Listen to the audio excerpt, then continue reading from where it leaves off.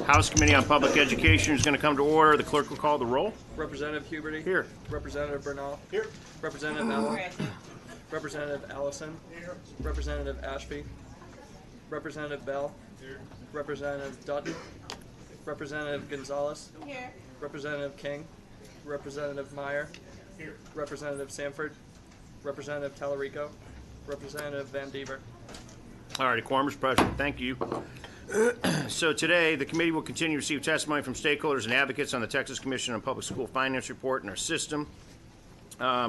We have a lot of people to hear from today. So we have over 25 people, so similar to what we did yesterday. So if anybody has any comments or questions before we begin, I thought we'd just jump right in. But we do have a kind of a special treat, in my opinion. I've invited three of over the last 18 years former chairmen that came before me to come talk to us. So without further ado, from 2001 through 2005, Chairman Kent Grusendorf is joining us. 2007 through 2011, Chairman Rob Eisler. And 13 and 15, Chairman Jimmy Don Aycock. And so we're going to invite the former chairmen that have been dealing with this problem for many, many, many years, and so lots of experience sitting in front of us today. And Amy, do we have another microphone, or we just have the one? Okay. Okay. So we'll start with Chairman Grusendorf and work our way. And this is a I think you all asked me, well, what do you all want us to talk about? And I think I've left it open. Just I want you to come tell us, your experience and how to deal with this. This is a big Herculean task, and I think I'd like the committee members to understand, what went wrong over the years and what went right, and how do we get this done this time. So with that, I'm going to turn it over to you, Mr. Chairman. Thank you, Mr. Chairman. My name is Kent Grusendorf. I'm representing myself. I'm not here, Mr. Chairman, to promote any particular bill or any particular concept. I'm happy to share my thoughts with you, but I'm not lobbying for anybody. I'm not on anyone's payroll, so just to get that out front first. I appreciate the opportunity to come talk to you, Mr. Chairman. And I was thinking back when I was in your chair, what do I wish that maybe I'd focused more on? So maybe I can hit on a couple of those notes for you. And I look back, I think one of my biggest mistakes is folks that we know spent a lot of time, a lot of the years I was in the legislature, we had litigation pending, so we were under court orders to fix the system. So I think we spent a lot of time in the weeds, the formulas and this and that, how do you move things around?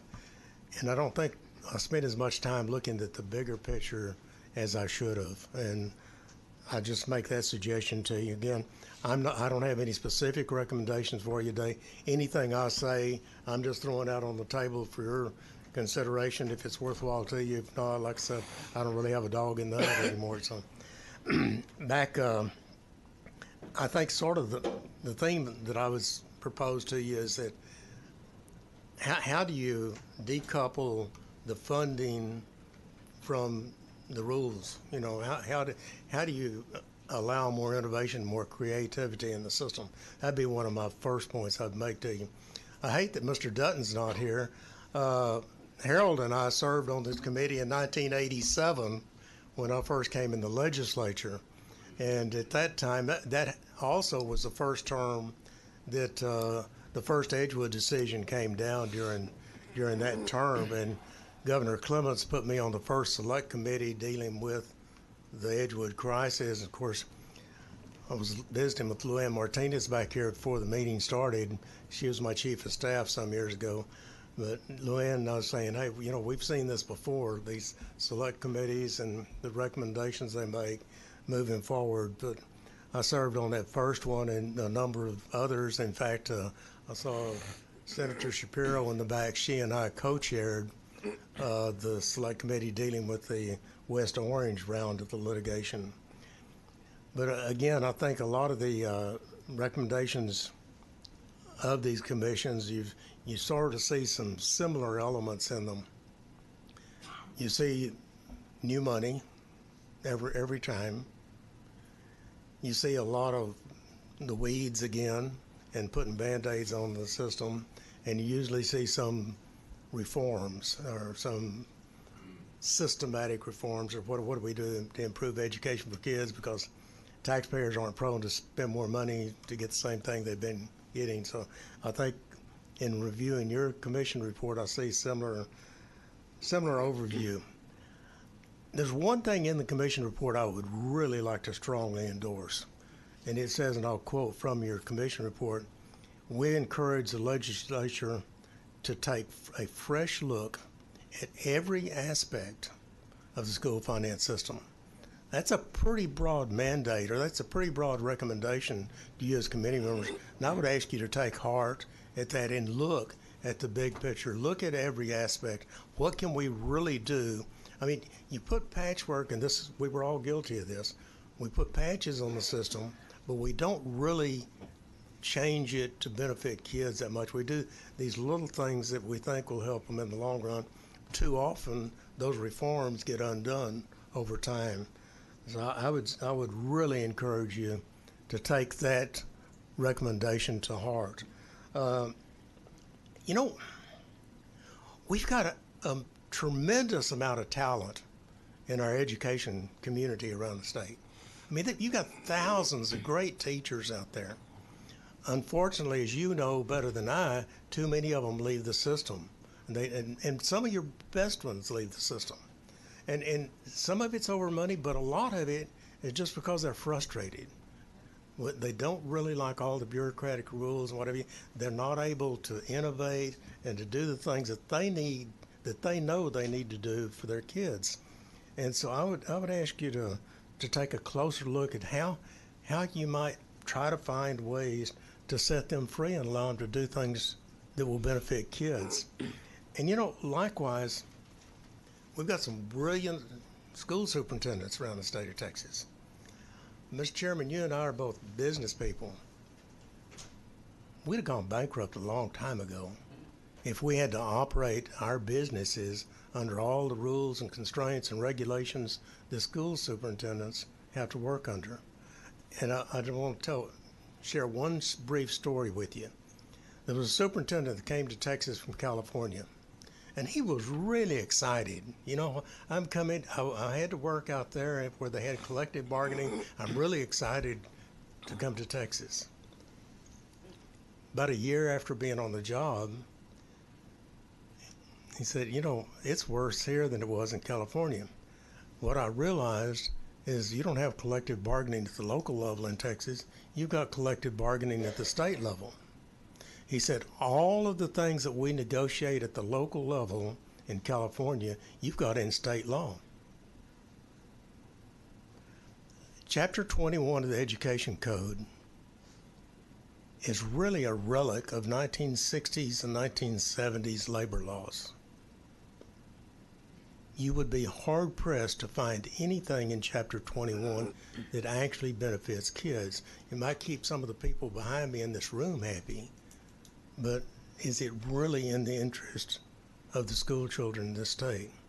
And you might want to talk to a few superintendents on that issue. I mean, some of them like it, but many of them don't. And, I think you should look at trying to set them free. So my theme was, we need to set educators free, whether they're classroom teachers, whether they're school superintendents, wherever. Let them do what they know how to do and what they're trained to do. In 1987, when we had that first Edgewood decision, like I said, Mr. Dutton and I were on this committee together at that time.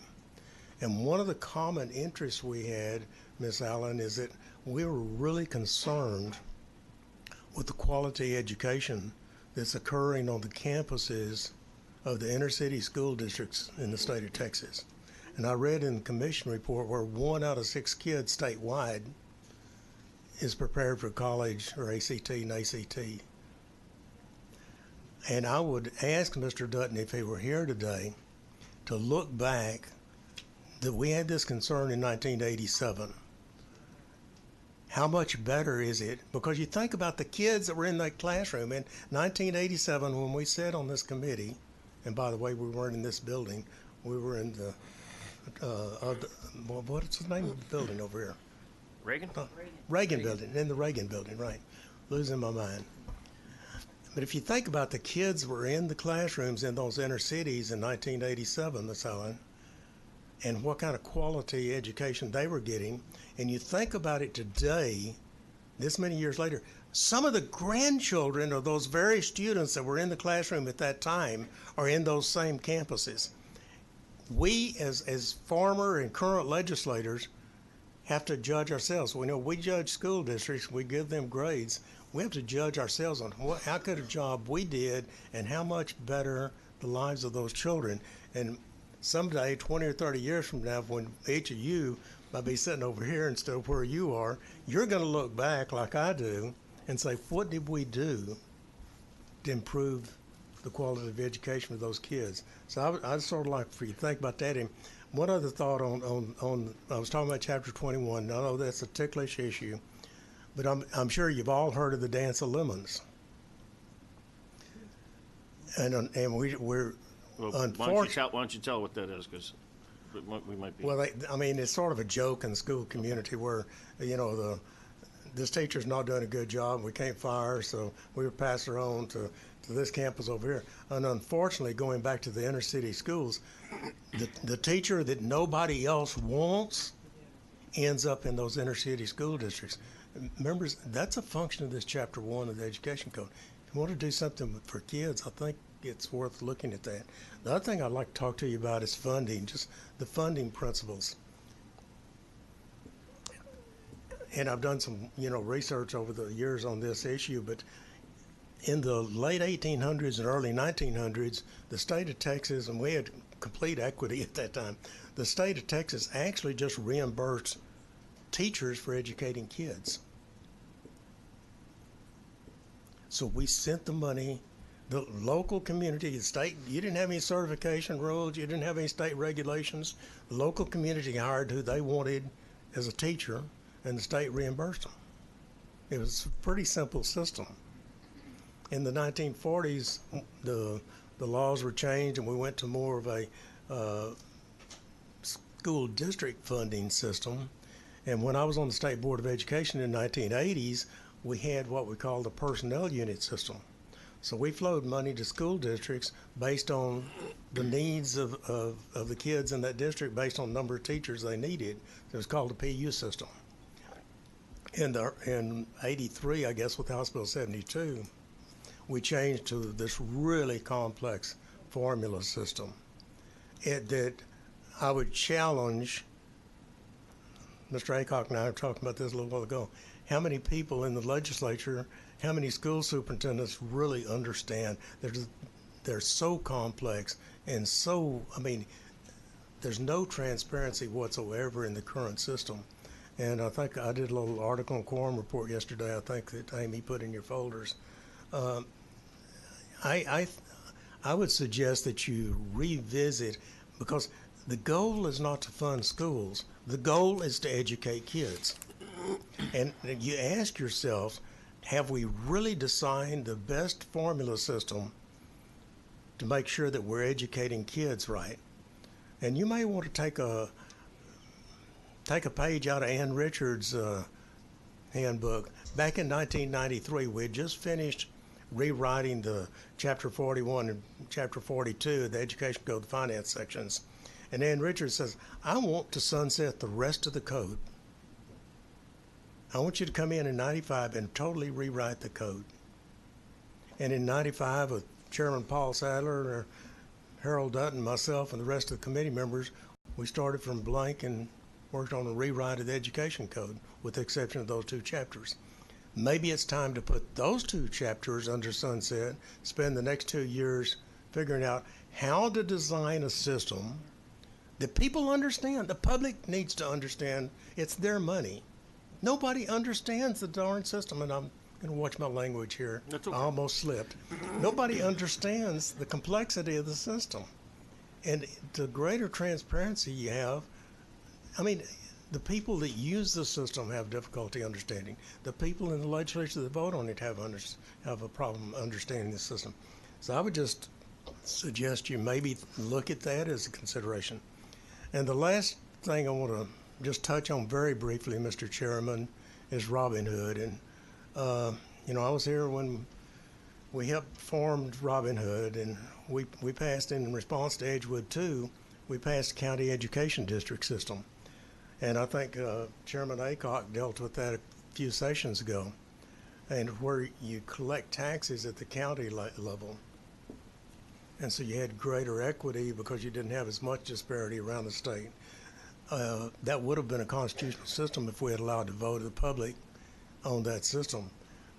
One of the problems you have, and if you just buy down like we did in 2006, or like you've done other times, if you just buy down the Robin Hood or the property tax, it's going to just come back up. So all you've done is put a temporary patch on it. If you make more of a structural change, such as collecting taxes at the county level, you'd have less recapture to Austin, Texas. You might have a few counties that have a nuclear power plant or something that you still have to recapture to Austin. But one of the pushbacks you're getting from Robin Hood is all the people at the local level just get pretty angry about sending their money to Austin. They're not going to be as angry about sending it within their county.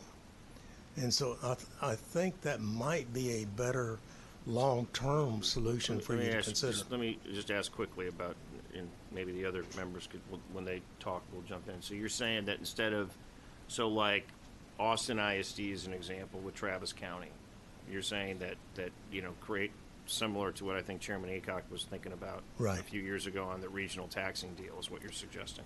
That is exactly what I'm suggesting. I wouldn't, however, do it. I think he was trying to capture, going region, he was trying to totally eliminate the recapture system. I would go county by county because politically I think that's more appealing to taxpayers that they're paying for within their county. So I'd go county by county, and then I'd still allow my recapture on, like I said, those counties where you've got really excessive wealth due to a nuclear power plant or something. So I'm not Sure. proposing this to you again. I'm just throwing some ideas on the table that I think y'all should maybe consider. The last thing on the Robin Hood is, for equity purposes, not for school funding purposes, but for equity purposes, I think you need to look, and for recapture and equity, I think you need to look at enrolled students in a district. Because, again, we know the formulas are flawed. Everybody admits the formulas are flawed. So the formulas are really a subjective measure. You're trying to apply certain weights here and there.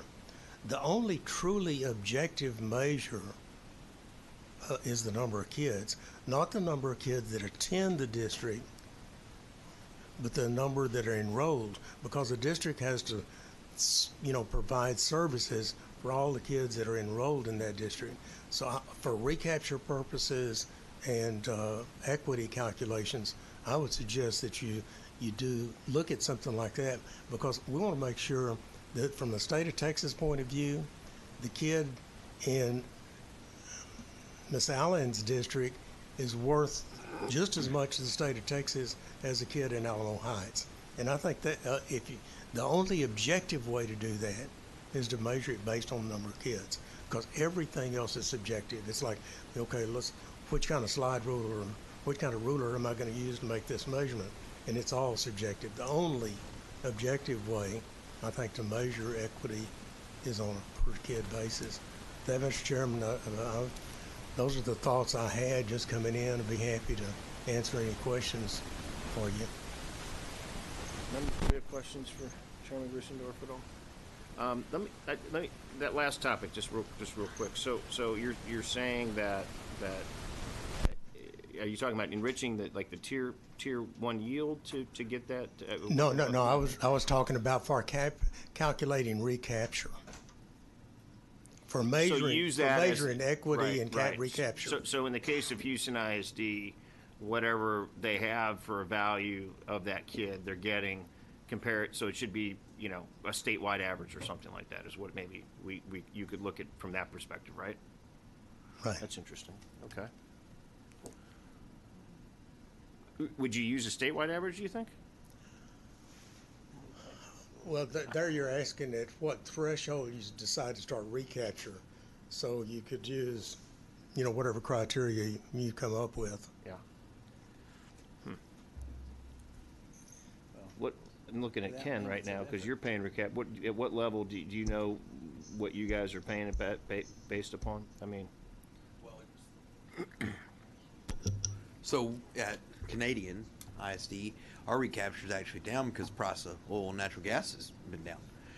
As the price rises and our property values rise accordingly, obviously we pay more. We've been as high as over 70% and as low as 50%. I actually think I like that idea. Let's talk about that.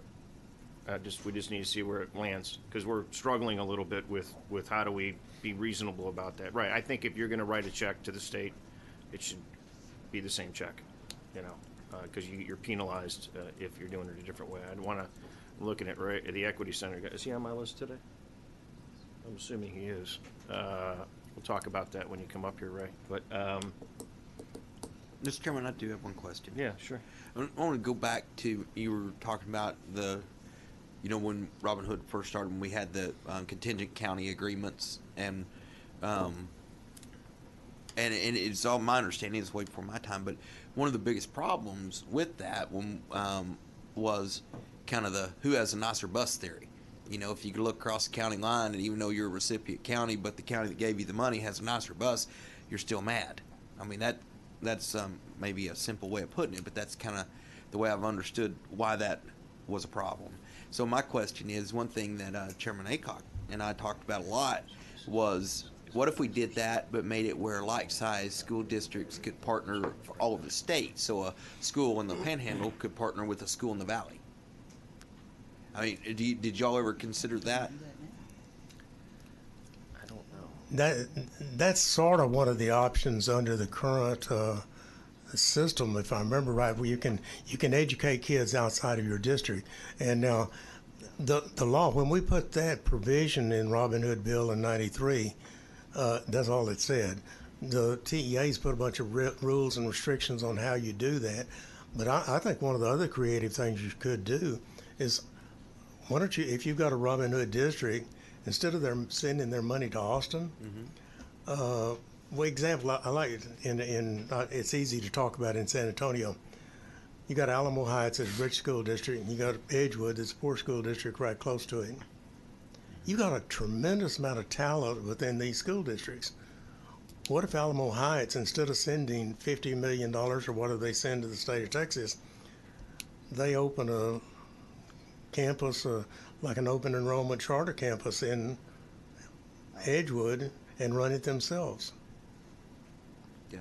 So then you'd have a Alamo Heights Academy in Edgewood. I mean, there's some creative things you could do, because the law, without TEA's regulation, the law allows districts to educate kids outside the district. So, Mr. Chairman, my last question is, there was a pathway where we were doing that, where counties were had countywide school districts, or they were paying their Robin Hood payment to counties that had a contingent border, and we quit doing that. How did we get to the place where it was disincentivized? Because it's always been my understanding that a school district is far better off to buy these credits by sending money to TEA than actually doing what you're talking about. Yeah, that changed, but I think, to me, it seemed like you're conflating two different issues there. The county education district only lasted for like 2 years. Right. No, that's not what I'm saying. I'm just trying to understand the history of why we ended those practices, and then there was a disincentive to continue them from TEA. Am I understanding it wrong? I'm right. That's what I thought. I just want to know the history of it, because I don't want to make the same mistakes. The county education district issue, I think, is separate from what you're talking about. Sounds like you're talking about the Robin Hood recapture and paying to another district as opposed to sending it to the state. And you're right, the incentive structure is best now. They just send it to the state. Almost everybody does that. Exactly. But our original intent was to allow districts more latitude than they currently have. And that's the point I'm making. And I'm just suggesting that I think y'all ought to look at creative ways to open that back up. And there's probably unlimited different ways to do that. And I'm not promoting any particular one. I understand, but I still want to know why we quit. What created this, and maybe one of you other guys can address it. I don't know. RTEA. Yeah. Okay. Thanks. Bond.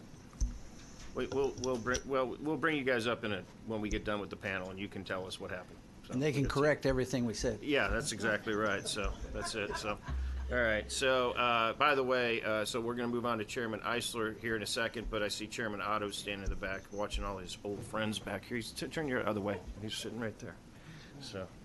And he's for all you over 65s. He called me this weekend and said, "Don't screw this up like we did."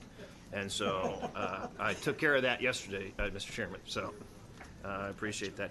Before we get started, I do have one little note. Chairman Eisler, if you ever, when he was committee chairman, it was always very entertaining with Chairman Eisler, especially very late in the morning. But we used to have a little gift that we would give to people that talked too long. And so, Chairman, I brought out the gong so that because you've never been gonged before. So no, I'm just kidding. I won't do that to you. But we found this in the room. I thought we'd share this. So if you've ever testified very late at night when Chairman Eisler got a little punchy, you would get gonged. Which started early. Yeah, you would get gonged. So with that, we're going to turn it over to you, Mr. Chairman. Well, thank you, Mr. Chairman. And Ken has a lot of wisdom. He's been around a long time. In fact, I started out. Oh, by the way, I'm Rob Eisler, representing myself, as Chair of Public Ed after Kent and before Jimmy Don. So we did a lot of good things, and some of it worked, and some of it got changed. And in fact, that's going to describe this commission report by the time the legislature adjourns. They're always good ideas, and I saw, there she is, Senator Shapiro, who was my partner in the Senate for my whole career, and she's a fantastic leader, great support, very knowledgeable.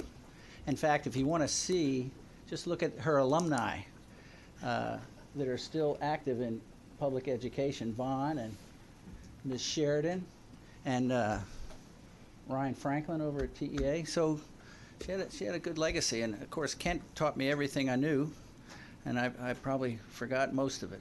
Don't blame me for all of it. Okay. And Jimmy Don, Dr. No, is always a great person on the committee. He was the factor. So anyway, just to finish that, you ever think about getting rid of the maintenance of effort? That would change a lot. You'd have no more recapture, meaning charge the tax rate that your schools need instead of forcing it up so there's an overage. And just a thought. But that's what we're here for, a thought. And it's nice of you to invite me to this this group of erudite people. And in fact, my wife's tired of listening to me, so it's probably good I get this opportunity to come and speak to you. As I said, 10 years, my first session as chair, we worked on the dropout problem, and believe it or not, that's related to what we're talking about now, because the 3 R's of dropouts were rigor, relevance, and relationships, and being able to not do the work was the 5th reason. I could never figure out what number 4 was on why kids dropped out, but most of them could do the work. But the saying we learned about that was kids drop out in 3rd grade, walk out in 9th grade. There's that 3rd grade. Where is that in the commission's report? Do you see 3rd grade there anywhere? And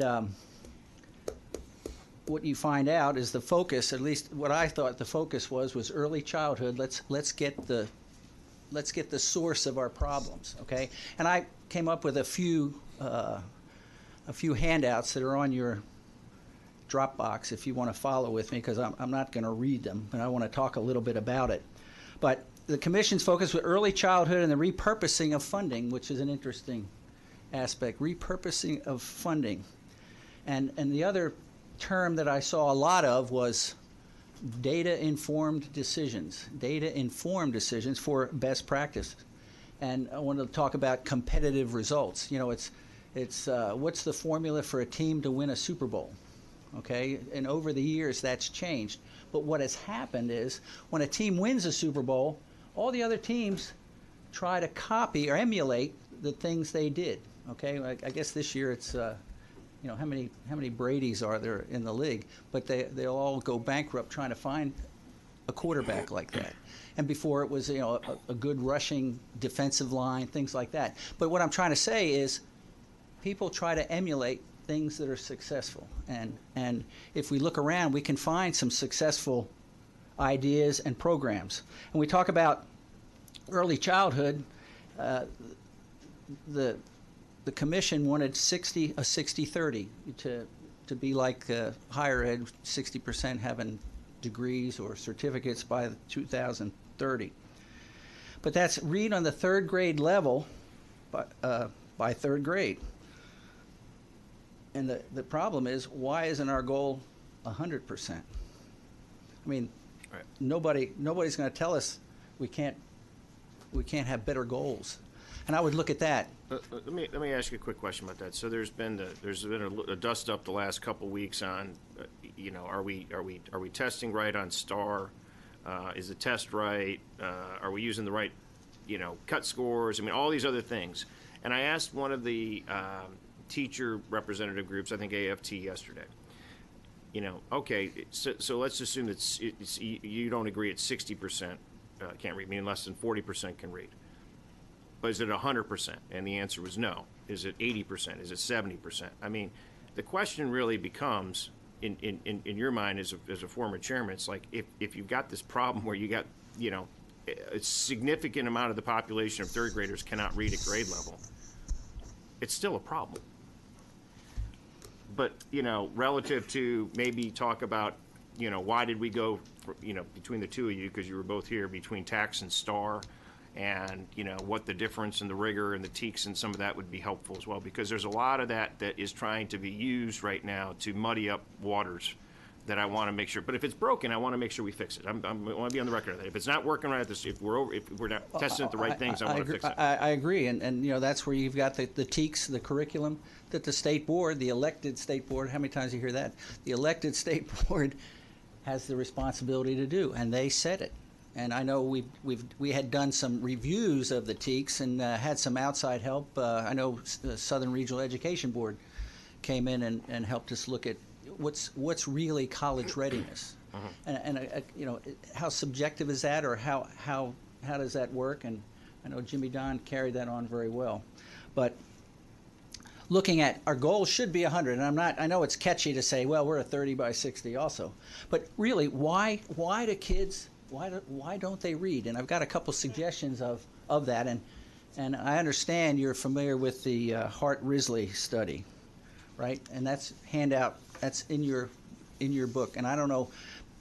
And this is something that struck me early on in my, I guess, chairman career. It's like you try to figure out why do kids drop out in ninth grade? Well, number one, they're old enough. Ninth grade, they're old enough. Well, two is the reason they're old enough is they've been left back a couple times. Repeating a grade is a tough deal. And I mean, the social impact and just the problems they have. And I actually try to figure out a good system to do that. And I've since come up with something. It's not my own idea, and I'll get to that. But let's start with the basics.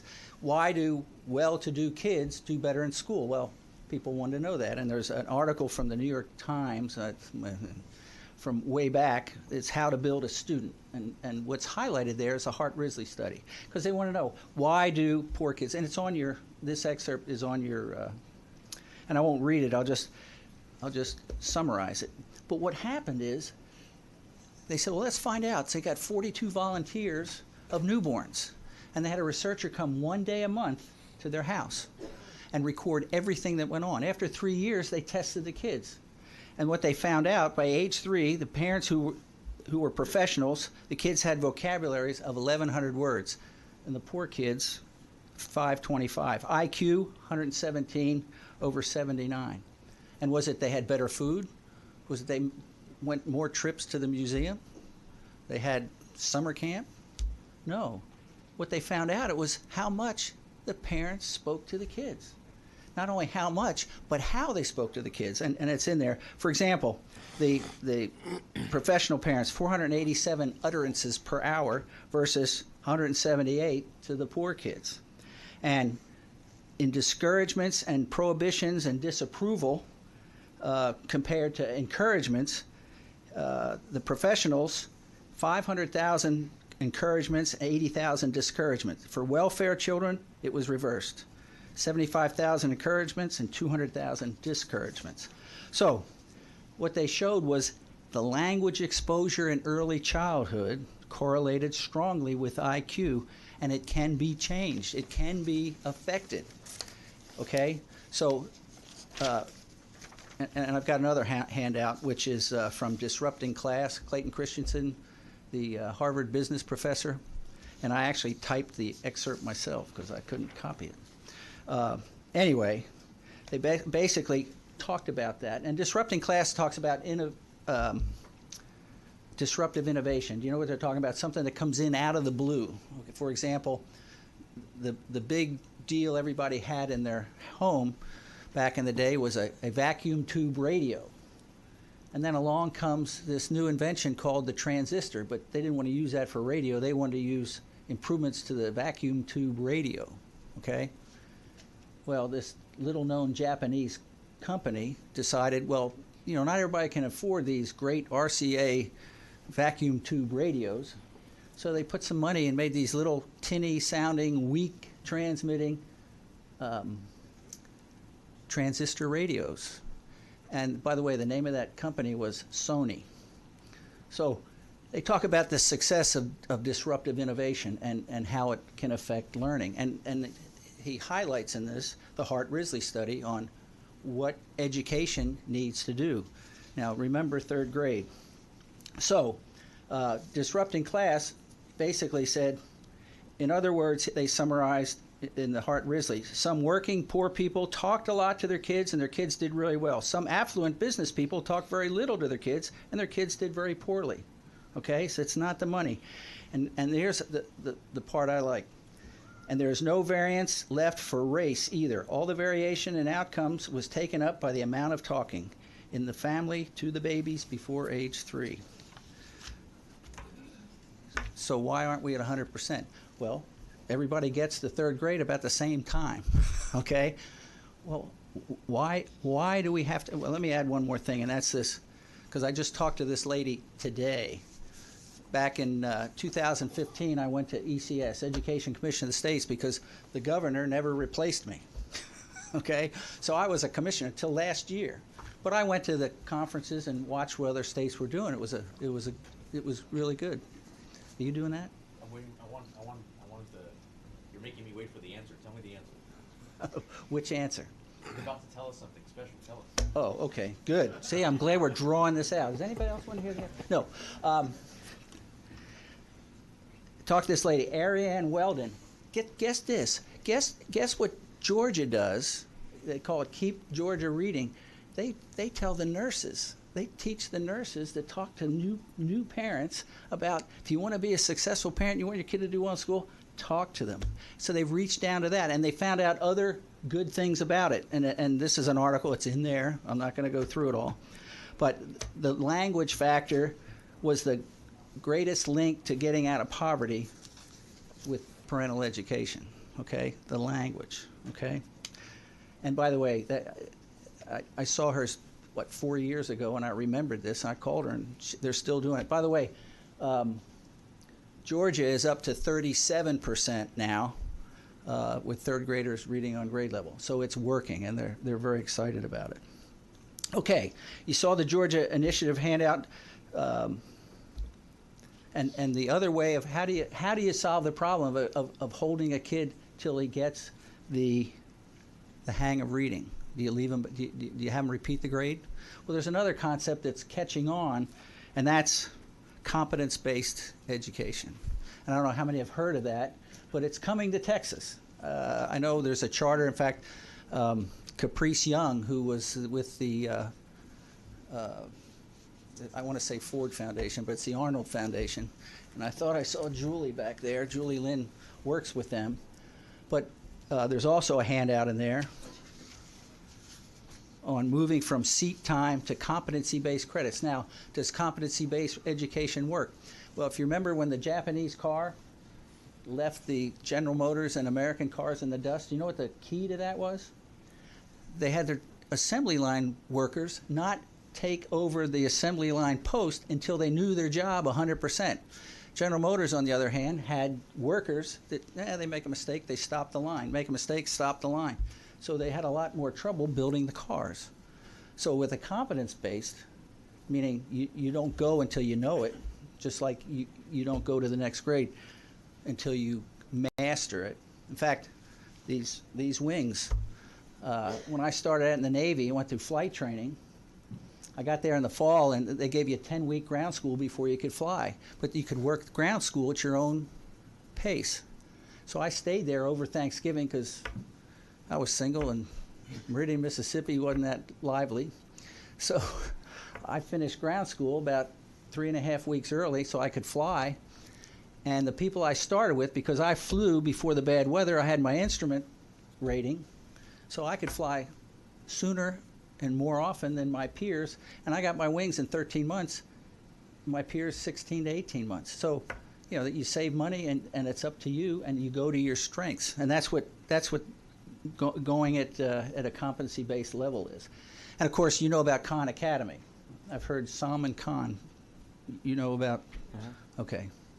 I've heard him speak a couple times, and what he made the point about the reason kids don't stay in math for a long time is they start missing a couple of concepts, but they go to the next level, and then it's like a foundation that has holes in it, and eventually it crumbles. And one of the stories he had was about the kid who played the trombone in high school and didn't learn anything else, but he wanted to go to college and be a civil engineer, and he just didn't have the background.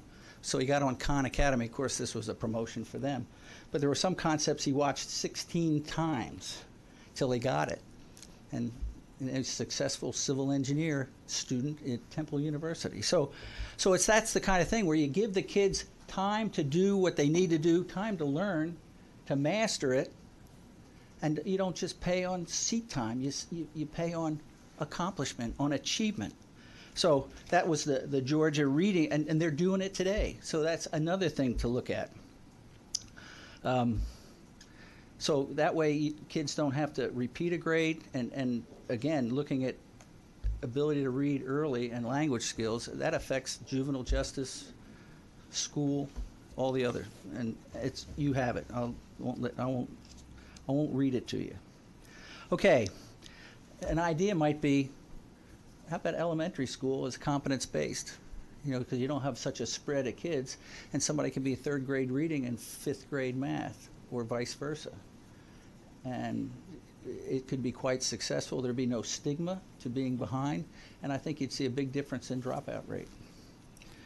Anyway, the other thought was on funding. We don't really have spending accountability. We always talk about, and many of you have heard this before, but we keep spending, and we don't always have the results. And I know that the commission report has a lot of fixes in there, which are good, but we don't look at productivity.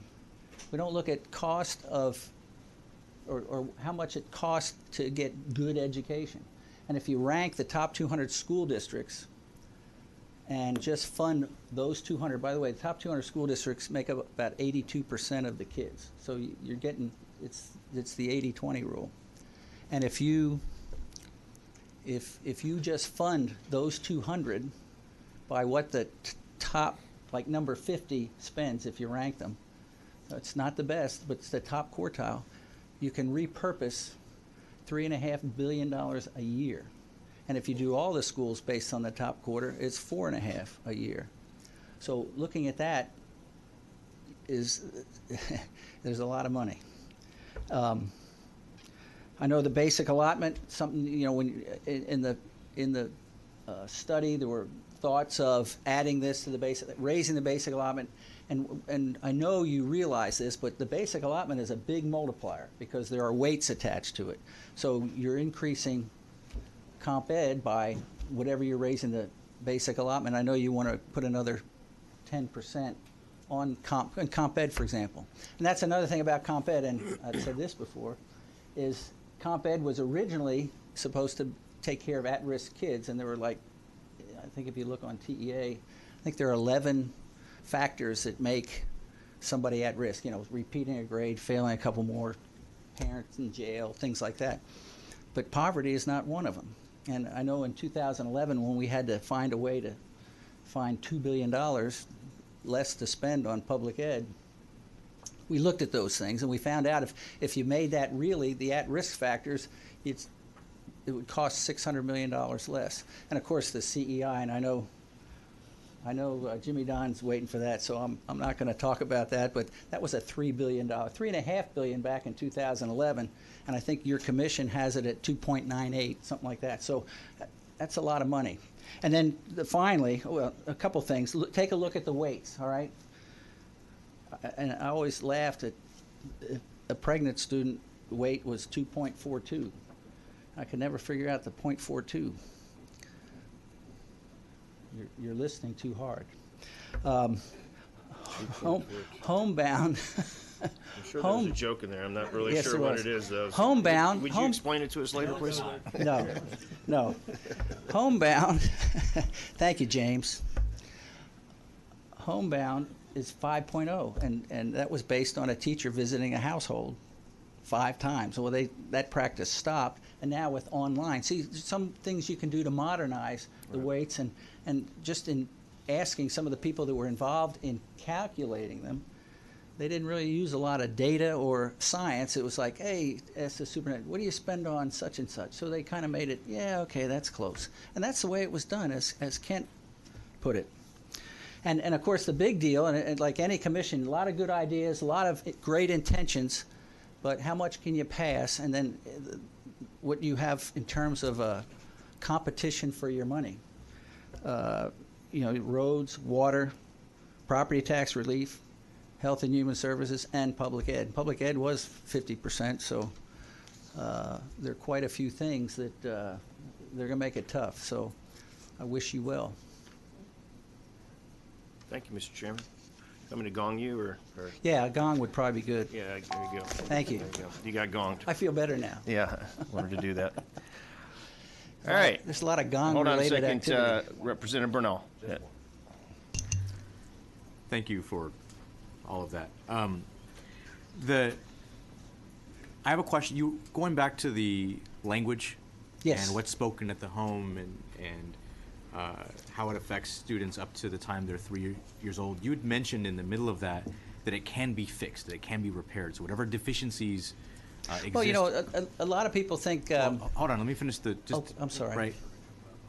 What is the fix? Is the fix, because I would imagine that, remember that every school gets kids as they come, right? Right. And a lot of these parents are going to the same sort of well-funded or underfunded schools that the previous speakers talked about. So in some ways, those deficiencies are products of our shortcomings. Mm-hmm. And then you said they could be fixed. And so what is the fix? Because it sounds to me like you're making an argument or a strong pitch for early childhood education, and that being the mechanism that can right whatever the student's coming into it. So the fix is what? I read once that 90% of what a human being learns, they learn in the first 5 years. Then we send them to school.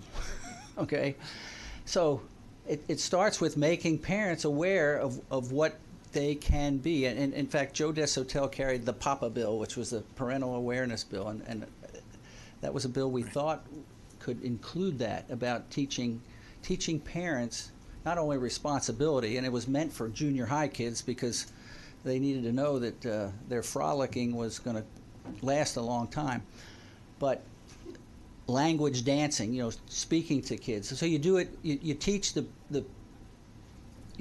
parents before they become parents about what is effective. Now, the argument for pre-K has always been, look, we bring these poor kids in and they catch up. But then the counter argument is it wears off. Now, why does it wear off? Because they go home to the environment that put them in that position in the first place. So it's going to take a gradual change. But the other is, It wouldn't happen to be just the underfunded schools they continue to go to, right? Would that play part of the equation at all? Because the last no, because speaker- you still have dedicated professionals in that underfunded school. But the last speaker talked very much about the concentration of poverty and our inability to move the needle with certain communities in certain places, and how that is sort of a failure of all of us. And I guess my question is for the committee, just sort of sticking to our work in public ed. And I understand that there are things outside of schools that we cannot control. Like I recognize that, and I am frustrated by it to some degree.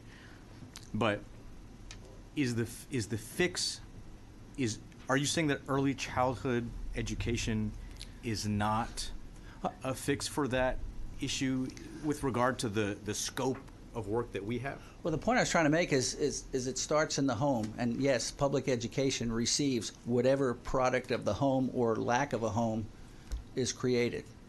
You know, you've got those language problems, and as this Georgia organization has found out, language is a key item Sure. in a lot of areas. And I'm All right. sorry Harold's not here because juvenile justice is right up his alley. Yeah, I hear you. But now, if you look at data, and we talked about data, what's the word they use in there? Not data. Yeah, data-informed decisions. Well, data-informed shows, for example, that how much you spend doesn't have a correlation on successful achievement. Spend it right, it does. What's that? Spend it right, it does. Oh, spend it you correctly. spend it Well, correctly, the it deal does. is, Correct. it's not how much you spend; it's That's how right. well you spend That's it. right. Which is something else. Well, that's my whole point. Right. So, And how you flow it Right. influences how it's spent. right. Right. So you have a big opportunity here, and as I with the Super Bowl example, if you have, and by the way, when we looked at this and looked at some of the more productive school districts, and you have a lady from Cy-Fair who was one of them here in the audience. Do you know what they wanted as a reward for great performance, great productivity? Less regulation. And Steve Bass is here he's from Fort Bend. Ask him about that. He's one of the high flyers too. Dr. Allen has a question for you. Yes, ma'am. I have a question now, Diego. but I have a statement too. Dr. Grusendorf talked about children of poverty. He said, we've been talking about this for a long time. Even the days of Harold, when you were here, the problem was still low-performing schools that were not getting attention. That's what he said. And when you talked, Representative Isley, you said parents, by the time the children get to kindergarten, they should know XX number of words. Okay. As educators, we cannot change the behavior of parents. That's in and it's set, and the children come to us. Our job then is to educate whatever comes through our doors. And we say, we have a problem. Our children cannot read by third grade. Now, all children don't come to you the same. Right. And parents who have not been educated, and that's our problem too with our dropout rate and sending parents out, and teens who are having babies who cannot educate those babies, they come through our cycle too. So everybody is recognizing that that's the problem. Even doctors recommend that now. In doctors' offices, they have books and little teachers who teach parents how to talk to their kids and how to read to their kids. And if you want a kid to read, you read to that kid. That teaches them how to read. You want to build its vocabulary, you read to that kid. If you want that kid to write well and build his comprehension of how to write well, you read him some good writing. Read to that kid. Reading is, and here's a word, fundamental to all of the learners. Now, if we want kids to learn by the time they are in third grade, we need somebody who can teach reading. We have to make sure our teachers can teach reading. If the teacher in K, when they get to us, I'm going to say K because we don't fund pre-K. We need to fund pre-K. But by the time they get to us, the teacher in K needs to know how to teach reading. The teacher in first grade needs to know how to teach reading. When I was a principal, the kid didn't read by Christmas time. It was a marker. For Christmas time, he couldn't read, and by Christmas time, then we need an intervention there so that he would be reading by the time he got to second grade. Second grade is just a repeat and builds on first grade.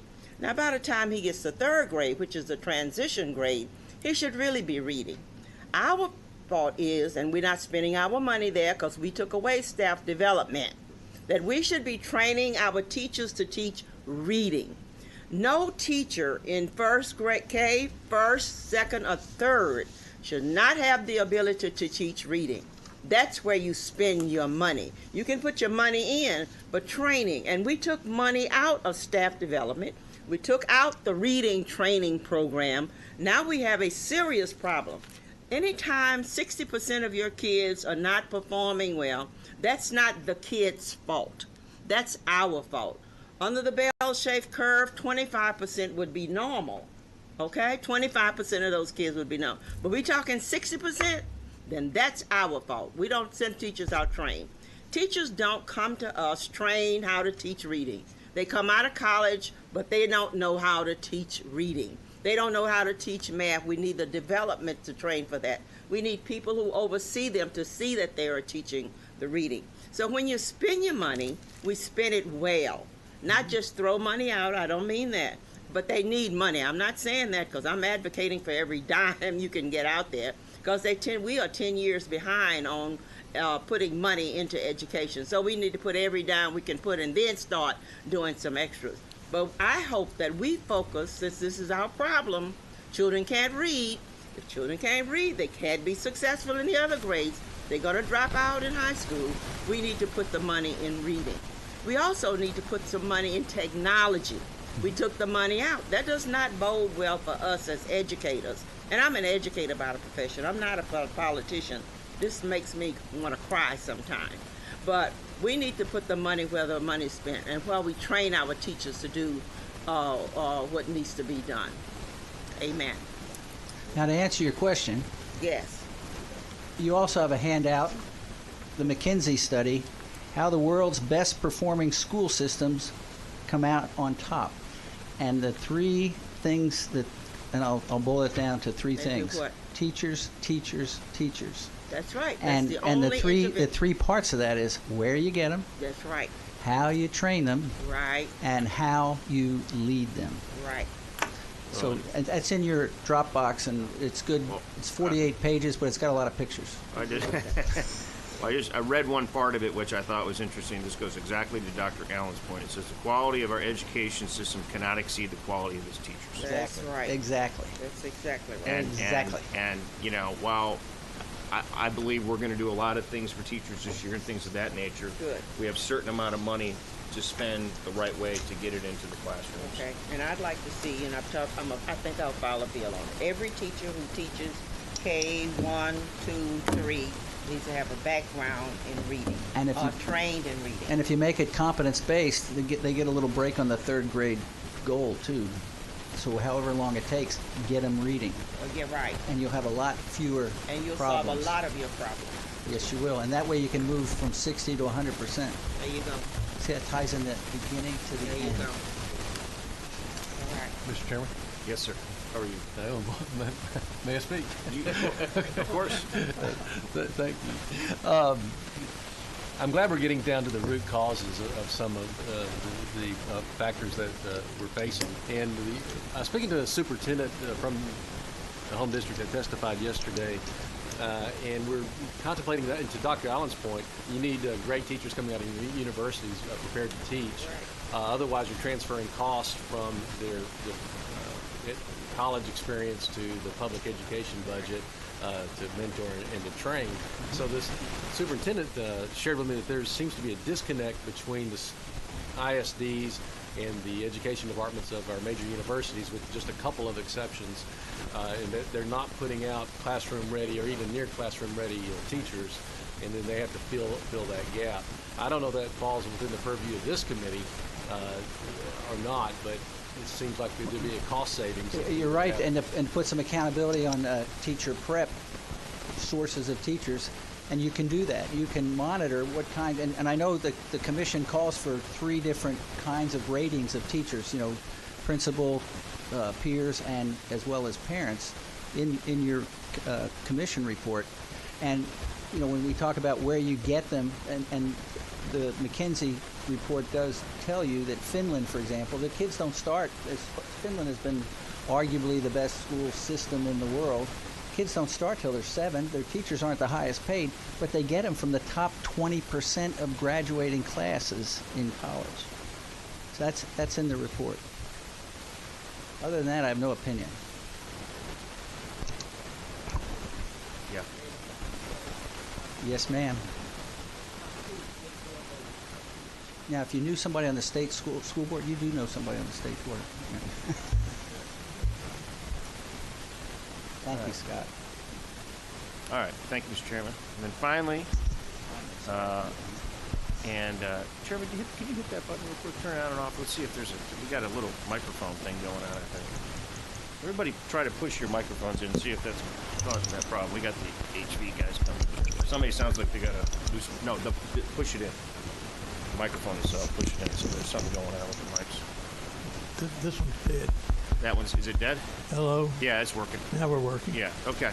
And so finally we have Chairman Jimmy Don Aycock, was chairman of 2015 and 13 through 15 rather, and was a great mentor to me and some of you that have been on this committee before. I'm just trying to think. It's probably just you and me, Dr. Allen, I'm guessing, right? Just you, me, and Ken. I think Ken was there too. Yeah, yep. So when Jimmy Don was chairman, yeah. Yeah. Well, Dutton, he's not there, but I'm talking. Gary Van Deaver was here one time. Oh, and Van Deaver, yeah, that's right. So, anyways, going to turn it over to you, Mr. Chairman. Thank you, Mr. Chairman. Good to be here today. I think. Some of which you've already heard. I'll go over again. I'll try to keep it brief and keep it moving, and not surprising, I'll probably wade off in the weeds in a few places. I've been known to do that before. First, I'd like to take a few moments for those that I haven't served on the committee with, that haven't tried to be through school finance stuff before, about why it's so doggone hard to do school finance. I believe there's 3 major factors you need to be aware of as you wade into this quagmire that you're at the front end of. First, our system is based on a taxable wealth per student. Think about that a minute. It's not about the wealth of the family or the wealth of the student. It's about the taxable wealth per student. And there's enormous differences across the state in that taxable wealth per student. So immediately a legislative body is confronted with, do we favor enormous inequity, or do we favor enormous redistribution? Or do you try to find a balance somewhere in between? So far we've tried to find the balance in between, and finding that balance is never easy. Second, you don't get to start with a blank slate. You start with the existing system. There are known disparities within that system. And part of your problem as you go forward will be the fact that those that have a disadvantage complain loudly, and those that have an advantage want to hold on to the doggone advantage they've got. So politically it becomes very difficult. Third, and probably most important, each one and every member of this body is elected not to represent the 5.5 million children, but to elect those that live in your district. That's hard to digest sometimes, and the public gets very frustrated with that sometimes because they think we ought to represent those that live across the state. But you get elected to represent those that are in your district. The complexities of those 3 interactions make school finance very difficult. Historically, the only times that there have been major movements made in school finance issues is either when there have been court precedent issues where the courts have said, you've got to go do this, and y'all have been through that more than I have. The other times it's happened has been when there's been stellar leadership by the state elected officials. Not casting stones at anybody. I'm just saying it's very difficult for individual members to get up to speed that it takes. It requires almost either a court order or a governor or lieutenant governor historically to move this needle. changing topics.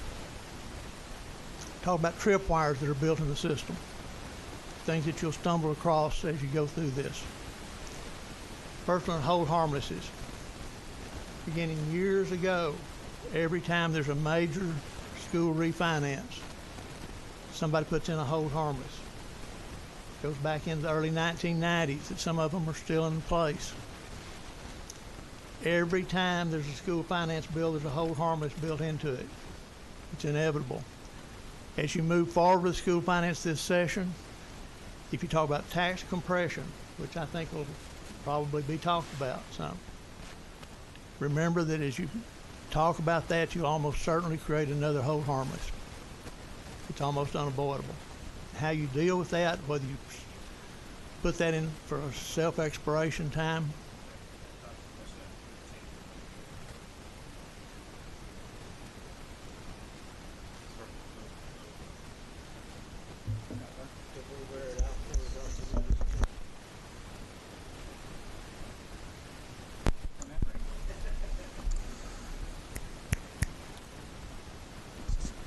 is that better?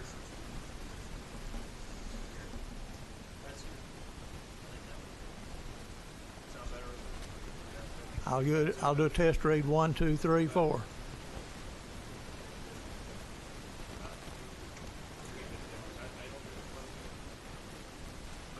Go with it? Okay. So be aware that you will probably create another hold harmless, and whether you sunset that hold harmless or how you deal with that is an important issue. Second tripwire is this issue of recapture. It has now become a huge source of revenue for the state of Texas. Billions of dollars the state depends on for its revenue stream now. It now includes large urban areas, which was never the case when it first began. As Austin and Houston and Dallas and large urban areas with a large number of votes in this body get drawn into recapture, it becomes politically unsustainable. Sooner or later, those large urban areas will team up with the smaller people who are also in recapture and do something about it. And you may be very close to that precipitous point right now. Third factor that's a tripwire. Antiquated, obsolete factors that are built into that formula. Wow. They go way back, people. There was no logic in them much to begin with because it was what the legislature could afford, not what made sense logically. When you talk to the old timers that were here, what can we afford? That's what we'll set the figures at. So that largely drove the history of these formula factors. By far, I think the worst and most troubling of the factors is that wonderful thing we call CEI, Cost of Education Index. 1, 2, 3, 4 chairs have now tried to get rid of Cost of Education Index. Well, why is it so important? Because it's obsolete. It hasn't been updated for many, many years. 91, I believe, is correct. It's obsolete. It's based on 89 factors of cost of education. 1989, people. 1989 factors that are still in place. So, what do you do about it? One suggestion possibly is to update it every 2 years like it was intended to be. The problem with that, and the reason it hasn't been updated, is back to that point I made a while ago about having an advantage. Once you have the advantage of a high CEI, you sure as heck don't want to give it up. So you hold on to it through the legislative session, and the high CEI persists for another time, and another time, and another time. Even if you could exactly and succinctly pin CEI perfectly this time, it would only be a matter of a few years before somebody would say, well, you can't take it away from us because we're funded at this level. I would submit to you not only that the CEI is obsolete and imperfect, and will always remain so, because it multiplies at the beginning of the calculation. When you think about that long formula, CEI multiplies by the student count early in that formula and therefore exaggerates its influence. It not only exaggerates the influence, it makes it almost impossible for the other weights to function as they're intended to function. Because if you change the other weights, their multiplication by the CEI now becomes such an enormous movement of money that it's not possible to move that amount of money without great political consequences. So it's ineffective, it's inaccurate, it's a drag on adjusting the other factors. Then you get into the other weights. Let me suggest to you that all three of there are 5 weights, as you know. At least 3 of them, special ed, comp ed, and ELL, are probably undervalued in reality. And they're undervalued partly because of that CEI multiplier factor. As you wade through this, let me encourage you to spread those weights. They're intended to account for the differences in students. If you're going to keep this system in place, which nobody's had the boldness to do away with the core of the system, which we've tried a couple of times, but it hadn't happened. If you're going to keep this system in place, let me encourage you to spread those weights a little bit. Spread those weights to where they're more realistic in how they actually cost. Mr. Chairman, can I ask you a quick question? But I recall that one of the things that you were trying to do, and I believe it was 15, and I think you tried in 13 too, but you basically said it needs to just go away, and you're going to not reshuffle the decks, but you looked at using that money to go into the basic allotment. Is that I'll talk about basic allotment in a minute. Okay. But take that CEI money, and if you flow it right, you can spread the weights in a more realistic way so that the ELL kids and the comp ed kids and special ed kids can get the money they're entitled to without depending on the multiplier of the CEI up front. Told you I'd wade in the weeds a little bit. Let me shift gears again. We'll come back to some of that in a minute, another point. You'll talk a lot about testing. It probably doesn't surprise any of you who've been around here long to know that I'm not a big fan of high-stakes testing. I'm not a big fan of the STAR test in particular. I'm not a big fan of test results driving funding. I know there'll be some talk about that, and a small amount of that might be tolerable, but please don't get carried away with a lot of money being driven by test results. Testing should be used to inform and improve instruction for individual children, not be used to drive the structure of the funding system. It drives perverse reactions, ranging all the way from test prep that's excessive to try to get kids up so that you look better on the test when they're not really learning, to the really perverse things that happened when we got into the testing result last time, such as fraud. Some people went to jail over testing. Adults take perverse measures when money is involved. Change gears. Teacher pay. Heavens knows they're due more. We must pay more. We must attract better teachers. We must retain better teachers. Teacher pay is an essential part of what you've got to struggle with. But be aware that for many years the state has been trying to get out of the business of dictating teacher pay. The state minimum salary schedule is only used by a handful, just a tiny, like less than 50 school districts use the teacher minimum salary schedule. Each district presently sets its own salary schedule, and there's a wide variety in those, from real high to real low. So be careful that you don't wade the state back into the business of dictating teacher pay too much. Be careful of that issue. Local needs vary so much from a Houston to a San Antonio to a panhandle community to rural Texas. It's almost impossible for this body to set teacher pay. when you come to issues like mental health guidance counselors, there'll be wide variety in your school safety issue about how those health counselors need to be used. We talk about guidance counselors, which will direct kids to college and career readiness, a wide variety of needs. Does a school need aides in early grade education? Do they need more VOTEC? Do they need more technical issues? Those are so varied across the state that you need to be cautious when the state starts dictating how you will direct that money in a particular way. Teacher pay should be encouraged, but largely left to those local districts. So what really works? What are some of the things and examples of things that are really working across the state?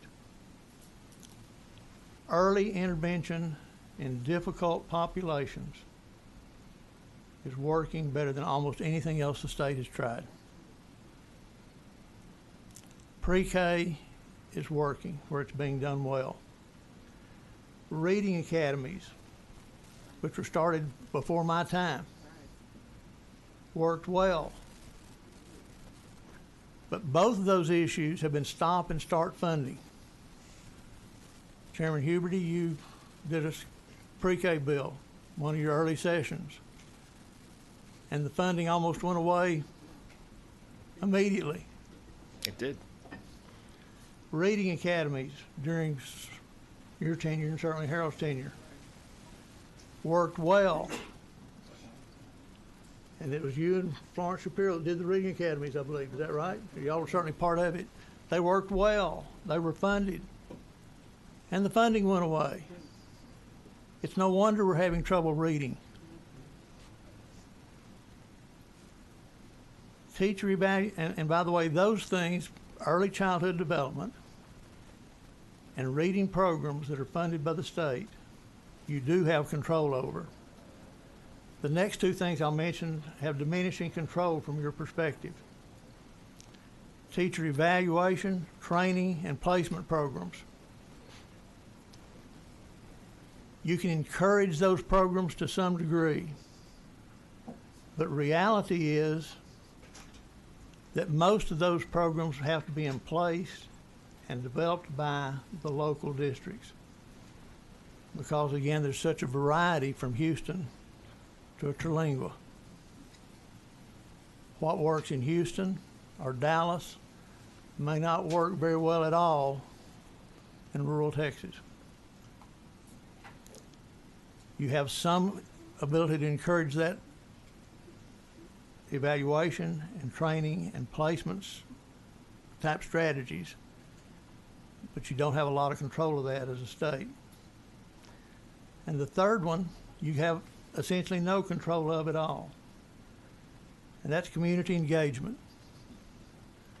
One of the things that it takes to make a school work well, especially if it's a school that's in trouble, is community engagement.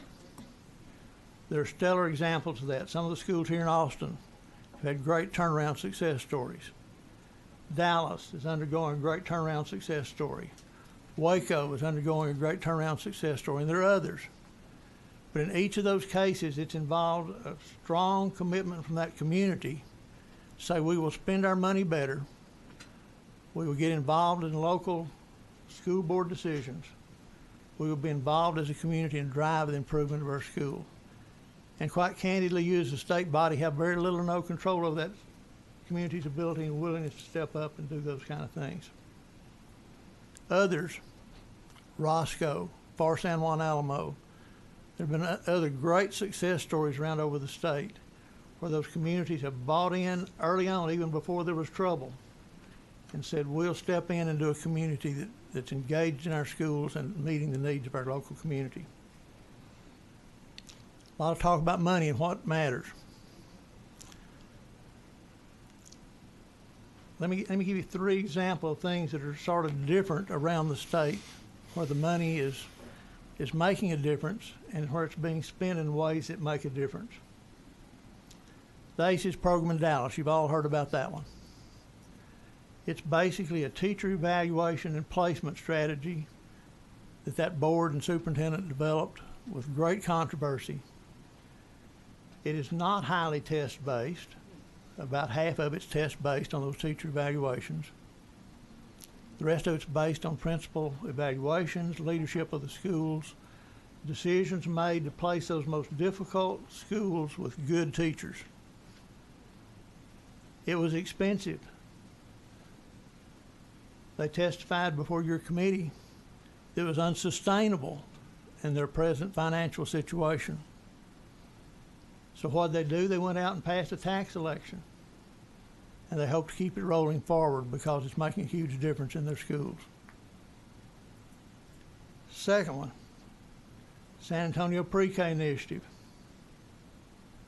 Working. We're now in our third year. The cohort of those kids that started in pre-K from those most difficult households in San Antonio are now reading at much better levels than they would have been without the program. There's adequate data to prove that at this point.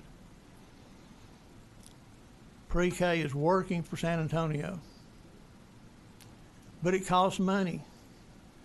They had to go out and form a whole new concept in taxing that wasn't part of the school tax system. Took a totally different approach to funding that thing that says we're just going to go away from our normal school taxes and do something different. But it worked. The third example I'd like to give you that's less talked about and much more nebulous is a phenomenon that's happening in Region 1 in South Texas.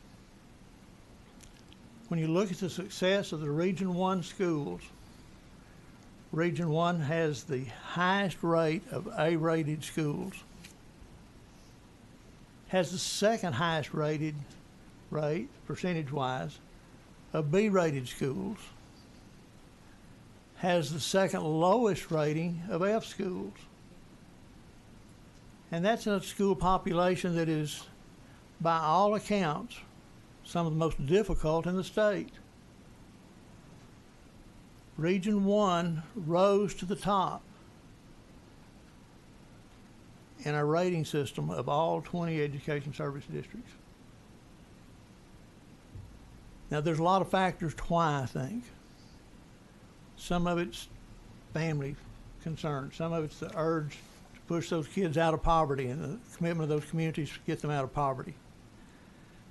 But I would submit that some of it's money. When you look at the funding in Region 1, it is the second highest per student of all the state regions. Why is that? Because they have a lot of heavily weighted students, and there's a predominance of that thing called a CEI in Region 1. For some reason, back in the '89 evaluation, the CEI was placed real high in Region 1, disproportionately high compared to the rest of the state. And they benefited from that. They now get $779 per student per year, more than the average of the regional service districts. Yeah, it surprised me. Money makes a difference, and how you spend it makes a difference. When these communities make decisions, they emphasize early education. They've emphasized, as far as San Juan Alamo community college agreements. They've done a lot of innovative things in the valley that are right, but many of them cost money. So money makes a difference. Certainly how you spend it makes a difference. So in closing, as you wade through these thorny issues in the months ahead of you, weeks now, not too many months still, let me ask you to ponder a few big things. When you talk about testing, let it guide instruction. Let it be directed toward an individual guidance of students and their instruction. Let me encourage you to widen those weight spreads so that the ELL kids and the special ed kids can be more accurately weighted in the great scheme of things. And to not multiply those weights by the CEI. And by the way, that's going to cost a little money, and you should fund that delta that it creates, because it will create a delta from your present level of funding to those spreads. Back to your basic allotment issue a while ago. I know everybody wants to put money here and yonder. I understand that, but let me encourage you that most of the money needs to be directed into the basic allotment. Why? Because it helps your hold harmless problem. Just mathematically, it moves the needle and your hold harmless becomes less of a problem. Mathematically, it redoes the calculation so that your recapture problem is lessened.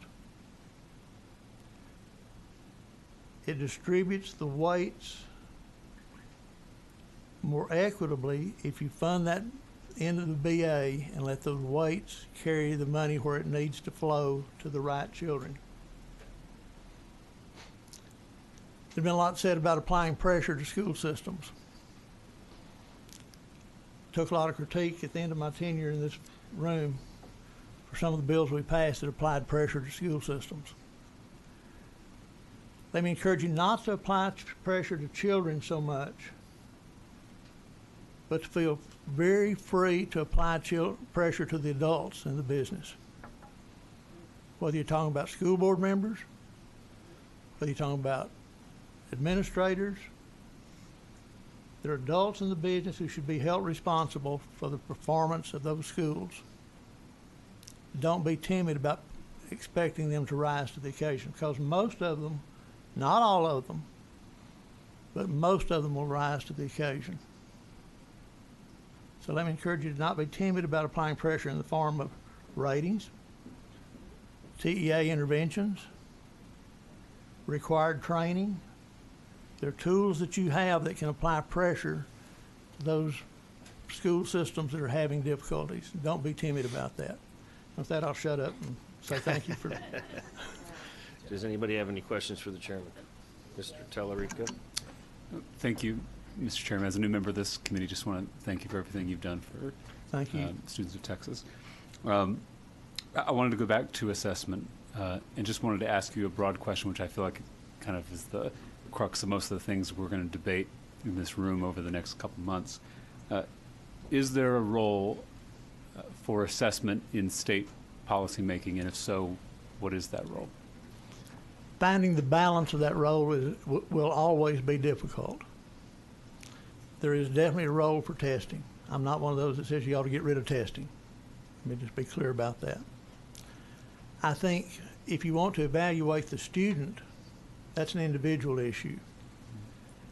I would advocate that if you want to evaluate the system, whether it's the state system or a local school district or a local campus, you could probably do that just as well with a reasonably designed statistical sample. Rather than spending all this money on individual student tests, every kid every year type concept. If your objective is to assess the system, then I think you can do it more efficiently than our present test every kid every year. Thank you. And I'll be glad to talk about community, countywide districts if you want to. Yeah, can you give us a briefing on that real quick? The very brief briefing is if you go back to 84th regular session, House Bill 654, we filed one that would have created a congealed taxing finance system, very similar to what they tried during the countywide districts. Countywide districts were declared unconstitutional largely because there was no provision for the voters to ratify the initial tax rate. Had they included that initial tax rate ratification, it might well have been declared constitutional. We went back and tried to correct that in that bill. It was such a complicated and controversial issue that I didn't even give my own bill a hearing. It will not be an easy thing. I'm not saying you should do it now because we have a system, as we said a while ago. Good, bad, ugly, whatever it is, we have a system. It's been through a lot of litigation. If you start a new system, you'll certainly have to litigate a lot of issues. So I'm not saying that now is the time, but some of you are young enough, you'll be around here a long time. when this system finally collapses, and I believe it will eventually collapse, something related to a regional system or a grouping that narrows that band of taxable wealth per student. The system begins its complexity and can only end its complexity when the taxable wealth per student is narrowed. Make sense? Okay, well, that I will tell you that gave us a lot to consider, and on behalf of our committee, I want to thank each of you for your service over the years, and certainly for the work that you've done on public education. You've all been mentors towards me, and hopefully you'll continue to do that for these newer members on the committee for guidance as we go forward, because I think that is very critical. And I also saw Bill Haley standing back there. He used to be can you hear me? Or is he not even paying attention? Yeah. I'm talking to you, Haley. About you, Bill. He's a former chairman of public education, standing in the room HB as 72 well. author. That's right, HB 72 author. And Chairman Otto that did Article 3, and we got Chairman Ashby that did Article 3, and then, of course, Senator Shapiro, Senate Ed for many, many, many years. So a lot of people interested in us getting this right, and if we get it right, then that's great. If we get it wrong, I'm going to blame the three of you. Okay? Fair enough. We're going to take a quick break because we're going to try and fix the microphone system here. But the next four people up are going to be Robert Kaplan, President, Chief Executive Officer, Federal Reserve Bank; Nikki Graham, Vice Chair of Education, Greater Austin Chamber of Commerce; John Fitzpatrick, Executive Director of Educate Texas; and then Paul Colbert, who is also a former member and helped do the Budget Writing Committee and the finance formulas in 1984. So we'll hear from those four next. But we're going to stand at ease for a moment.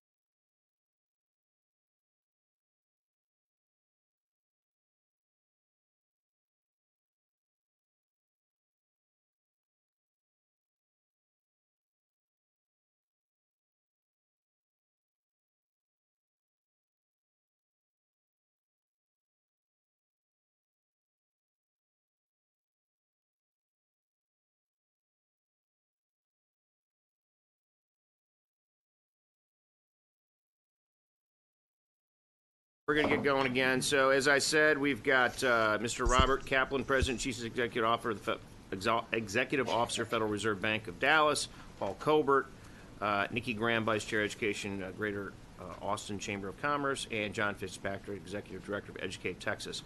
Let me just put this out. 1, 2, 3, 4, 5, 6, 7, 8, 9, 10, 11, 12. We have 20 some odd other people here, so I know that Amy had talked to all of you. Obviously, the first panel was provided a tremendous amount of latitude in their discussions because of the fact that they've been around for a long time, and I know, Paul, certainly you've been involved in this process. But let's try to keep it within a limited time frame, because we do have some people that would like to go home tonight and have planes and things like that to catch. So I think the first couple panels, I'm sure you need to get back to Dallas this evening, and John, you as well. So let's try to keep our comments within a window of time, if you don't mind. I'm going to be brief. Try to go there. I would like to hear from you as much as possible. I want to be very clear on that. That's good. So, but let's do that. So please proceed, sir. Thank you, Mr. Chairman. Thank you for having me here today. So as you mentioned, I'm head of the Dallas Fed. I'm also a business person. And so I'm just going to make actually 3 or 4 points. The first is the future of Texas is bright, and our estimation of the growth prospects for the state of Texas are very bright. One of the reasons is migration of people and firms to this state. Our population is growing faster than the rest of the country, and migration to the state is a big part of it. But the other part of economic growth, in addition to population and workforce growth, is made up of improvements in productivity. And in that regard, education is critical to that. In particular, if our math, science, and reading scores are higher, we're going to have higher productivity in our labor force, and all studies have shown that. And if we have better skills training, our GDP is going to be higher. And in the skills training area, it's our own observation at the Dallas Fed, we're making great progress in this state. In the math, science, and reading, the country lags the world. We're 25th out of 35 OECD countries, and Texas is somewhat lagging behind the rest of the country in this area. In order to address this, I'd make a couple of points on what, at a high level, what we should do. I listened to the discussion about early childhood education, particularly early childhood literacy, and we are strong proponents at the Dallas Fed, based on our research, improving early, 0 to 5, well before they get to 3rd grade, backing literacy programs where kids are read to. Doesn't need to be the government funded. It could be funded by business people. I used to run one of these programs in the East Coast, or I was on the board of one of these programs, and I actually brought 150 people from my firm once a week to read to children during their lunch hour. Business people and community leaders can get involved. But early childhood literacy is absolutely critical to improving productivity. Second, the reports and the studies show how college readiness is critical. And I know you know all the statistics. About 54% of Hispanic students are graduating in 6 years or less, versus 70% for non-Hispanic whites. We also think at the Dallas Fed that improving early childhood literacy is key to addressing this. If we wait for kids to get into secondary education, we've waited too long. And so when I'm asked the question, which I am frequently, what's the one biggest change you'd make in the state? We'd say front end load the emphasis more, whether that's pre-K, expanding pre-K, raising the quality of pre-K, backing nonprofit programs that have to be local, by the way, to read to kids. That's critical. The last comment I'll make is, which we focus a lot on, is at the other end of the ecosystem, skill training. And that is integrating skill training. We would advocate sooner, i.e. into high schools. There's a number of examples in the state, Galveston, a lot of other cities that are doing a good job of creating joint ventures between high schools and work centers where students can learn a skill. They may go on to college later, by the way, but it at least gets them into the middle class or gives them a chance to, and we think this is critical. Last comment. Again, speaking as a business person, as somebody who wants to see Texas have the greatest amount of GDP growth and prosperity. In our view, investing in education is probably the highest return on equity investment we could make in the state of Texas. The future of the state is very bright, and I've said many times, if I had to play a hand in the United States of a state, Texas would be at the top of the list because our workforce growth is so strong. Where we need to improve is educational attainment, starting with early with our at-risk youth. And in Dallas, the statistic, for example, is 1 in 3 kids are growing up in poverty, and it's our judgment that a meaningful percentage of those kids are going to start first grade or third grade behind grade level unless we intervene sooner. But if we can make progress here, we're going to have higher GDP. This is particularly true in the world where technology and technology-related innovation is accelerating, which means math, science, and reading, particularly literacy, is going to be more important for a more adaptable workforce, and skills training is going to be much more important. Our students growing up today are going to be much more likely to have to change jobs, change industries, change functions, and if they don't have the math, science, and reading skills or the ability to get skills training, they're going to have a hard time adapting. And if we can do all this, we'll have a more prosperous state. So those are my comments, Mr. Chair. Thank you, Mr. Kaplan. Members, questions for Mr. Kaplan?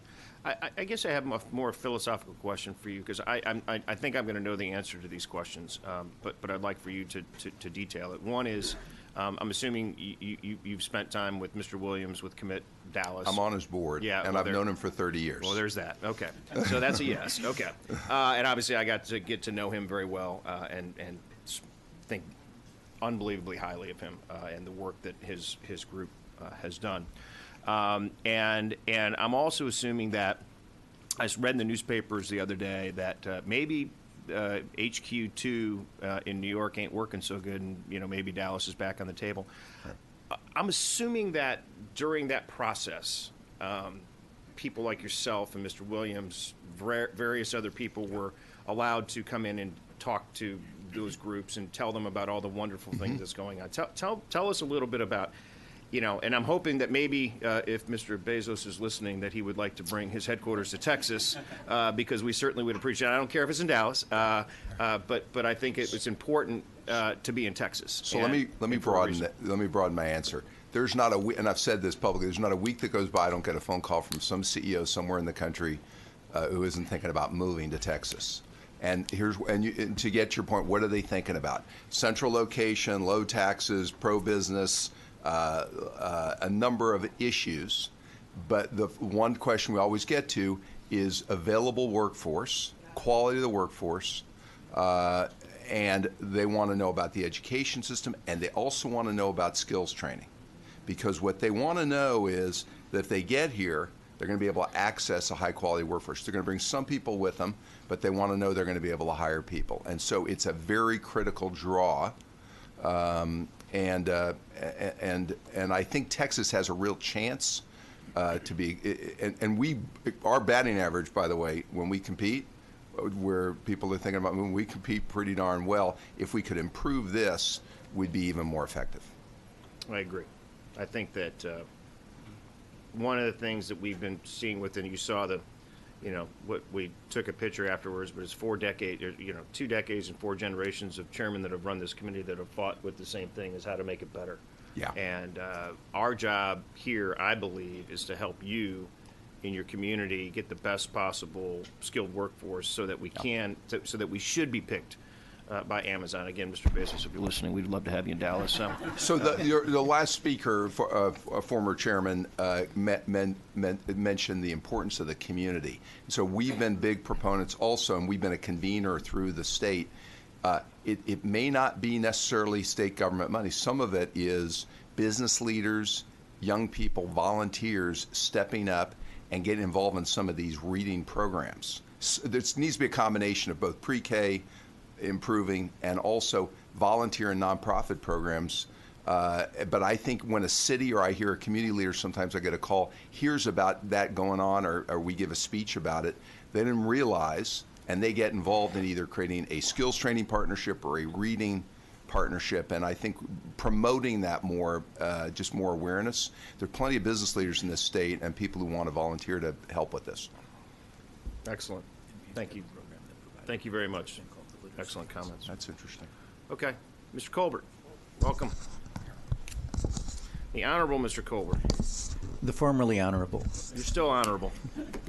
As I've told people, once a senator, always a senator, once a representative, who? Yeah, yeah, that's right. Dr. Allen. Dr. Allen, you'll be there one of these days. Thank you, Mr. Chairman and members. My name is Paul Colbert, and I'm not here representing anyone other than myself. And I'm here basically to ask you to learn from the mistakes that we have made in the past. Okay. For those of you who don't know me, I was the budget chair of education before any of these guys were involved, other than Chairman Haley. And Chairman Haley I actually worked with when we created House Bill 72 and wrote many of the initial formulas that underlie the school finance system that you have. And I would emphasize the word underlie, because we piled an awful lot of stuff on top of the original structure that may or may not be related to what it costs to fund education. I would like to say, as I said, I'd like to talk to you about not making the mistakes that we've made in the past. So let me talk about what a few of those mistakes are. Mistake number one is we sometimes assume that correlation is causation, and it's not. Number two, we make the mistake that if we ignore a problem, it's the same thing as making the problem go away. And ignoring a problem, ignoring a cost in particular, a legitimate cost of doing education, does not make that cost go away. It makes for an inequitable system. It means that if I give you $100 and you've got $120 in cost, and I give you $100 and you've only got $100 in cost, and I give you $90 and you've only got $90 in cost, you still can't do the job we've asked you to do. You can just barely do it, and you can enrich the program that you're trying to do. So you have to recognize and account for in the school finance system the uncontrollable, unavoidable costs that school districts face. And the biggest mistake we've made over the years is, number one, just flat out ignoring some of those costs, and number two, not recognizing them to the degree to which they really cost more in a given community, in a given school district, for a given type of student. This is a big state. Texas is a big state, and that has all sorts of consequences. It means we have all sorts of different marketplaces. It means that we have all sorts of different types of kids. It means we have all sorts of different community needs in terms of what they need their students to be educated to do in the future. And we have to reflect those differences appropriately. H.L. Mencken many, many years ago had a saying that's been, the paraphrase is better than the original, and it's, there's a simple answer for everything, and it's usually wrong. So I'm not here to tell you that you need to make a system that's so complicated that people don't understand it, and I believe that's the system we have today. I tell people they've made school finance so complicated that even the people who understand it don't understand it. But I'm also here to tell you that just coming up with a one-size-fits-all fix for the entire state of Texas is to do a disservice to the kids in the state of Texas and to the future of this state. So let's talk about a few of the things that we ought to have learned from. And now I'm going to talk about steel slats. Okay, you wonder, why am I talking about steel slats? Well, some people want to call it something different, so you can call it whatever you want to, but I'm going to call it steel slats for the moment, okay? I'm talking about a border wall, no, I'm talking about steel slats, okay?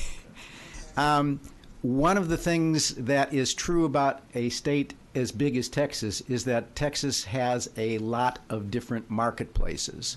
And the single biggest thing that school districts spend money on is salaries, is employing people to do the job, particularly, but not entirely, professional salaries. About 71% of their money is for professional salaries and benefits on average.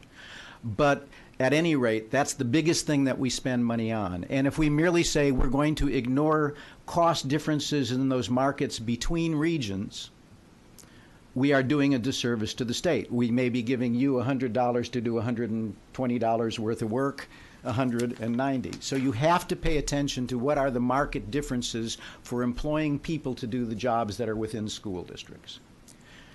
But it's not just that simple, because there are also market differences within markets, if you will. In other words, if I want to hire a teacher to teach in an inner city school with a lot of high poverty students, with a lot of English language learner students, with a school where there are a lot of different needs.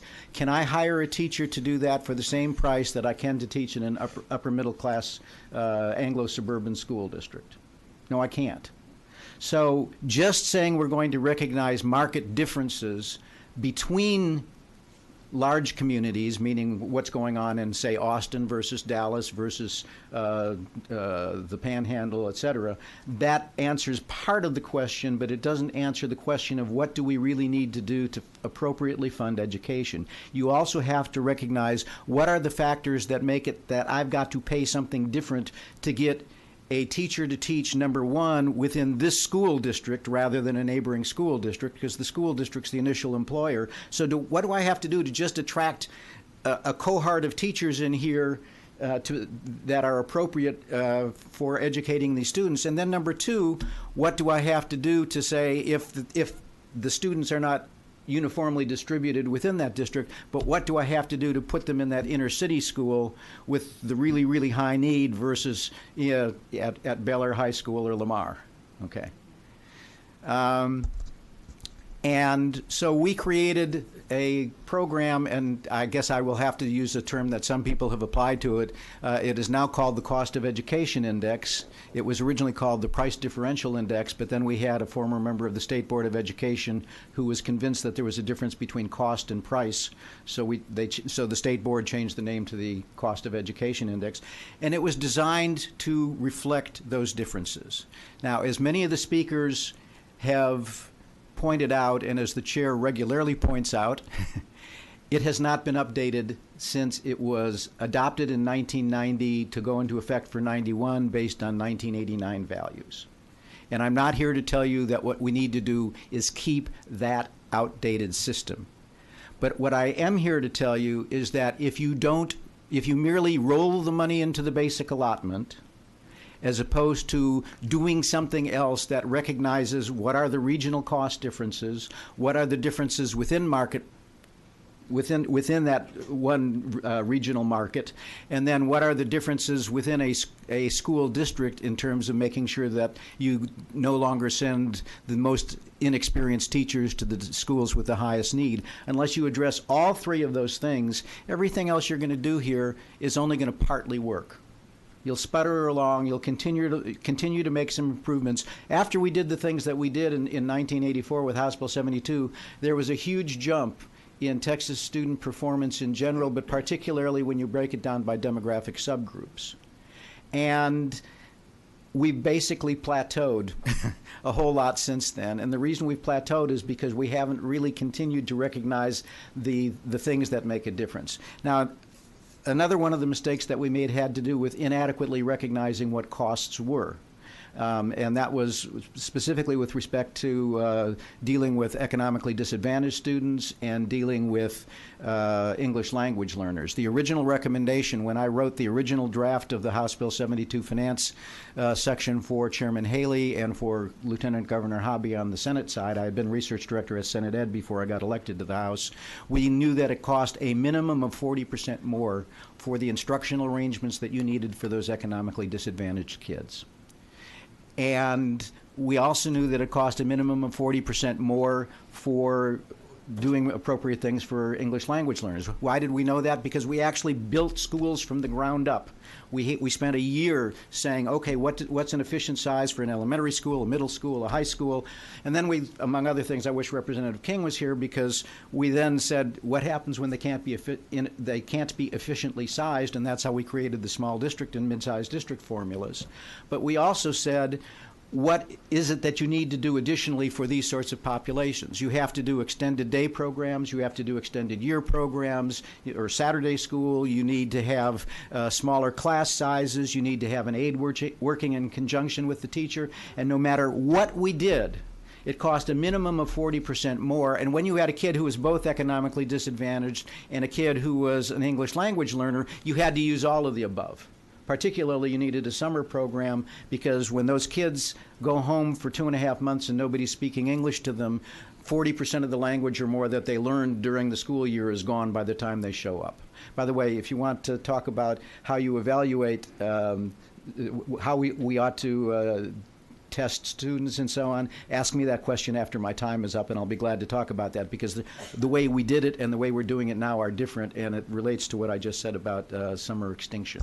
Okay, so we totally underfunded those weights, but when we applied the weights, by the way, the recommendation was 40% more, and because that was such a big jump over the $35 we were spending per student on compensatory education and the $50 on bilingual, but only, I think it was 25 or maybe even less on English as a second language, where most kids were being educated, the weights got cut back to 0.2 and 0.1. So we give you 10% more for an English language learner, which is not enough, and we give you 20% more for an economically disadvantaged student. Now, one of the wonderful things that Chairman Huberty has done with the study that he was involved in, and Vice Chairman Bernal that the two of them were involved in, is if you take the combination of the things that they're talking about doing with the range of weights, and if you talk about adding to that the 0.1 for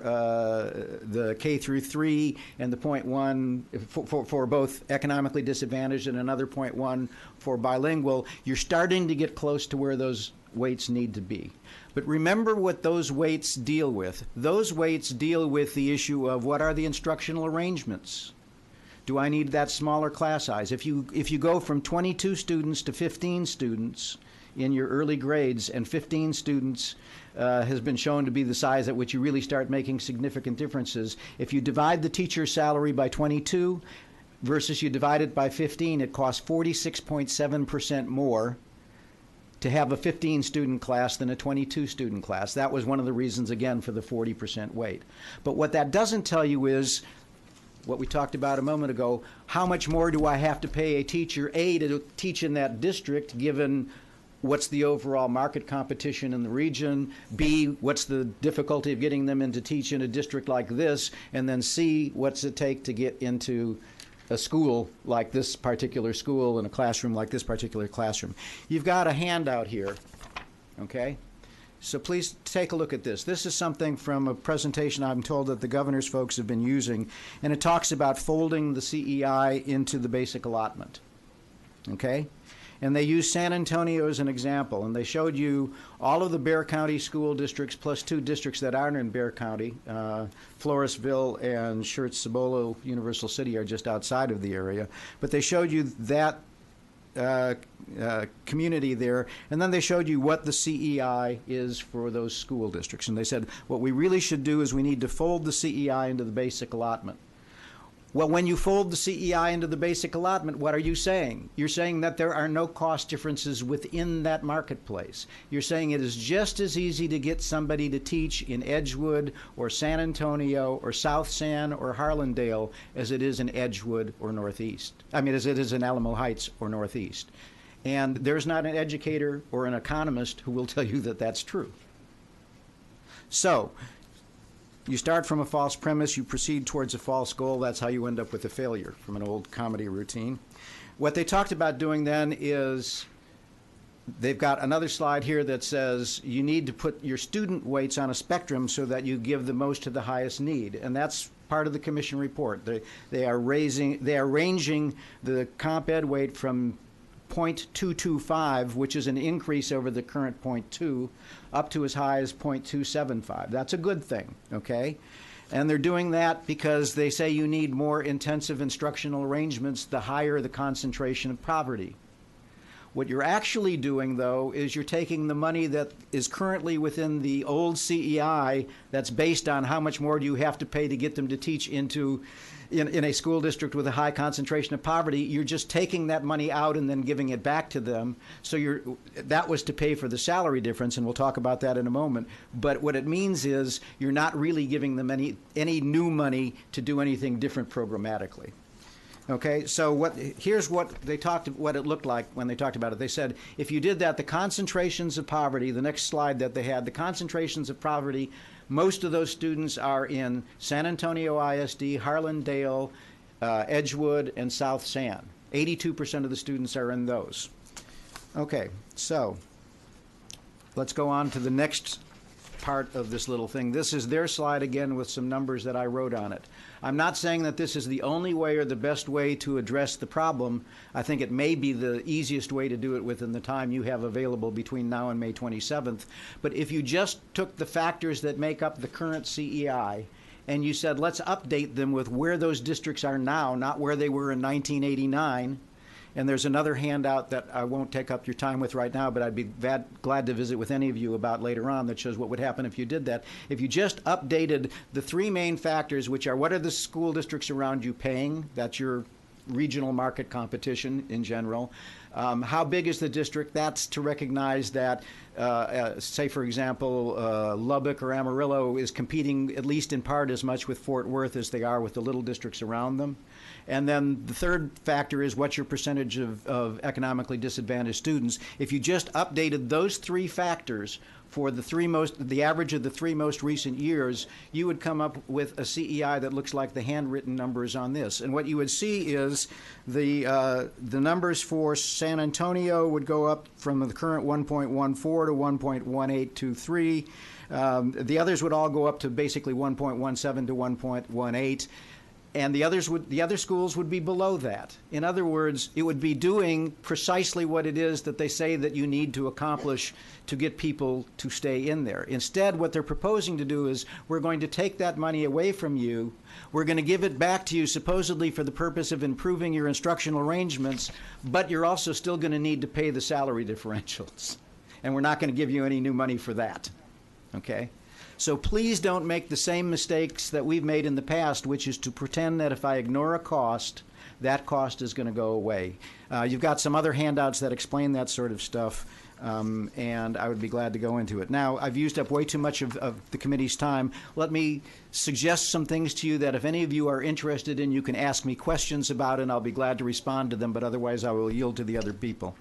I was going to suggest to Representative King that if you want to know why you multiply, first of all, both the CEI, but also why the small and mid-sized formulas are multiplied times the basic allotment rather than they are a standout weight, there's a really good and simple and absolutely essential reason for that.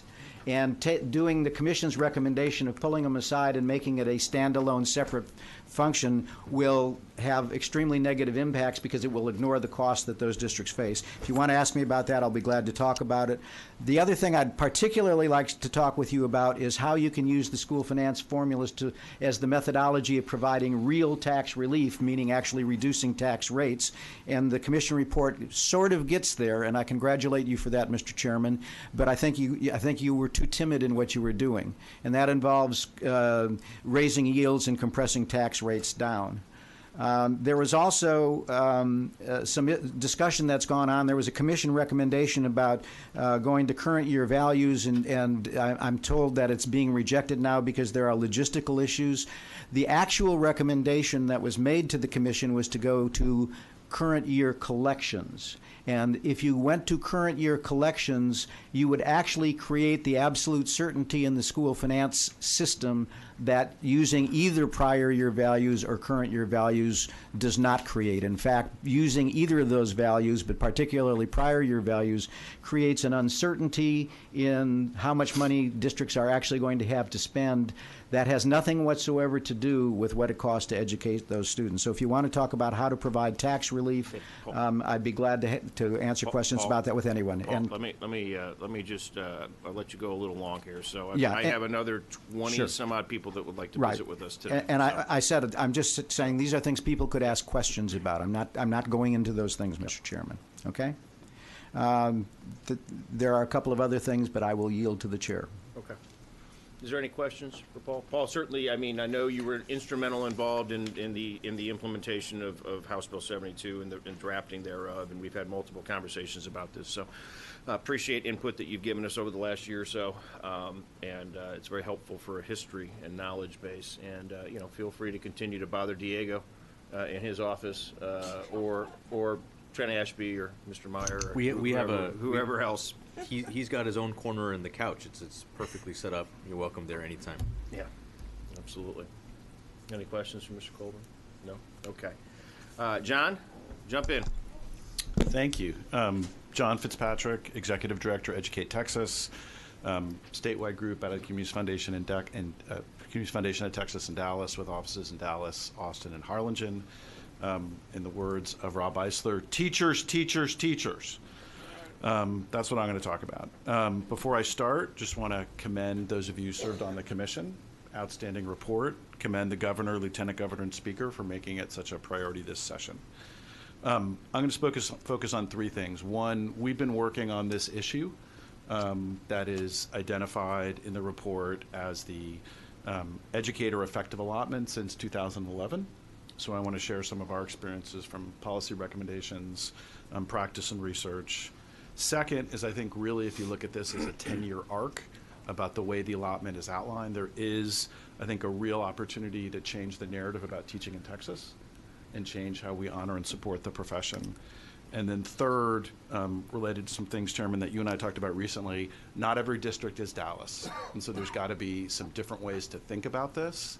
And there's top-down and there bottom-up ways of doing this. And I want to offer us a few reflections, from what we've learned over the last 15 years. So we put together a 17-member commission in 2011 called the Texas Teaching Commission. And we had Teachers of the Year, superintendents, school board members, business leaders, philanthropists, chaired by former TA Commissioner Mike Moses, Vice Chair, former TA Commissioner Jim Nelson. And so we came up with not identical, but a lot of the same recommendations that wound up in the effective teacher allotment. A few that we came up with that weren't in there that you might want to consider.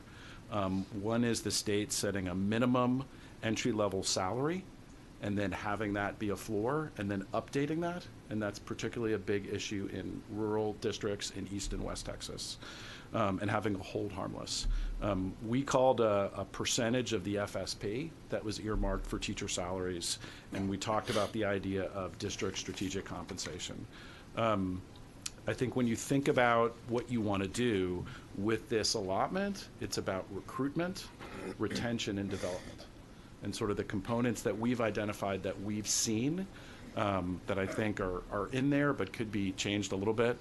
One is around classroom observation and feedback. I think the big thing that we underestimated in 2011 that we've learned in the 9 years is we need to change the process of the relationship between teachers, principals, and students on campus. I think we overweighted evaluation, but it's about the process. And I think student surveys have gotten a lot better and changed. This isn't like rate my teacher in college.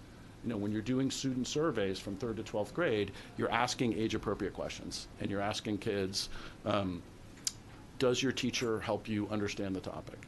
Does your teacher offer tutoring before and after school? Does your teacher help you, work through when things are hard? And it's different at 3rd grade than 12th grade. There's something that most schools do called instructional rounds or data walks. But there are ways of getting teachers out of their individual silos and having them work across their grade, across their discipline. But you're creating a team dynamic in the school. And then one thing that I'm not sure is in the report that I would urge you to think about is peer feedback. Teachers know who the good and bad teachers are on their campus. And that's something that I think is important. You can figure out the way of serving it, but I would encourage you to add that to the John, recommendations. let me ask you a quick question. So you made a very good comment of something that I asked yesterday, which was to the superintendents that were there testifying. Do you know all your good? Do you know who all your excellent teachers are? Do you know your best teachers? And the ones that were in front of us said, yes, they do. And I'm not disputing the fact that they did, or people that are coming to talk to us today do. But I have a suspicion that if we looked at every single school district across the state of Texas, you're probably going to find they don't. But the teachers actually do. I would agree 1,000% with that. Wouldn't you, Dr. Allen? I do. I agree. Yeah. So I think that's absolutely right. So They help you fix it. That's right. Any type of evaluation system or whatever it would be, that's why I said it needs to be bottom-up driven, meaning the teachers need to be involved in that process. The one thing we did hear, though, was that the student evaluations, certainly with the people from Dallas, they didn't like that very much, Dr. Hinojosa, sometimes. So, but we'll work on that.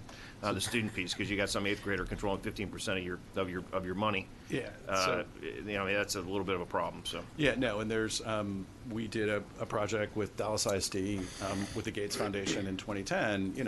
6,000 teachers across the United States. So there's lots of different student survey options. Dallas has done an amazing job, but there's other things to look at. But I think the classroom observation and feedback is critical. I would add teachers.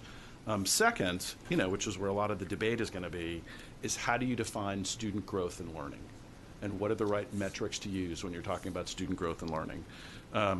There are things other than state assessments and standardized tests. I think that should be part of it. I think that's important. I agree with Chairman Aycock, but I think there are districts that have gotten more sophisticated about student portfolios.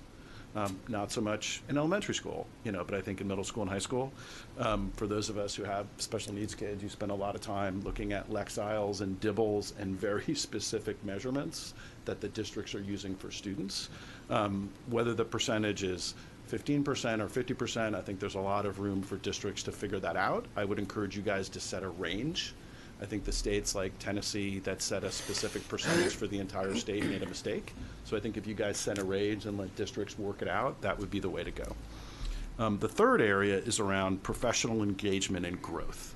And I think this is something where there's been the most learning across the state, not just in Dallas over the last 9 years. Mentoring is absolutely critical. Mentoring is better if you get paid to do it. And as little as $250, at Christmas time and $250 at graduation time makes a difference. It's better if it's more like $500 or $1,000, but having a paid component of mentoring, I think, would make a difference. I think we learned some things, Chairman Huberty, around the assessment debate about what is set by the state, what is set by the feds, and what is set locally. I think you could do the same thing around assessments and opportunities for teachers. I think there's things like yearbook and coaching, tutoring kids before and after school, teachers participating in grade and content teams, vertical alignment, horizontal alignment. I think districts have enough tools that they could have a component that has fair measurements of professional engagement and mentoring. So we've been working the last 3 years on an initiative called Best in Class. Started in Dallas, is now expanded to places like Garland and Fort Worth and Richardson. I think what we've learned in the, once you're outside of Dallas, is you really need to build what I'll call a coalition of the willing and a coalition of the able. And so I really like the way you guys have structured it, where it's phased in, and whether it's 10% or whatever the right percentage is, but this isn't something where you can go top down with TEA, 1,200 districts, in year one.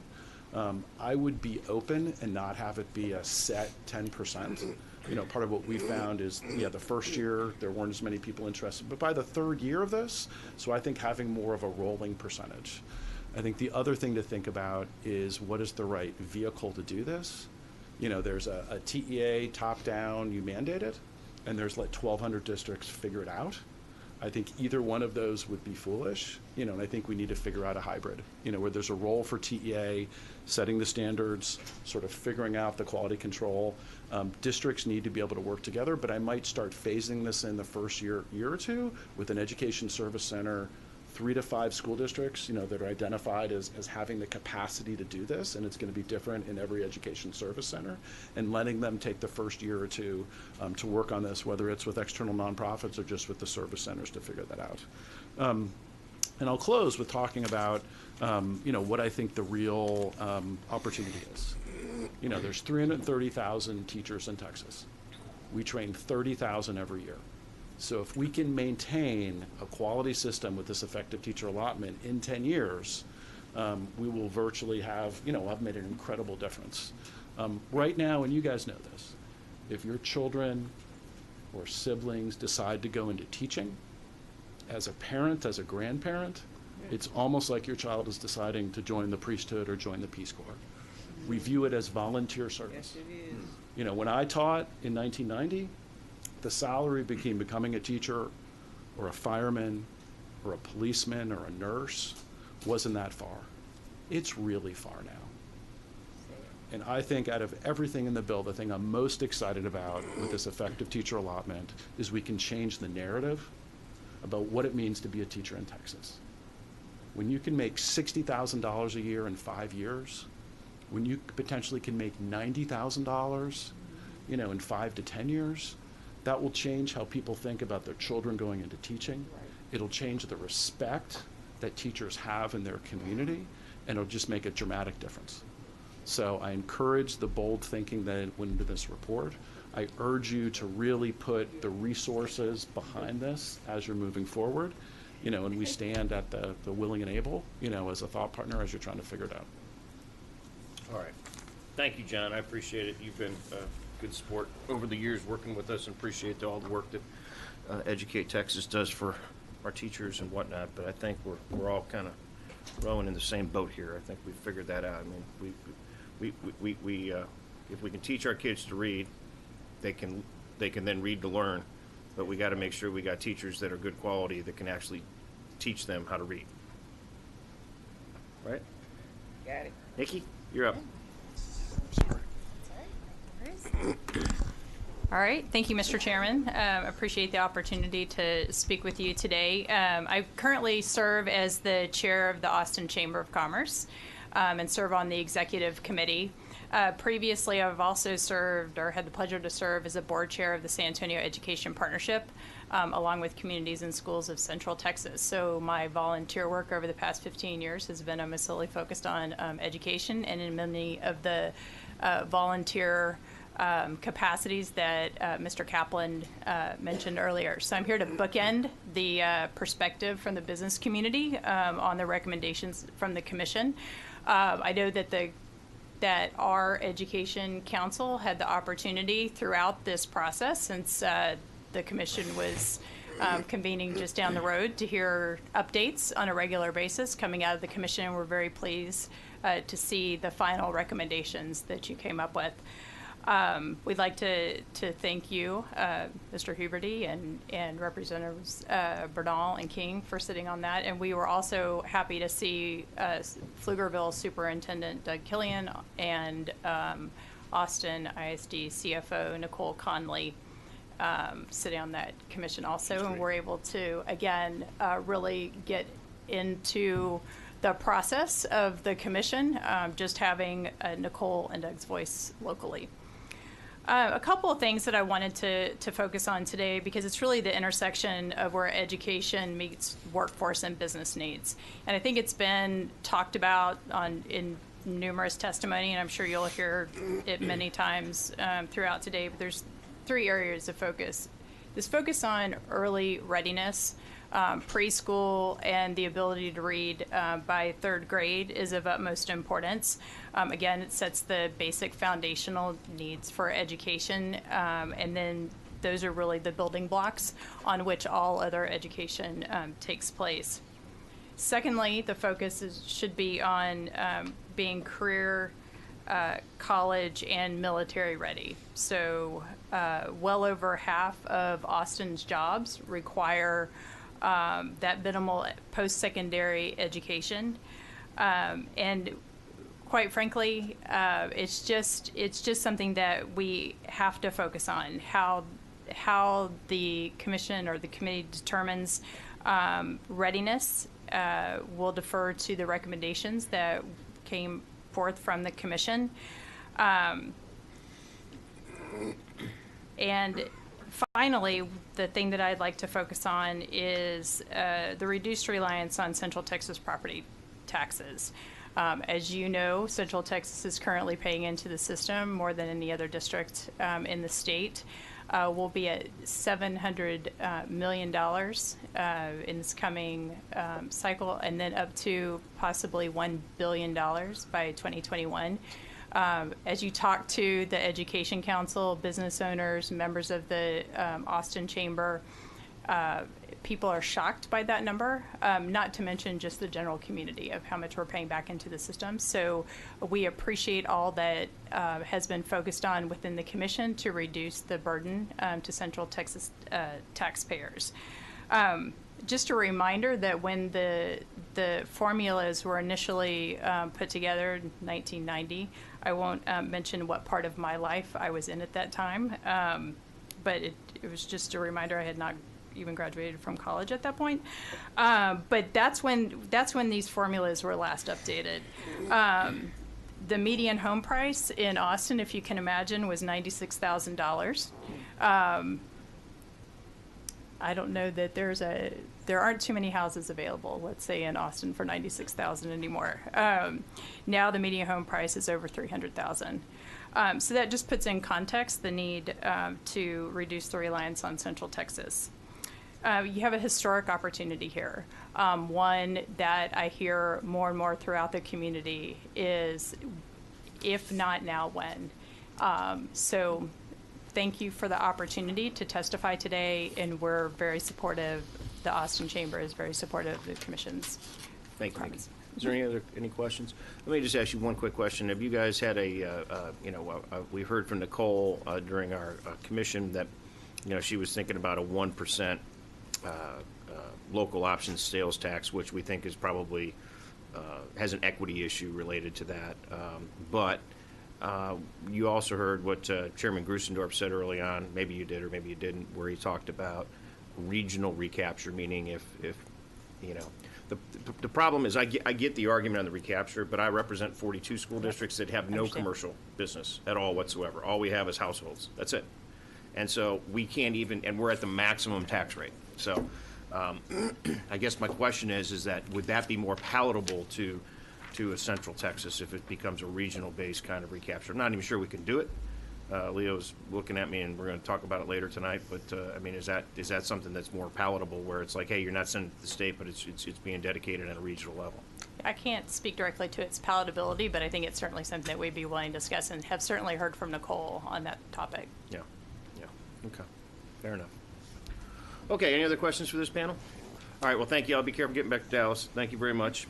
All right, next panel is Dr. Addie Vasquez, an elementary principal from Brownsville ISD, Karen Smith, Assistant Superintendent for Business and Finance Services, Cypress Fair, Stephen Bassett, Chief Financial Officer of Fort Bend, Dr. Greg Poole, Superintendent of Barbers Hill. Come on down.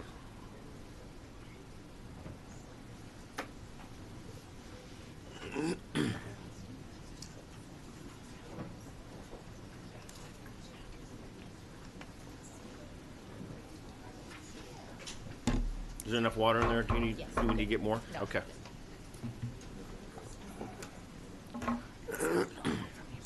Who wants to start first? Did I call you first? Let's move the microphone down there, Karen. And thank you. Go for it. Got it. Greg Poole, I'm superintendent at Barbers Hill Schools, been there 13 years. I also represent TSED, Texas Schools for Economic Development, something that was started last session. I'll try to be brief. I know it can't be easy to sit there and listen to some of the same things, but it could be worse. As the chairman knows, you could be the president of a school board. That's right. Which is an even more thankless task. And have a 5-foot cheerleader mom screaming at you. Is there any other thing except cheerleading mom screaming at you? Yeah. I would like to start by something you just commented on, Chairman, and that is the plausibility. We are a Robin Hood district. Between Highland Park and ourselves, we've given $1.5 billion at Barbers Hill and Highland Park since 1992-93. My sense, I'll just tell you, you asked the question, and I very much value the passion that all of these committee members have for what I think has to be the most important committee to the prosperity of the state of Texas, period. I think it would be more acceptable. The local control issue that we have industry, we have smokestacks, you know that. You're at Humble and we're right down the road. The possible higher cancer rates that we deal with, these things that, at least if it's regional, the sense is that it's locally controlled, and at least it puts a figure on it, it puts a face on it. Now, I'm saying this just, you asked, and I value that you're seeking these answers, but that's my take on that. Now, what I'm specifically here to discuss is some very, you've heard a lot of macro views, I'm going to get very micro. What I was asked to address is something that I think has lost favor, but I won't be presumptuous.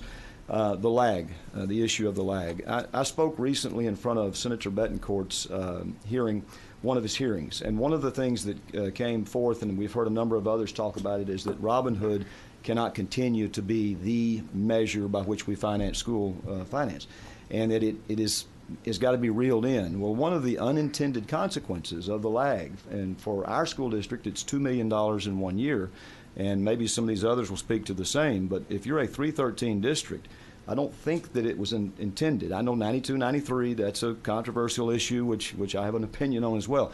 But I've not heard anyone say that the lag was intended to hurt 313 districts, but I'm telling you it does.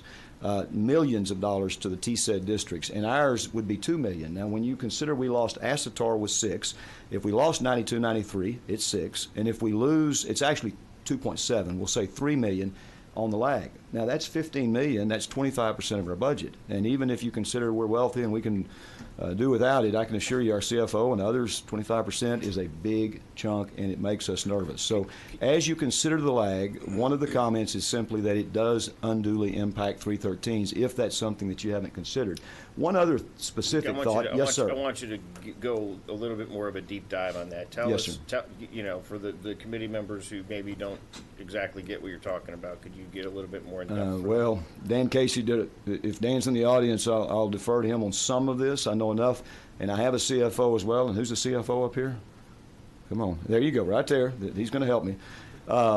But in regards to the 313, it has to do with the provision, partly with the hold harmless, but it primarily has to do with the fact that when you are delayed, you are protected in a sense, because part of the issue with the delay, and I'll answer the question, but this was one of the specifics.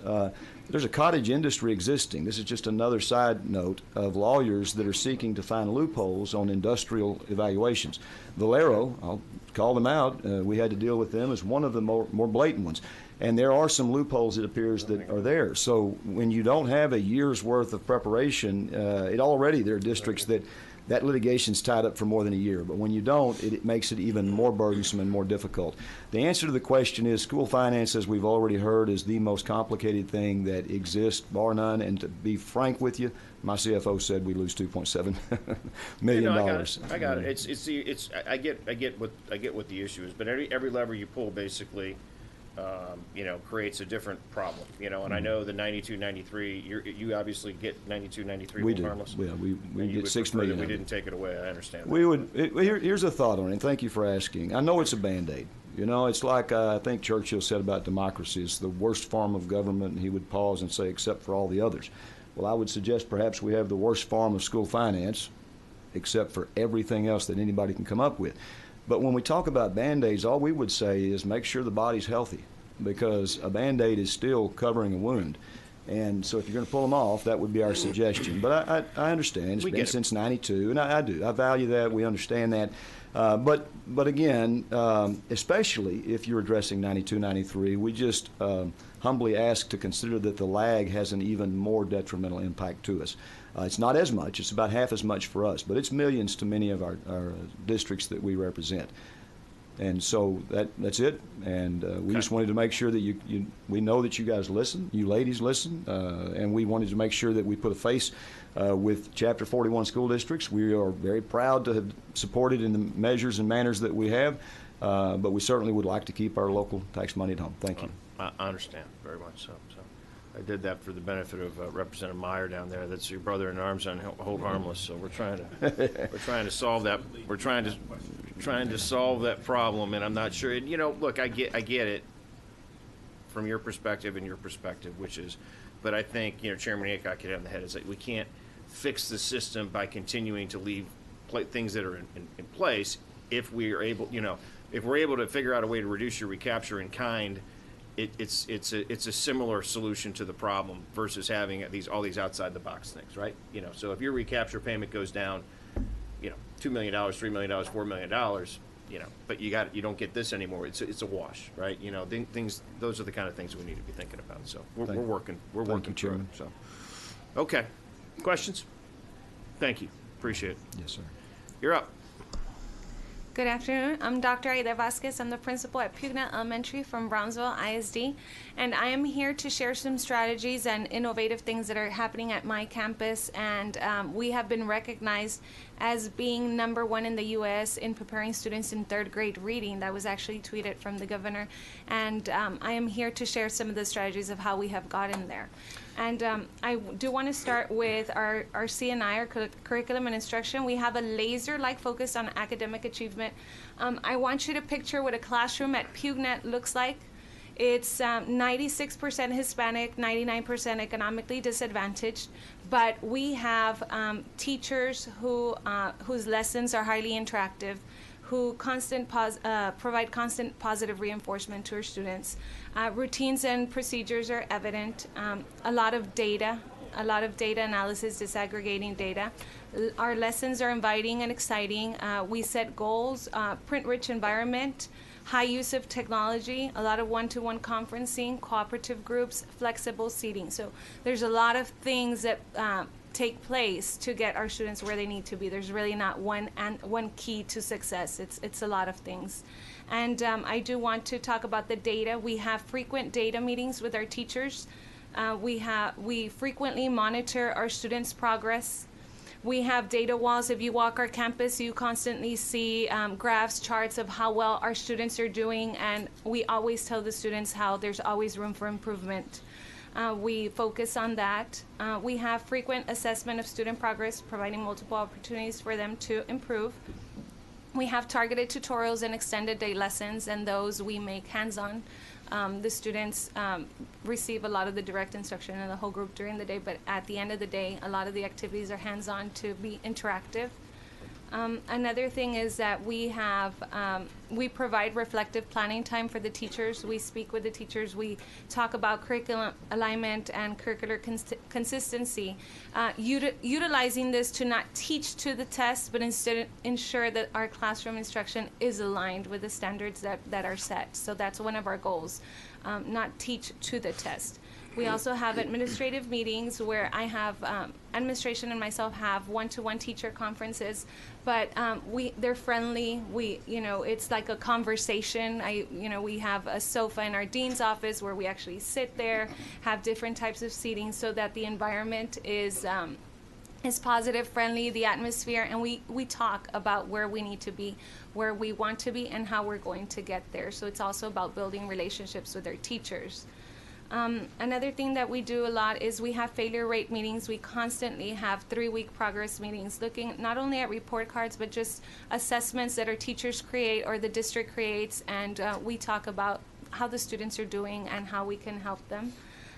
In the content areas, I know one thing that the main topic here has been reading literacy. What are we doing? And I know one of the things that we do is that we have literacy intervention groups.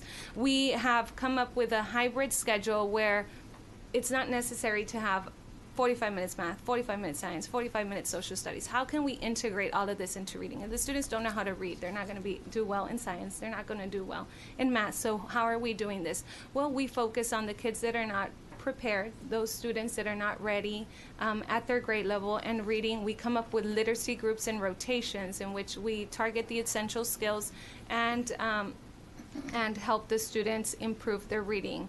We also use a lot of interactive journals for reading also. We promote activities such as Famous Book Quote Challenge. Every Thursday we have a Famous Book Quote Challenge that our dean and librarian announce over the announcements. And the students are able to, they're supposed to buzz in to see who the author and what the title of the book is. Of course, with a lot of the teacher help, but it still gets the students to continue reading and promote literacy around our campus. Another thing that we also do is we have author visits. We constantly, our librarian sets up author visits to read to the students very often and again, promote literacy. Another thing that I would like to add is in writing. We have our 4th grade writing teacher, which is one of the testing areas in 4th grade. We had her train all our other teachers on the expectations and the approaches to get our students to write properly and to meet all the essential skills for that. For math, we have math boot camps. We again use assessments to address or to help the students that are in need. We have boot camps in the cafeteria where we set up different stations, and all these are hands-on activities, no direct instruction, guided by the teacher, monitored by ourselves and the teachers, where we again target the skills that the students are lacking. And for some it may be just basic facts such as addition, multiplication, even in 3rd and 4th grade. And then a lot of blended learning. We have classrooms with iPads where the students, instead of picking up a dictionary, a book, they go to their laptop and they research the definition of a certain word that they're looking for, or they use YouTube to Google or Google to research on different topics. We also have computers on wheels in our 3rd through 5th grade classrooms. Same things to promote our blended learning. One thing that we are doing this year is flexible seating in the classrooms, especially our lower grades. We are providing flexible seating. So you go into a classroom, into one of our kinder classrooms, and what you see is desktops, desk trays for the students in the carpet when they're doing their independent instruction. Some go to the carpet, some go to the crates, some go to the bean bags, but flexible seating, and the students obviously get to choose where they're going to sit, so that also in turn helps with discipline in their behavior, because, well, they'll sit where they want as long as they're doing what they need to be doing. One thing that we also have at our campus and district is that we are provided a 3-year-old half-day program and a full-day pre-K program. And we do see a lot of the benefits. I know that one of the topics has also been parental involvement. Well, at our school, parental involvement, yes, it's very hard to get. Not because the parents don't want to, they're just not available. I have parents that work from 6 in the morning to maybe 7, 8 o'clock in the evening. The kids are asleep. Most of the time, grandparents are taking care of the kids, or they're staying with a neighbor, So parents are not available, although we do have a lot of parental involvement activities. And we do have a lot of parent involvement, but yes, there are some parents that we may not see all year. And that is up to us to make up for it in the classroom. And our teachers have taken on that challenge and have done a very good job doing so. Another thing that I would like to address is parental involvement. We have parent assessment meetings with teachers and administrators where by grade level we set up these meetings, and at the end of the day, and we talk to parents just about the expectations for their grade level so that they know what a first grader should be doing, what the expectation for their third grader is. The areas that they're going to be tested in 3rd, 4th, and 5th, the areas that we test in pre-K kinder, the TPR, the Haslé, the Stanford, assessments that we do at the campus level. We want parents to be informed, so we try to involve them as much as we can. Another thing that I would say that has aided our success is our school climate. We do a lot of things to promote our climate. We have continuous support for our teachers. We have STAR picnics and STAR rallies. So the week before STAR, we'll have a picnic. We're lucky to have a neighborhood park right across our school. So we'll pretty much do like field trip forums, and we invite those parents of 3rd, 4th, and 5th grade students to come in, and we have a picnic. We provide hot dogs for them, chips, drinks, but it just forms a very nice sense of community relationships. Another thing that we formed a lot of school partnerships where we get a lot of donations. And one of the biggest ones that we have right now is our 5th grade essay contest. We have an alumni that from PUGNet, and he donates MacBooks and iPads, and he has a 5th grade essay contest. He sets the prompt, and the kids are encouraged to participate. Everyone participates, and then we have winners. So we have students going home with MacBooks and iPads. Another thing that we do is, school leadership. We involve teachers in decision making. We have an open door policy. We are there to support our teachers and our students and our parents 100%. Another thing is celebrations. We have some traditions that we have started at PUGNet. This is my 4th year there. One of the things is we have every year during Christmas since I've been there, we've been able to fundraise and buy every student a Build-A-Bear. For Christmas. Some of our students, that may be the only gift that they get because of the area that they are from. So that just makes a huge difference in their education. Also, we have PE demonstration nights where we have the parents come in, and the coaches at the district level are able to show the parents what they're doing also in PE, because we want to be well-rounded. We want to show them what we're doing in the classroom, what we're also doing in other areas. And then milestones that we have had 20 to 30% gains in assessments within the 4 years that I have been there at PUGNet. We have been Science Fair Grand Champions 5 years in a row for our district. We had our UIL Grand Champions. We are an honor roll campus. We earned an A. And we have been nominated as a Blue Ribbon School this year. So we are going to be working on that. And then other district supports that we get are staff development. Our curriculum specialists from the district do visit our campus weekly to assist us. We have open communication between the principals and our area administrators. And we also have 6-week checkpoint assessments that we use to monitor student progress. So there's so many other things that I could say, but I don't have time. But those are some of the things that are happening at PUGNET.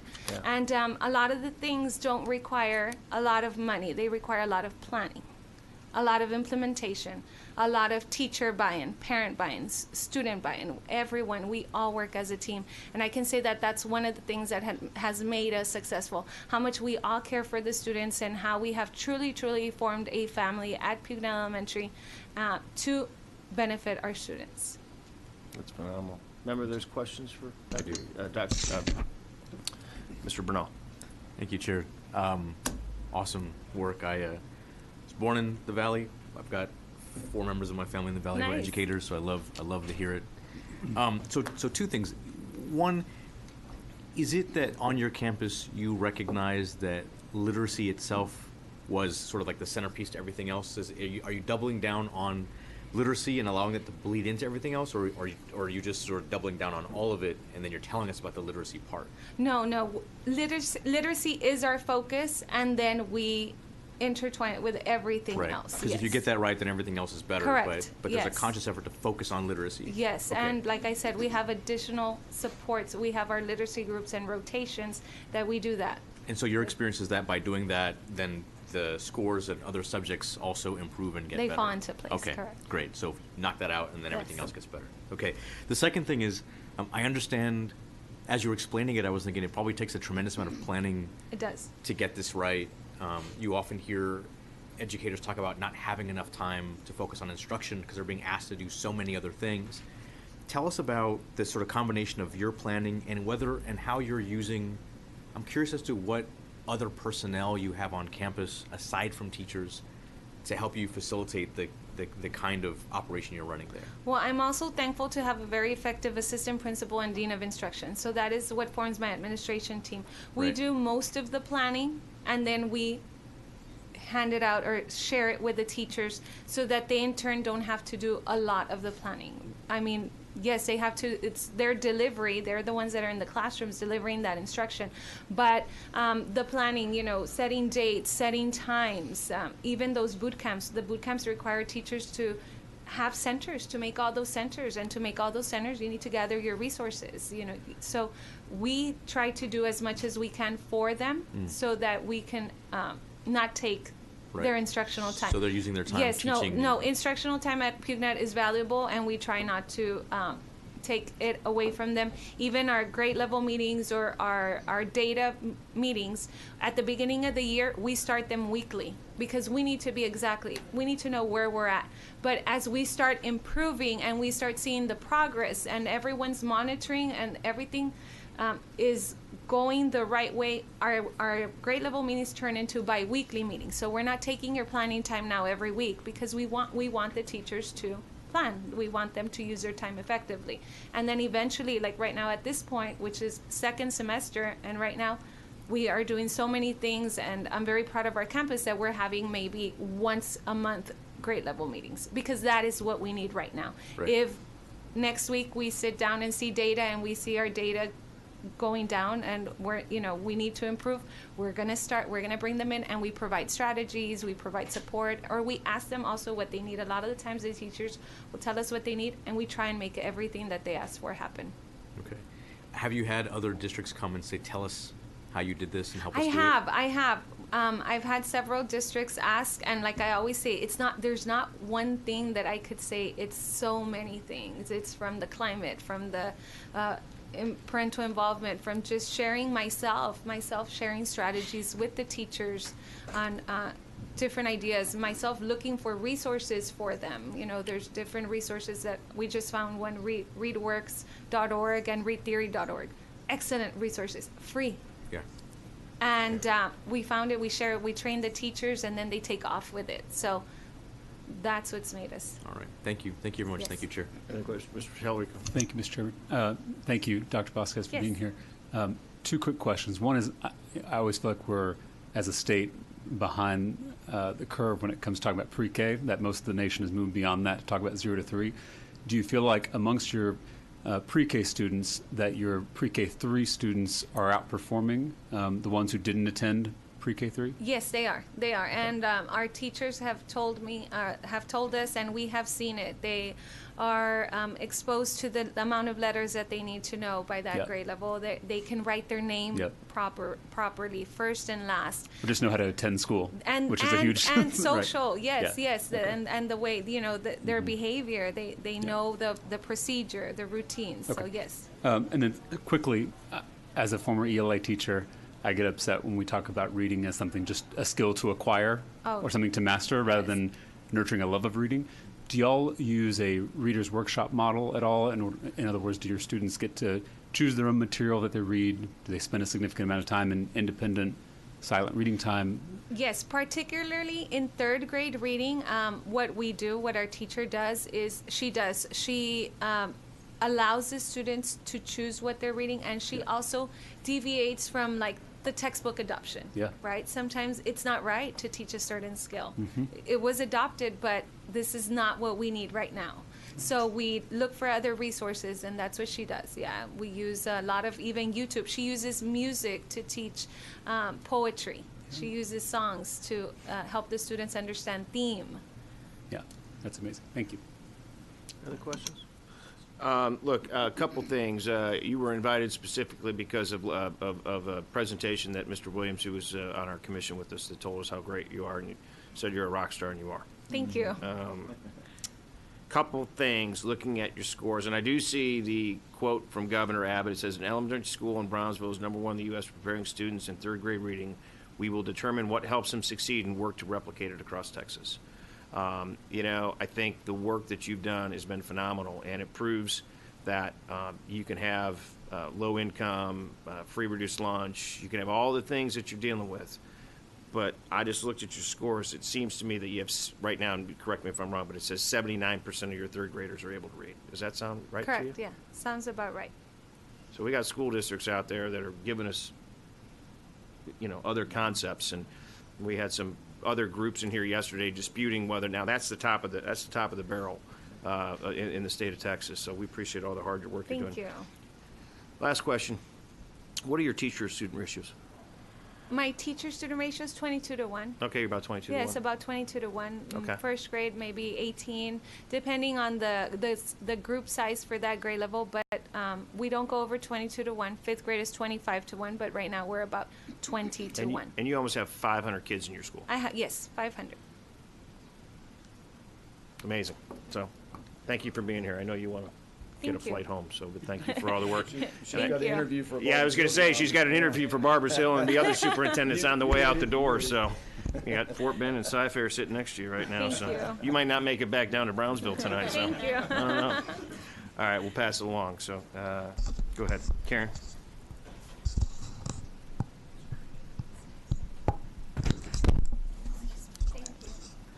Thank you, Mr. Chairman, for the opportunity to testify today. I am here from Cypress Fairbanks ISD. My name is Karen Smith, and I am the Assistant Superintendent of Business and Financial Services. I'm also here to testify on behalf of Cy-Fair, but also the Texas Association of School Business Officials. As has been mentioned already, you know that the special program allotments are in dire need of looking at the weights and adjusting those weights. But also, I want to mention that it is very important to look at the basic allotment, because that is one way that the special program allotments can be benefited, is through that basic allotment.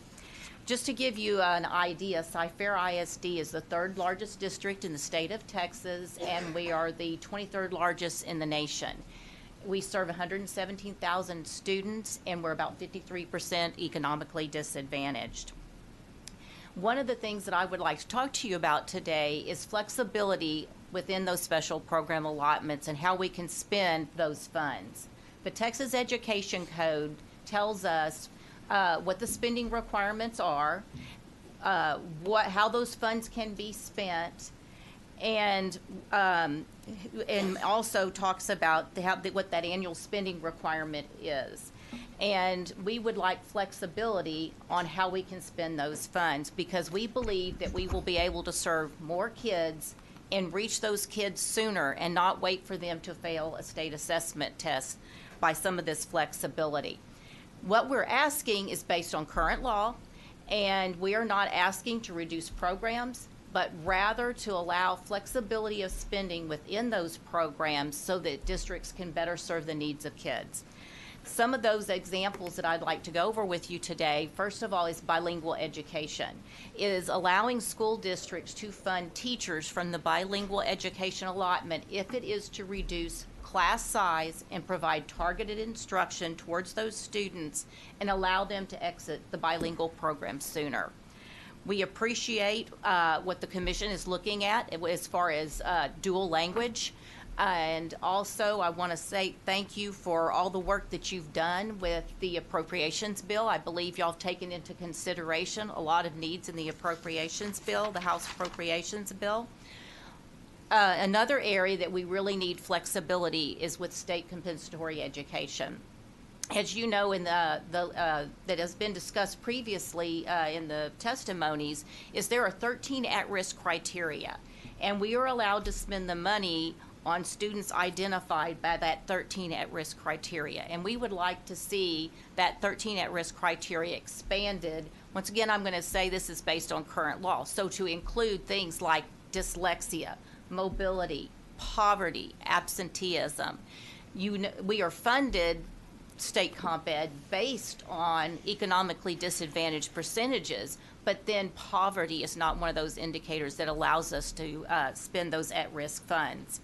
Also expand the allowable expenditures to include things such as daycare for teenage parents, recruitment and retention of highly qualified teachers, additional planning time for teachers to focus on various at-risk strategies for students, and supplemental pre-K services for students that qualify for that half-day pre-K. Also, we would like to see the at-risk criteria. Districts are allowed to actually spend 10% based on local at-risk criteria that has been approved by the school board. We would like to see that percentage increase to 20%, because right now the 13 at-risk criteria, the way they're set up, is for you, in order to spend state comp ed funds on those students, the students have to fail an assessment test or fail a grade. And we would like to hit those kids sooner so that before they fail a state assessment test and target those students. And then to allow flexibility related to utilizing these funds, both whether it be state compensatory education or career and technology funds for counselors, and not having to track time and effort in order to work with the students if we are utilizing these funds. And you could do that very easily through the job description, which will allow the counselors us to have more counselors funded, and actually reduce that student counselor ratio, which only benefits the students.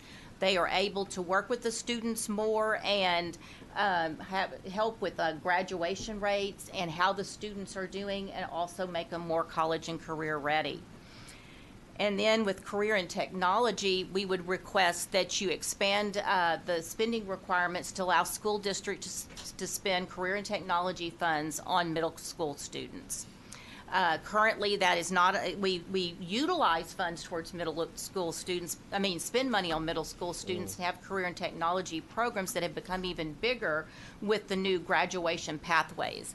And so it would be very beneficial if we could spend those funds on the middle school students so they actually mirror the programs that are in place at the high schools. And then lastly, I just want to bring up that related to special education is really not flexibility, but that the system does not fully fund the cost of educating those students.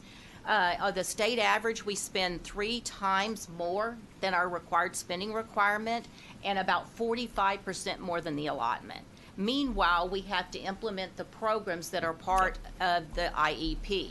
Yep. And really, with the new state plan, we believe there's going to be more students identified as special education students. So we request that you look at this flexibility because it will allow us to serve the children better and meet their needs sooner in the educational process. We support programs, and we ask that you look at programs that are cost-based and sustainable so that we can continue to provide the services to the kids that need them the most. And with that, I am open to answer any questions that you may have. Any questions at all? Two quick comments. One is on flexible spending. You know, I'd love to see the list or whatever it is, but I certainly want to talk to TEA about that as we go forward. I've heard this from other people, including Representative Bernal over here, especially on the bilingual piece. You know, I think that we maybe need to be thinking about it a little bit differently. The cost thing, you know, being reimbursed for just, you know, what does it cost? Does it necessarily reward efficiency? And there's costs are going to be different across the districts and things You're of that exactly nature. right. So I don't think we're going to necessarily see us getting rid of the weighting system relative to special education. But we did have somebody come testify yesterday specifically about special education, and we're actually contemplating. We had TCASE and Disability Rights Texas in the room. And they actually said, hey, we've got an idea, and so we're actually going to take a look at it and see if it makes sense, getting away from maybe contact hours to weight the kids so that you're getting reimbursed for what it costs. And I agree with you. I think the MOE is going to have to go up. We've already fallen short on that, and so I think that'll make a difference. All those things will make a difference. So. Well, and we've got a great state accountability system that monitors how we're doing with those kids, and there's federal programs also that do that. Okay. Fantastic. Thank you. Thank you. Stephen? Thank you, Mr. Chairman. Hi, my name is Steve Bassett. I'm the CFO of Fort Bend ISD. I'm speaking on behalf of my district, the Equity Center, and the Texas School Alliance. TSA has 37 of the largest districts in the state. The Equity Center has 630 districts, some from the smallest to the largest. We have 76,000 kids. We're fortunate to be named the best school district by HEB. We got their best big district award this past year. And with regard to the Comptroller Award and the Texas Smart School Award for efficient spending and positive results, we've always got very high marks. Also, just throw in there that we lowered our tax rate in 2016, you know, by 2 pennies. And then it was unexpected to get a nice endorsement from Chairman Eisler a while ago. That was definitely unexpected. So first of all, I want to thank the House Committee for its commitment to increase school funding, and there's definitely the positive intent we want to recognize. I was working with other CFOs from within the state through the Texas School Alliance, and a lot of things you guys have been proposing with regard to formula simplification are things that we came up with within the past couple years. Now, I'm going to just talk about a couple things, cost index and charters. I'll try to be brief. I don't want to duplicate some of the things that were said before. So for Fort Bend, like many districts, like several other districts, including Cy-Fair, Katy, Clear Creek, the potential elimination of the cost index is our single biggest issue. Okay, so just let me explain why. Under current law, without the CEI, we would lose 56 million. Okay, so the plan is to put that back into the basic allotment. Well, the basic allotment would need to go up $584 or 11.4% to make us whole. Now, we're certainly not expecting that. Now, why not? Well. Let me say that. So I know that I hope we do, and I'll be ecstatic. If we are, sir. You know, the increase in the weights for the comp ed, from my perspective, is the most welcome change. Even though we're only 45% free and reduced, you know, having that is the most welcome change. Because I was a CFO at San Antonio, actually, when I met Chairman Eisler, and that was 92% free and reduced back then. And I know that those costs are significant. Well, we're at 45%, and so I don't anticipate that being able to make up the whole gap. But anyway, I certainly hope so. The one thing, I know that Paul spoke Colbert about the not getting updated or whatever else. It's just interesting. This is a small tidbit, and I'm sorry, but I got to say it. But I would never claim that Washington is efficient. Anything they do in D.C. is efficient. But even they recognize the cost differences between our cities and within the state, for hotels and costs and for their per diem. And they update it on a regular basis. let me just give one example of something we're doing to improve early literacy, and it's making a huge difference. And my handout has a lot of the data that I'm going to go over.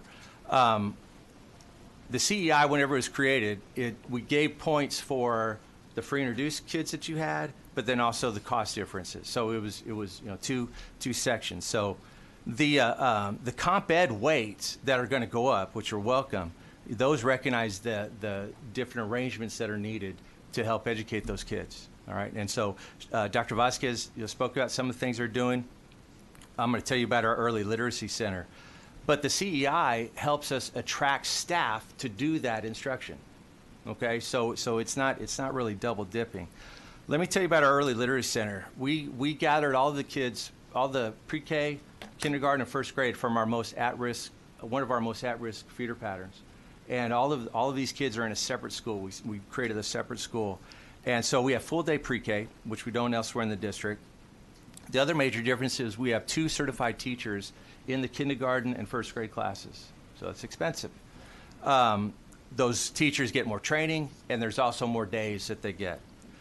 So our overall cost of this investment is $4 million. But what have we got so far? So just in this past semester, our pre-K bilingual phonological awareness is up from 3% to 79%. So I'm a finance guy, so I had to ask, well, what is phonological awareness? So that's letter and sound recognition, which is what's needed to it's a pre-reading skill. So going from 3% to 79% for the bilingual pre-K, that's huge. Even the regular non-bilingual pre-K, they went up from 56% to 80%. So we definitely closing gaps there. I think one of the things we're most excited about for the first graders and the kindergartners that are in this program, their growth, student growth percentile, which compares growth in comparison to where they were before to where they are now, their growth matches our Forest High performing campuses elsewhere in the district. And we have some really high performing campuses. And so this instructional arrangement is definitely worth the investment for us. But if the 20% comp ed weight doesn't cover it, I don't know if the move it even to 40% for us there will cover that change. And so again, we have to attract folks, we have to attract kids to students to our most at-risk campuses. We definitely want to expand the early literacy center to our other at-risk feeder patterns, but we don't think that'd be easily done if the CEI goes away. I did want to mention just some of the potential long-term consequences if the CEI does go away. This wouldn't happen right away because it takes a while for things to sort themselves out. But districts with higher overall costs would be less able to hire and retain qualified staff. That'll especially be true with districts with high concentration of poverty, such as the Valley districts. I know that it was mentioned, I think, by HD yesterday, one of the unintended consequences if the CI goes away is everybody paying more for above stat min. That's $100 million statewide if that goes in, so hopefully we need to look at something like that. But one thing we may not have thought of, and since we're already on the wrong side with the feds when it comes to special ed, but elimination of the cost index could create a maintenance of effort problem for special ed because it is part of that formula. Last thing I want to talk about, and this is something I talked about at the School Finance Commission, was with regard to charter schools. So Fort Bend ISD, make no mistake, we're not afraid of competition. We're not afraid of it all, but we definitely feel like there should be a level playing field between the charters that are operating within our boundaries and those around them. So there's a couple things that I think need to happen. I think it could be done, especially since more money is being put into the system. The larger charters, to still give them the benefit of the small and mid-sized school adjustment, it just doesn't make sense when they have 20 to 30,000 kids within their systems. And so that's worth $1,000 per student to those large charters. One thing that is a big difference, which is worth about $1,200 per teacher, big difference between us and the charter schools that we compete with, is that they do not have to pay additional into TRS for how their salaries are over the above stat min that I mentioned earlier. So I would hope that either make us not pay it, we'd love to save that money, or else ask them to pay it. So it's just a level playing field within with the charters and the hiring of the teachers. And then finally, instead of funding charters on a statewide average, because there are major differences throughout the state, I think the charter funding should be done on a regional basis or based on metro area. So that's it. I just tried to be brief. Again, we want to thank you for everything you've been doing. Thank you. Members, questions? The SATMIN thing, the thing you're talking about that they're not paying, help me. I remember you told me about this before. I'm trying to remember what the heck it is. So. Well, you have the minimum salary scale, right? And so we have. Oh, to you're talking pay. about the 6.8% the contribution that's being made on the minimum salary schedule. Right. Right. And so the charters don't have to do that. Right. And I think if more money does go into the system, they will definitely, I think, get a windfall in comparison to us. They should be able to afford to pay that. Okay. And then when you talk about regional funding, and incidentally, we're going to have some charter school people coming up next. I've talked about that, and I just met with the group this morning and said the same thing, and they actually said the exact same thing. And I said, well, if we do that, then should they not get all of the regional funding, meaning whatever the funding is that comes in the door, meaning INS and M&O? I don't know. I'm asking. Well, I mean, on the INS side, I mean, there is provisions in place now for them to get some of the debt service funding. Which didn't used to have. Sure. I'm just talking though. But if we're going to change the whole thing, and if we want to push it to a regional basis, in the taxing entity of wherever they go, wouldn't that be, if that's the balance? Here's my point. Yeah, I agree. So I don't know what's your tax rate in so we're at $1.32. M&O and M&O is 106. Okay. And they're 26 pennies on the INS. So what you're saying is that that if the charter school opens in your district, they'd get $1.32 per pupil funding, or whatever the maintenance of whatever that effort would create, plus whatever tax rate you get. Yeah, I mean, if it was similar to us. So how much do you get? How much do you get though? If you add, meaning on a per student basis, if you added the two numbers together, the INS and the M&O, what do you think you're getting funding per student? On funding per student, so the M&O side, it's about $8,000. I think you add on another couple thousand on the INS side. And they get, what do they get right now? 6,500. I think it's more than 6,700, 6,800. So, my point is that think about that. Mm-hmm. If that's and I get it, because if they're residing in your district, but I think any charter school that would be out there probably would take that deal. Okay. So we need to be thoughtful about that. There's a lot of them in the room shaking. Yes, they would. So let's think. Well, I understand that, but you can't look. I get it, but you can't say I'm just going to. If you want to do it regional, I'm happy to have that conversation. But it's got to be. You're either getting the tax rate or you're not getting the tax rate. You're either living in their world or you're not living in their world. So we've got to be careful about that. So. Oh, you have another question? Yeah, I wasn't talking about that. Oh, okay. But thank you. Yeah, you're welcome. I just wanted to make sure I was clear. Yeah. Go In ahead. case you guys weren't clear what he was saying. Yeah. I wanted to, just very quickly for the members of the committee, I'm not at all making a pitch for the CEI. I'm sort of in the camp of like, let's wait and see what it looks like. But you did talk about the difference in the way that you can spend CEI versus comp ed money as it relates to those students. I wonder if you could explain that. We talked a little bit about it with ELL, so I'm wondering if you could talk about some of the restrictions and how those pots of money actually aren't the same or can't be spent the same way. Okay, so whenever you talk about comp ed, the comp ed funding is helping us directly with that early literacy center because all those kids qualify. Right. Okay, and so we are using it for that, right. And it fits within the spending requirements. Now we have to pay more to attract teachers to that. To those campuses. The campuses with more challenges and with more challenges, higher concentration of kids. Exactly. And so, but that's kind of that's a district-wide cost and not just a per student cost. Okay, because we have to look at all of the salaries within that area. It's not just about the teachers; it's about the administrators. It's about the nurses, counselors, and everybody else. Okay. All right. Thank you, Chair. All right. Thank you. Any other questions? All right, thank you all very much. Okay, next panel, Jolie Richardson, Deputy Chief of Staff, Deputy Chief of Schools, Dallas ISD. Tom Torkelson, Chief Executive Officer, IDEA Public Schools. Ben Melson, Manager of Education Policy, Greater Houston Partnership. And Starlee Coleman, Chief Executive Officer, Texas Charter School Association.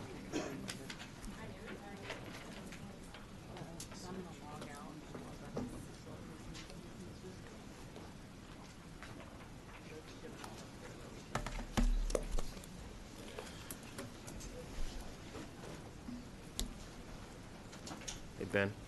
Pass that mic down to her, please. Tom, you have a flight back, right? What time is your flight? Did you move it? Okay, all right. Good choice. Yeah. Yeah, in the future, for those of you that would want to come and talk about pub ed and they like schedule a flight, think twice about that. Yes, is he? Exactly right. Ken knows. Okay. Go ahead. Oh, wait. We're going to start down that way and we'll work our way this way. Yeah. Oh, sorry. Yep. Yes. No. Yeah, Ben doesn't. You know, this is Ben's first time testifying in front of the committee. For those of you who don't recognize Ben used to work for me, and Ben, you don't follow directions very good still, so I don't know what's going on. Oh, come on. I love you. You guys got to give me grief, buddy. So, well, good afternoon. Thank you so much for inviting me here today. My name is Jolie Healy, and I've been with Dallas ISD for 25 years in various roles as teacher, principal, executive director, and now deputy chief of schools. And of all these positions, the most impactful and important has been leading our ACE program. Hey, Jolie, hold on a second. Did you say what did you say your last? You got It's Jolie Healy, Healey. You got Richardson we got it registered here, so in the deal, so we'll fix it. Okay. And this Thank piece. you. I mean, we need her to. I'll get with you afterwards. Okay. Yeah, we'll get it fixed. Great, It just great, shows great. up both ways as Richardson and thing. Did we publish it or did they publish that? Well, When you signed up, somebody. registered. Did you do that?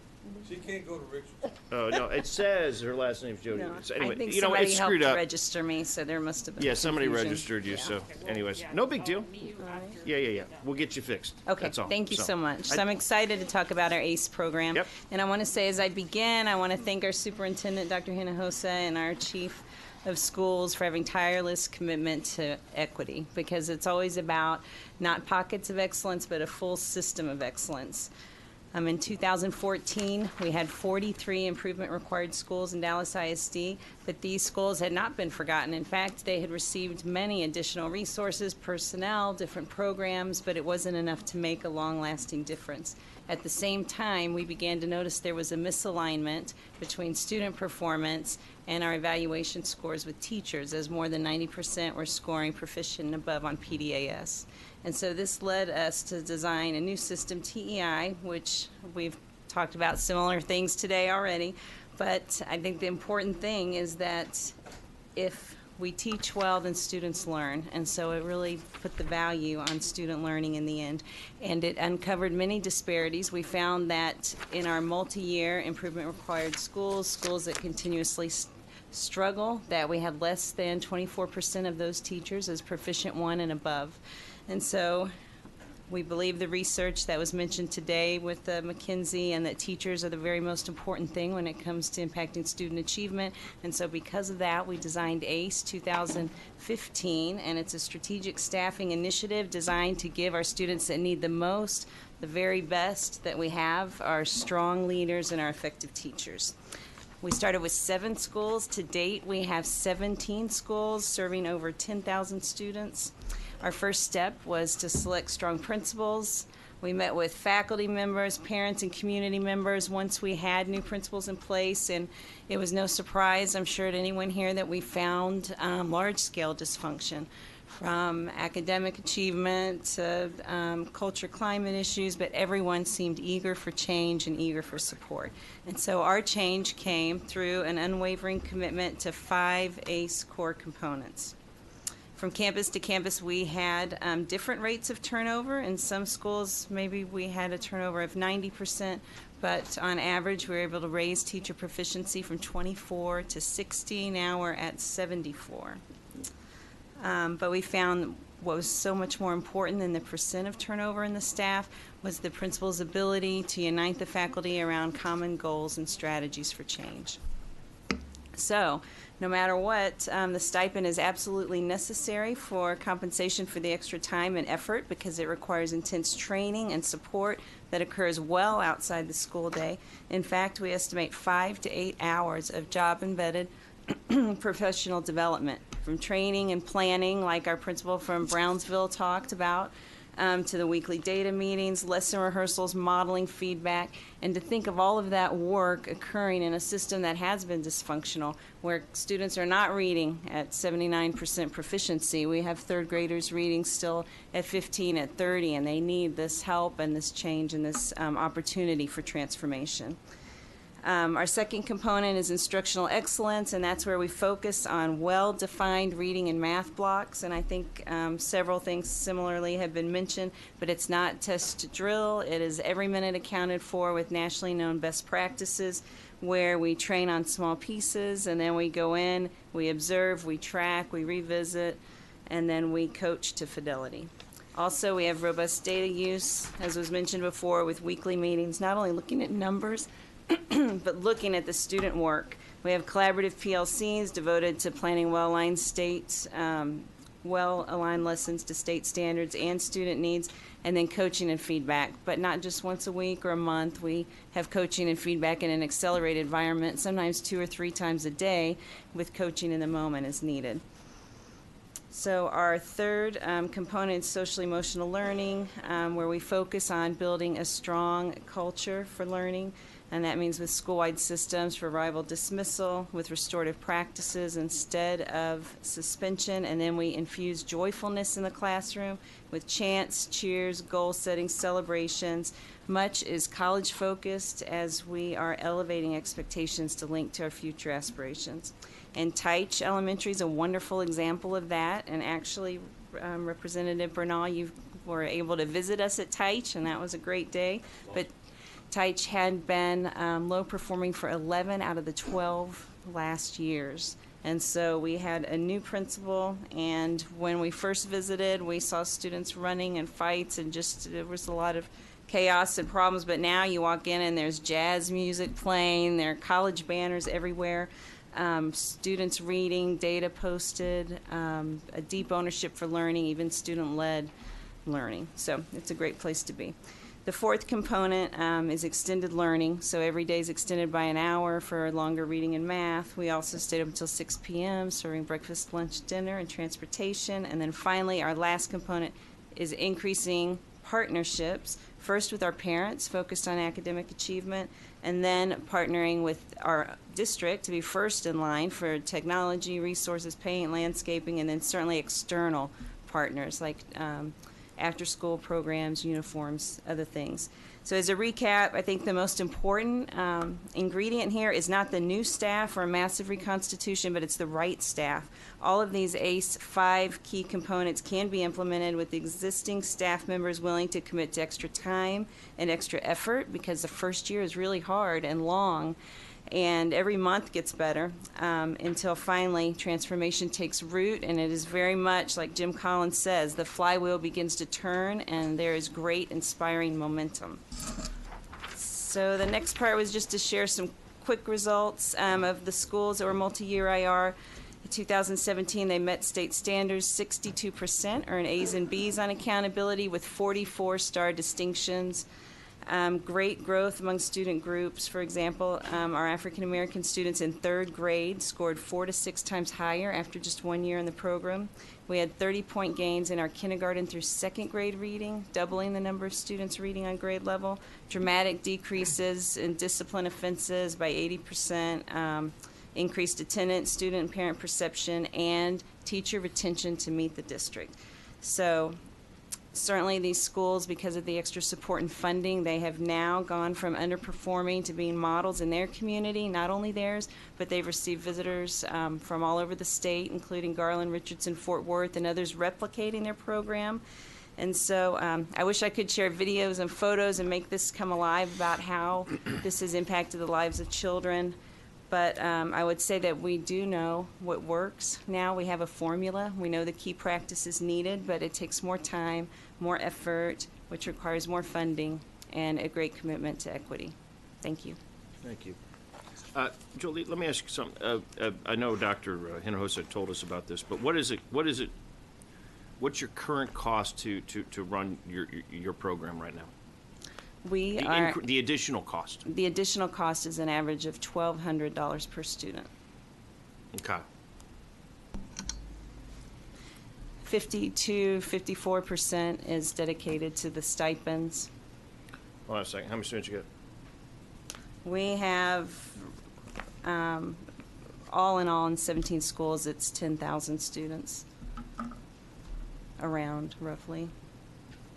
Okay, so 12.5 million. I thought it was, that's the number I thought you guys had told us, 12 to 18 million. But that's just for those schools. That doesn't include all the other stuff you're doing in Right. other places, right? So it's the starting point, right, which is what we've been talking about. Okay. What do you do about pay raises for your other teachers? For example, on an annualized basis, is there pay raises or not? Did you do them? Did you not do them? How do you do that? Do you work on the salary schedule? What's your deal? All of our staff follow the same district salary schedule, so they would earn their compensation based on TEI tied to the effectiveness. Is there a period of time where you maybe don't give a teacher a pay raise? I mean, do you Not have, anything that would be specific to teachers in the ACE program. Okay, what if they're outside the ACE program? What if there's a regular teacher? Do they get an across the board increase every year, or do you determine whether that I think that's determined by our school board. Yeah, okay. So I figured. Okay, yep, Mr. Tellerico. Thank you, Mr. Chairman. I think I know the answer to this question, but out of those 17 schools, the student population didn't change at all. Correct, right. So none of these schools became magnets or internal charters. No, we had 2 of the schools that due to enrollment we consolidated with other schools, but that was only after they had met standard. In fact, one was J.W. Ray, which was an improvement required 4 school, and it earned an A and 5 distinctions, but we still consolidated it to use our resources more efficiently because we had a few buildings nearby, so we were able to create a... But all 17 are traditional neighborhood schools? Yes. Okay, thank you. Yes. So I love this, and I know a lot about it, but I just thought of something based on something that Dr. Allen said earlier. Am I right if I say that in an ACE school, there are no brand new teachers? There may be a handful of brand new teachers. I think definitely there's a large base of experienced teachers and proficient, effective teachers to help us with mentoring. Because to be part of that pool, you have to have been Right. teaching for at least 3 years. Our goal is to have 70% proficient 1 and above, so we do onboard new teachers. We also have a partnership with a group called Urban Teachers, and so they do teacher residency, and they would also be hopefully filling in any vacancies we have the following year. So just help me get this right. So it's not that you don't allow new teachers. Obviously you do, but it also sounds like there might be some sort of control, even if it's tangential, on how many or the percent of new teachers you allow in these schools. Does that sound right? I do not think there's a hard and fast rule. Our Right. goal is to have 70% or more proficient 1 and above, which would mean to have rich experience on the campus. And certainly the principal, knowing the needs and the personalities as they piece together the Right. campus, they're building an A team, a winning team that's ready to run with this charge. But to build that team, they're drawing from a pool of teachers who've gone through, I guess your system is TEI, Right. right? And there's 5 bands. There's like 0 to 5 stars. Right. And to qualify to be in that pool, you've got to be teaching for at least 3 years, and you're a 3 to 5 star teacher. Isn't that? The goal is, yes, to staff with current teachers that are high performing as much as possible. Right. And so to do that, we have usually in the spring, right about now, we'd have a large mixer where we share the mission vision. We have performance interviews, and so we'll receive many transfers. We put a cap on that not to deplete any one school of their highest performing teachers. Right. And so we'll have anywhere from 3 to 4 teachers from a high-performing campus. I think in the beginning that was a concern because principals worried about losing their strongest teachers to Right. these schools, and then they worried about having to absorb displaced teachers, but we found that there really was not a negative impact. A great example of that is Blanton Elementary, which was another IR5 school that has just done a phenomenal, outstanding job and has scores that are similar to those in Highland Park now, so it's at the top of our list. But that principal was already high performing at Silverstein, a school down the street. She took 8 staff members with her actually to Blanton and then brought the others together. And as a result, not only did Blanton rise, but her old school, Silverstein, continued to have academic gains with a new leader. Thank you. Thank you, Chair. You bet. All right, thank you for being here. Thank you. All right, Tom? Yes, good luck catching it. Thank you, Chairman Huberty, members of the Public Education Committee. Thank you so much for the opportunity to testify today. I'm Tom Torkelson. I'm the founder and CEO of Idea Public Schools. We are a nonprofit public charter school serving 45,000 students across the state of Texas. Most of our students are in the Rio Grande Valley. We also have students in San Antonio, in El Paso, in Austin, and a few other communities across the state as well. And I'm here to testify because I believe that the School Finance Commission report's recommendations are a big step in the right direction.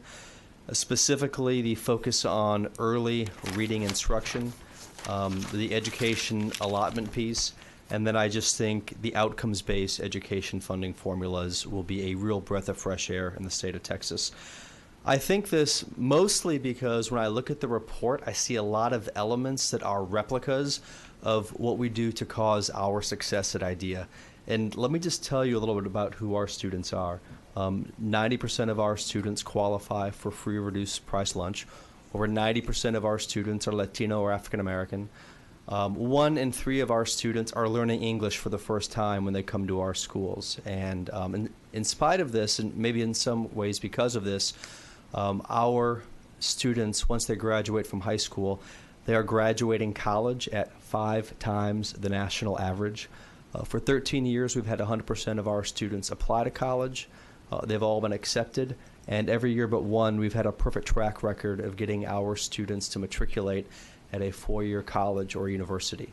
And if you look at the earliest end of the spectrum, which is 3rd grade reading, our students are doing about 50% better than the state average for mastering 3rd grade reading. And they're not quite up to the most affluent students in the state of Texas, but they're really approaching that. What's your percentage? Pardon me? What's your percentage? Oh, our percentage is 72%. I think when I look at why we're getting these results, number one, it is a relentless focus on early reading instruction. Secondly, I think very similar to the individual who just provided testimony previous, our teacher career pathway really allows us to recognize and reward the very, very best teachers across the organization, ranging in bonuses from as small as $500 to as much as $15,000 per year. But on top of that, it's really the recognition that teachers get based on their performance. And I think finally, the thing that we really want to replicate is just high expectations for all of our students. The New Teacher Project put out a report, and they said that only 3% of the work that low-income Latino and African American students do on a daily basis is on grade level. And you compare that to what their affluent peers across the country do, nearly 50% of their time is spent on on-level work. High expectations don't cost a penny, but they make a world of difference for students, particularly our students who are striving to be the first in their family to attend college. So I think, just to summarize, that the School Finance Commission's report is quite good, and I really thank you all for considering their work and for listening to our testimony here at IDEA. Thank you very much. Is there questions? Go ahead, Mr. Sloan. Tom, can you explain how the student achievement portion of the evaluation system works? About 50% of a teacher's evaluation is based on test scores. It's both how much students grew over the course of that year, but also absolute achievement levels. And the other portion is based on things like principals evaluation and, like John Fitzpatrick was saying earlier, student and parent evaluations of teachers as well. Last question. You talked about how the system helps with teacher retention. Do you feel like it helps with teacher recruitment? I know IDEA does a good job of recruiting great teachers to begin with. Yeah, 7 years ago, our teacher retention was at about 72%. Now, a lot of that is because teachers were being promoted out of the classroom as we launched new schools kind of across the state. But we've been able to cut that attrition rate in half. So we've been keeping our teachers at twice the rate that we were previously. And do you feel like it helps with recruiting teachers as well? Yes, and it also sends the message that you can get promoted without leaving the classroom. Right. Before, our teachers were getting the message that if you want to get promoted, you have to be an administrator, and we actually were causing a lot of disincentives for great educators who did a great job with kids to stay in the classroom. Okay, thank you. couple things for you. You've heard some of the things that the ISDs have said over the years. A couple things. One of the big issues, I met with a group of administrators recently, and they talked about the notification. You're probably the prime example of a replicator, right? So you've got your charter, and you can open a new campus, go through the process, and after 60 days, they got to approve it, and you open it up. One of the things that the school districts have brought to us as a concern is notification, meaning that when you decide to open up a campus, they just like to be notified for planning purposes. And/or we heard during the School Finance Commission, Senator West had some concerns, especially in Dallas, in the Dallas area, about placing charter schools across. And I don't think you're in Dallas, but can you opine on that for 1 second? If it's an issue for you, do you see that as an issue? Meaning, shouldn't the school district be notified that you're opening? It's not that it's going to be prevented, because obviously, we fixed that in the system so that you can, but help me with that for a second. Well, Chairman, we're required by law to send these things called statement of impact forms to districts, letting them know what our plans are. And before the Commissioner of Education will approve our request to open up a new campus, we have to prove that we have notified districts. Now, look, in some states, for planning purposes for districts, they do provide a 2 or 3 year phase-out period so that not all of that funding is lost in year one. And that does help districts better absorb, maybe some of the losses that are caused by student enrollment. What say you about, regional taxing authorities? Meaning you're getting the same amount of funding that a San Antonio would do, or something like that, as compared to what we're currently funded. Well, I think, as you said earlier, if we're getting access to all of the revenue, that would be fantastic. That would be about $1,800 per student per year. So at IDEA, for example, that would mean about an additional $80 million of revenue. Because we don't have that right now. We have very large class sizes. We're still getting great results, but obviously, of course we would like access to all that funding. And then there's the criticism on they're getting the mid-size adjustment, small school mid-size adjustment. You're getting the benefit of that. Now, a smaller campus that has maybe one campus, I guess I get that, but there's some fairly large charter schools in the state of Texas. You happen to be one of them. You are the largest, I'm assuming, at this particular time. You got Yes, and KIPP. Are the three That's big ones. right. Yes. Harmony, I guess.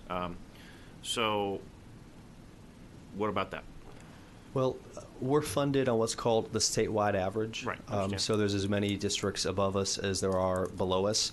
Of course, we don't get the local property tax. So in the statewide average are both districts that get the mid-size and small allotment and those that don't. But there's no specific allotment that any charter school gets that's the quote-unquote small school allotment. Mm-hmm.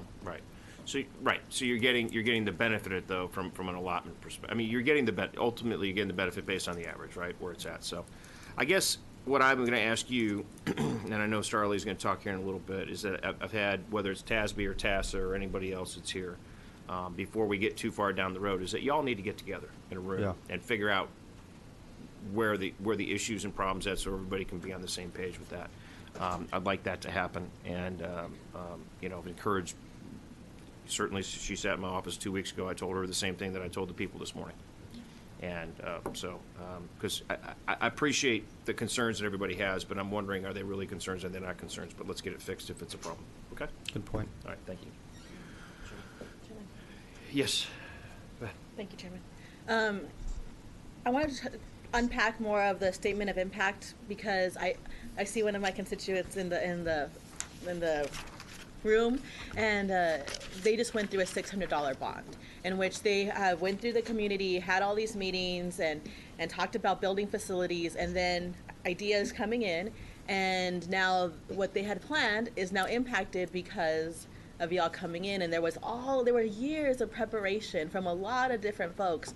Do you believe that the 60-day impacts, and here's the thing, just notifying the district doesn't really change anything, right? Do you believe that's enough time period to truly honor the years of work it takes for the school district to go through this whole process?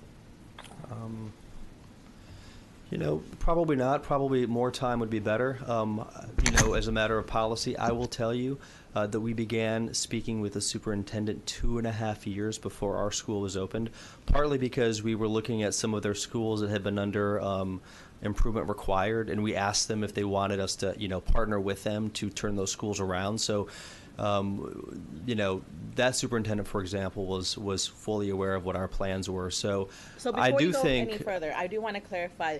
Socorro ISD doesn't have a school that is an IR school right now, and so that's I was talking about a different district. Then I'm sorry, in the so El Paso region. I don't want to. Yeah. I Yeah. don't want to perpetuate that idea. Yeah, got it. Yeah. Got it. And I guess my question is, can you help me clarify around? So TEA or SBOE approves a charter application, but for the expansion, like if you have another campus, do the same rules still apply? Well, as long as one is in good standing with the state and one has good academic results, then the bias of the agency or the commissioner is to automatically grant the approval. But if you don't have enough years of track record, if you do have a school that is not performing well, then typically those additional campuses are denied. Right, but if you wanted to, once you have that application, you could just continue to expand without there really being all the other requirements. Right, there's an annual certification that we have to receive from the commissioner who can approve or deny all of our additional campuses that we open. Okay, thank you. Yeah, it's on our SB2. Yes, Mr. Bernal. Since we're talking about trying to create some sort of parity, or I think we all sort of struggle with what the right comparison is. One of the things that I'm very curious about, and I've got a number of charter schools in my district, and there's certainly San Antonio's a hotbed for them, is the transportation piece. What do you think would it take to get charter schools at large, some do, some don't, to offer transportation? Because I think that you'd get the fact that so many don't, I think, sort of creates a different kind of student population than you might otherwise find. So what's the trigger for that? What's the threshold to do that? What would need to happen for charter schools who don't currently offer transportation to say, yes, now I can, now I will? Well, I think there's several options. I mean, I think, districts already have school buses that are running throughout the community. And certainly districts and charters partnering to use the existing fleet would probably be a wise use of taxpayer funding. We have a fleet of several hundred buses at Idea Public Schools. It does seem sort of silly to me that we're pulling up alongside a district bus and we're essentially covering the same routes and using fuel and paying for bus drivers to do that. So I think that would be really thoughtful, and there's probably some policy incentives that could make that happen. I think secondly, I mean, if we weren't at that $1,800 per student deficit, I think that many charters would probably be able to provide that transportation. And so the charters that currently do, is that because of philanthropy? How are they making it happen? Well, for example, Representative, we are able to afford transportation in our Rio Grande Valley schools. Right. But our operating costs are so much higher in San Antonio, we're not able to provide transportation there. We do for all of our special education students, of course, but we're just not able to provide it at scale. And as a result, we're at 95% low-income students in the Valley, and we're merely in the low 80s in San Antonio. Now, part of that is a difference reflected in the communities, but perhaps a few percentage points of that is because of the lack of transportation as well. Yeah, I'm curious about that. And also it's interesting that what I also hear you saying is even for you guys, there's a different cost of doing business in different parts of the state. Yeah, but I think everything that I've heard about funding English language learners who are getting great outcomes at a higher level and low-income students providing additional funding for that, I think that is a huge step in the right direction. And I do think that is one of the reasons that schools in the Rio Grande Valley have done exceptionally well. I also think it's no mistake that the largest charter school system in America is in the Rio Grande Valley, and there's a lot of great partnership that happens between and amongst districts and charters. Great. All right. Thank you. Thank you, Chair. Just to go backwards, though, I think on the transportation piece, I mean, we made a recommendation to go to a per mile basis funding on transportation, which my assumption would be, depending on how we set that appropriation, my assumption would be is that it would become more beneficial for you to be providing transportation to the students. Yeah, we're in the same boat districts are. I mean, I forget the exact amount, but It's maybe, linear distance. It's 80 cents a mile right now, but that's what yeah, the current cost yes, is. exactly, right? exactly. We lose money every mile that Sure, we of transport course we do. kids. Yeah. Yeah, of course. So we have to establish that correctly. So, okay. All right, Mr. Melson. You know, all your old staff is watching you. Everybody that you Yeah, work with in no the Capitol pressure, is huh? watching you before bed. I just want you to know that. So there's no pressure for you at all whatsoever. Thank you. Easing my nerves there. Chairman Huberty, Vice Chair Bernal, and members of the committee, my name is Ben Melson. I'm the Manager of Education Policy here at the Greater Houston Partnership. And first, I'd like to thank all of you for your dedication to and hard work on this issue. And especially thank your staff for the hard work they're doing behind the scenes and will continue to do throughout session to help solve this critical issue to the state of Texas. We've heard a lot of great testimony in the last couple of days that have provided you with all of the data and statistics I think you could ask for on as it relates to the school finance recommendations. So I thought I would tell you real quickly why school finance reform is so important to the Greater Houston Partnership and the Houston business community as a whole. A little over a year ago, not long after Hurricane Harvey hit, we identified public school finance reform as one of our top 2 executive priorities as we began gearing up for this legislative session. And we began an extensive effort to examine the current school finance formula system, identify key areas that we thought could be improved upon in the system, and develop a set of principles to school finance reform that we believe should be included in any school finance piece of legislation this session. So those principles include the allocation of any new funds into the formula funding system, emphasizing new funding for low-income and English language learner students and creating a weight for those students, and prioritizing prioritizing third-grade reading and third-grade literacy through the use of high-quality programs in pre-K through third grade. And then also paying our best teachers more and incentivizing those teachers to teach in our lowest performing schools. And then last but not least, equitably reducing the burden of recapture.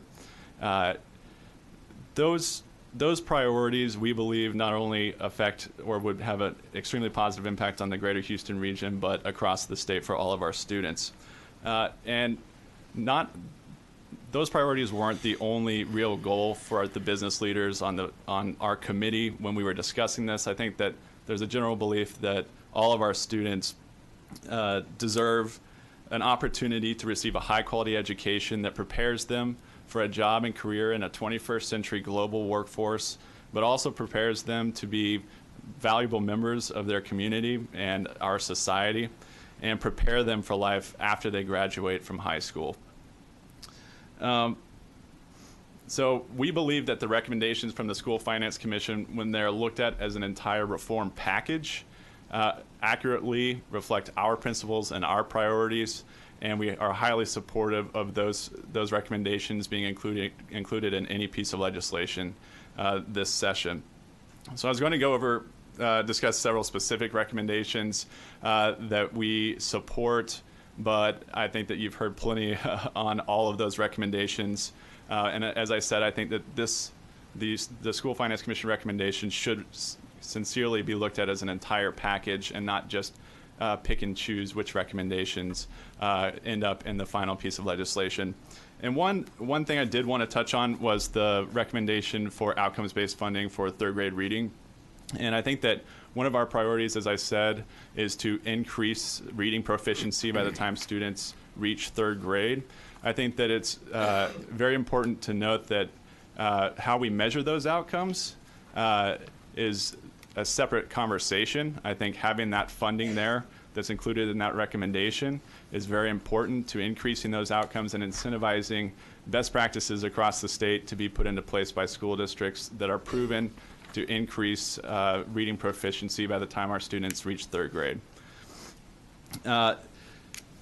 And I want you to know that the Houston business community supports your efforts on school finance reform, and that we're excited to continue to play a role in this process and support your efforts and support Chairman Huberty throughout the process, and hopefully end up with a school finance reform bill that does a lot of good for our students. Good. Thank you, Ben. Members, questions? I think the only comment would be is I have talked to, certainly Bob, but Scott McClellan last week or whatever. We spent some time together, and for those of you who don't know, Scott kind of runs HEB here in Texas, and but he's supporting certainly Greater Houston Partnerships efforts as we go forward as a chairman this time, and they are focused on it. And for us as a region, it's really important, especially from the recovery perspective and some of the large school districts we have, which are very significant.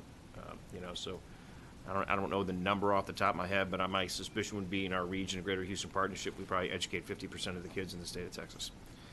So it's very significant. So appreciate the work that you guys are doing and sticking with us, and we'll try and get there. So, any questions? All right. Thank you, Ben. All right, Starley. Hi there, Chairman Huberty, members of the committee. Thank you for allowing me to be here today. I'm Starley Coleman, the CEO of the Texas Charter Schools Association, and I will echo Ben's sentiment that you have heard a lot, you've heard it all, and I don't know that I have anything particularly new to say, but I will say this. As you have heard from other people already today, we understand that school finance reform is probably one of the most complicated and politically fraught issues that you can possibly take on. And so we thank you for your willingness to do that and for making this your number one priority this session. We know, and we've heard it already a little bit today, and we've heard it yesterday certainly, and we know that over the next few weeks, you're going to have a long list of organizations that come to you to nitpick and criticize and complain about whatever recommendations ultimately come out of your work. But I will tell you, we will not be one of them. So overall, we agree that the recommendations put forth by the Commission are smart policy and very good for kids. So we are excited to see what comes out of this committee. One of the things that has struck me over the last listening to testimony yesterday and certainly today is that there are so many impressive, dedicated, talented educators leading public schools across this state and giving them the freedom and flexibility that they need to innovate, to create programs that will allow them to be responsive to their unique student populations is really important. So that's the only thing that we would say, along with all of this new funding that you're looking at and the new recommendations for increased student weights and outcomes-based funding, just make sure that you keep as few strings attached to those dollars as possible, because districts are going to know their kids best, and educators are going to know what their schools need and what their students need best. So we would just encourage you to be as flexible as possible when you're looking at actual program design. One of the things I did want to just say one quick thing about the outcomes-based funding.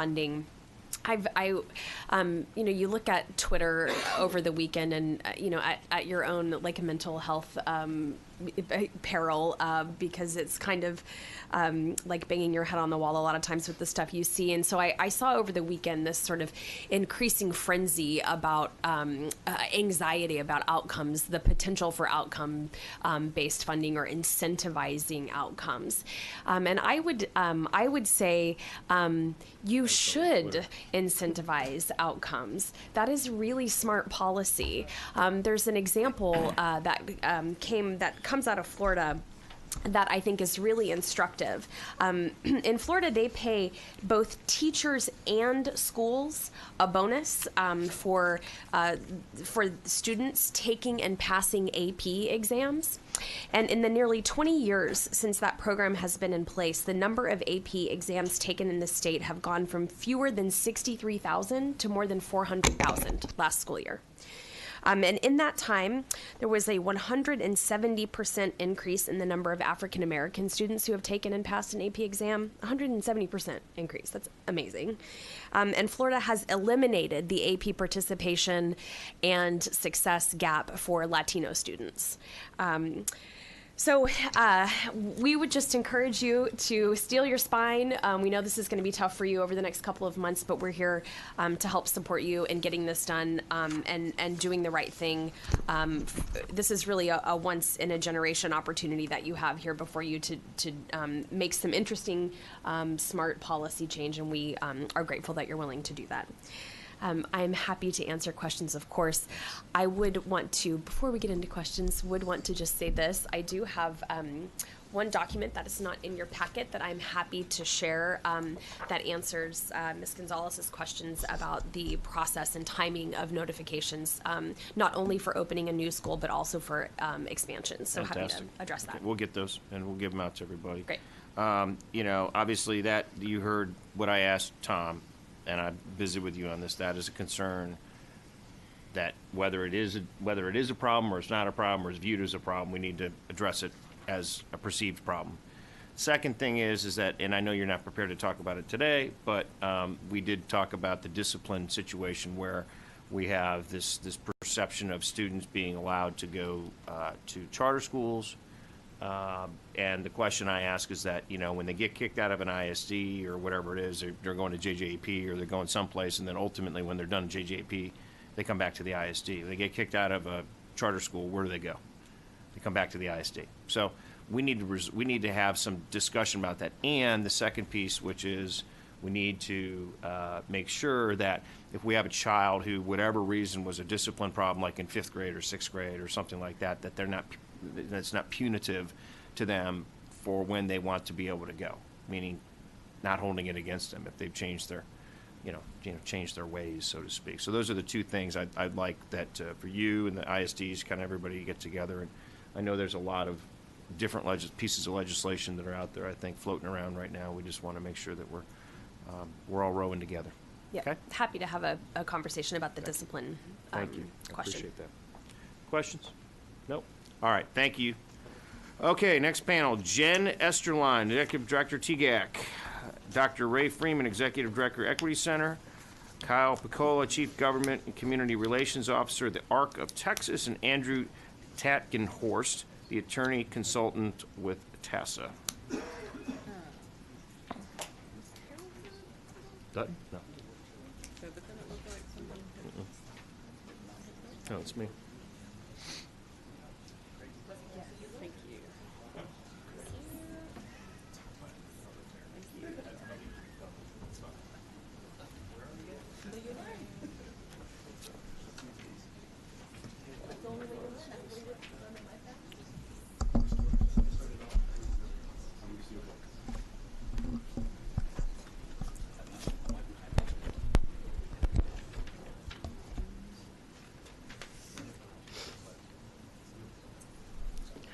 Go ahead, Jen. Good afternoon. Thank you so much, Chairman Huberty, for having an opportunity to testify today and to the rest of the members of the committee. Delighted to be here with you. I'm Jennifer Esterline. I'm the Executive Director of the Texas Education Grantmakers Advocacy Consortium, which is a really long name, and a really ugly acronym, which we call TGAC. We are a funders collaborative that was created in 2012 to protect, promote, and improve Texas public education in the state of Texas. We're made up of 49 grant makers from across the state, so private family foundations, community foundations, and United Ways from across the state, all investing in public ed. We do about $800 million a year in investments through our membership. And we do two things. We partner with local communities. Several billion dollars annually in Texas philanthropy are invested across the state in Texas, and much of that is in the field of public education. You heard Robert Kaplan speak earlier from Dallas about some of the examples of nonprofits and their contributions to the education world. We know we fund things that work, and I'll just give you a quick example really briefly. So Palacios ISD and the Troll Foundation, which is a TGAC member based in Palacios, have just entered a partnership where they're providing full-day quality pre-K for every 4-year-old in the district. That's a 4-year commitment by the Troll Foundation over there starting this next year, and it will continue for the next 4 years. And then foundations partner with the state. We provide seed funding to demonstrate proven practices that the state can leverage and scale. We were actually created after 2011. For those of you all that were in the legislature then, you remember there were massive budget cuts to public education, and private philanthropy was actually asked to fill a lot of those holes. So we did things like fund continued operating support for communities and schools across the state. We provided before school and after school tutoring for academically struggling children, and we also provided a lot of wraparound services for children living in high poverty. So those are just some of the examples of the ways that philanthropy did try to step up during those 2011 cuts. And like the Texas legislature, we know that money matters in education. In 2016, we commissioned some longitudinal research that looked at investments in our schools and student outcomes over time. And we found through that research that the education spending back in 2016 remained below the pre-recession 2008 levels for students in every grade, and that actually the students with the greatest needs saw the greatest declines in that investment. We know that since that study was conducted, the base level per student funding has remained unchanged. We also commissioned some polling back in the beginning of last year. In January 2018, we had Basselis and Associates poll Texas voters on perspectives of Texas school funding. And we found two things. One, 69% of Texans agree that state financial contribution has decreased significantly over the last 8 years, and that 71% of Texans support increasing the state share in order to relieve some of that local property tax burden. We applaud the School Finance Commission and the Texas legislature for recognizing the need to update our outdated system and to increase the state share. And Texas Philanthropy is eager to partner with you as a resource, but all of our foundations, endowments, if you put them together, are basically a drop in the bucket compared to state resources. So there's definitely a role for philanthropy in terms of research and development and innovation, but we need to partner with the state to make that happen in terms of scaling. We do fill data holes, and this is just the part I want to leave you with. We are here to provide nonpartisan, objective research, and we want to continue to work with the legislature, not just through this session, but into the future. We're not going anywhere. Texas Philanthropy has been around a very long time and will be here for a very long time. And so if there are issues, questions you have, information you need about school finance or any of the other issues that you all work on, we would love to work with you on that. We know during the School Finance Commission meetings, there was a lot of conversation, a lot of questions around the real true cost of educating a student in Texas in 2019. This is something that Texas Philanthropy can fund, so we would love to continue to talk with you about that in the future. We look forward to continuing to help you, and we're just so thankful for all you do.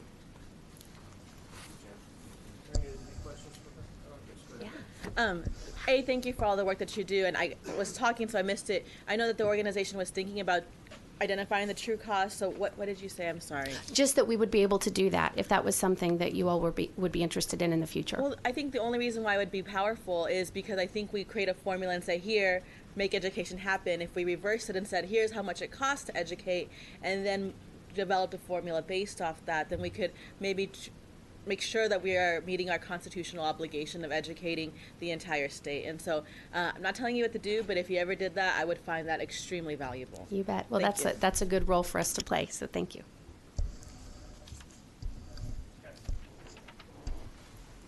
Thank you, Mr. Chairman, members of the committee. My name is Andrew Tachtenhorst. I'm an attorney with the Underwood Law Firm, and I'm a consultant for the Texas Association of School Administrators. I'm here today to discuss and offer a sort of cautionary word on maintenance of effort.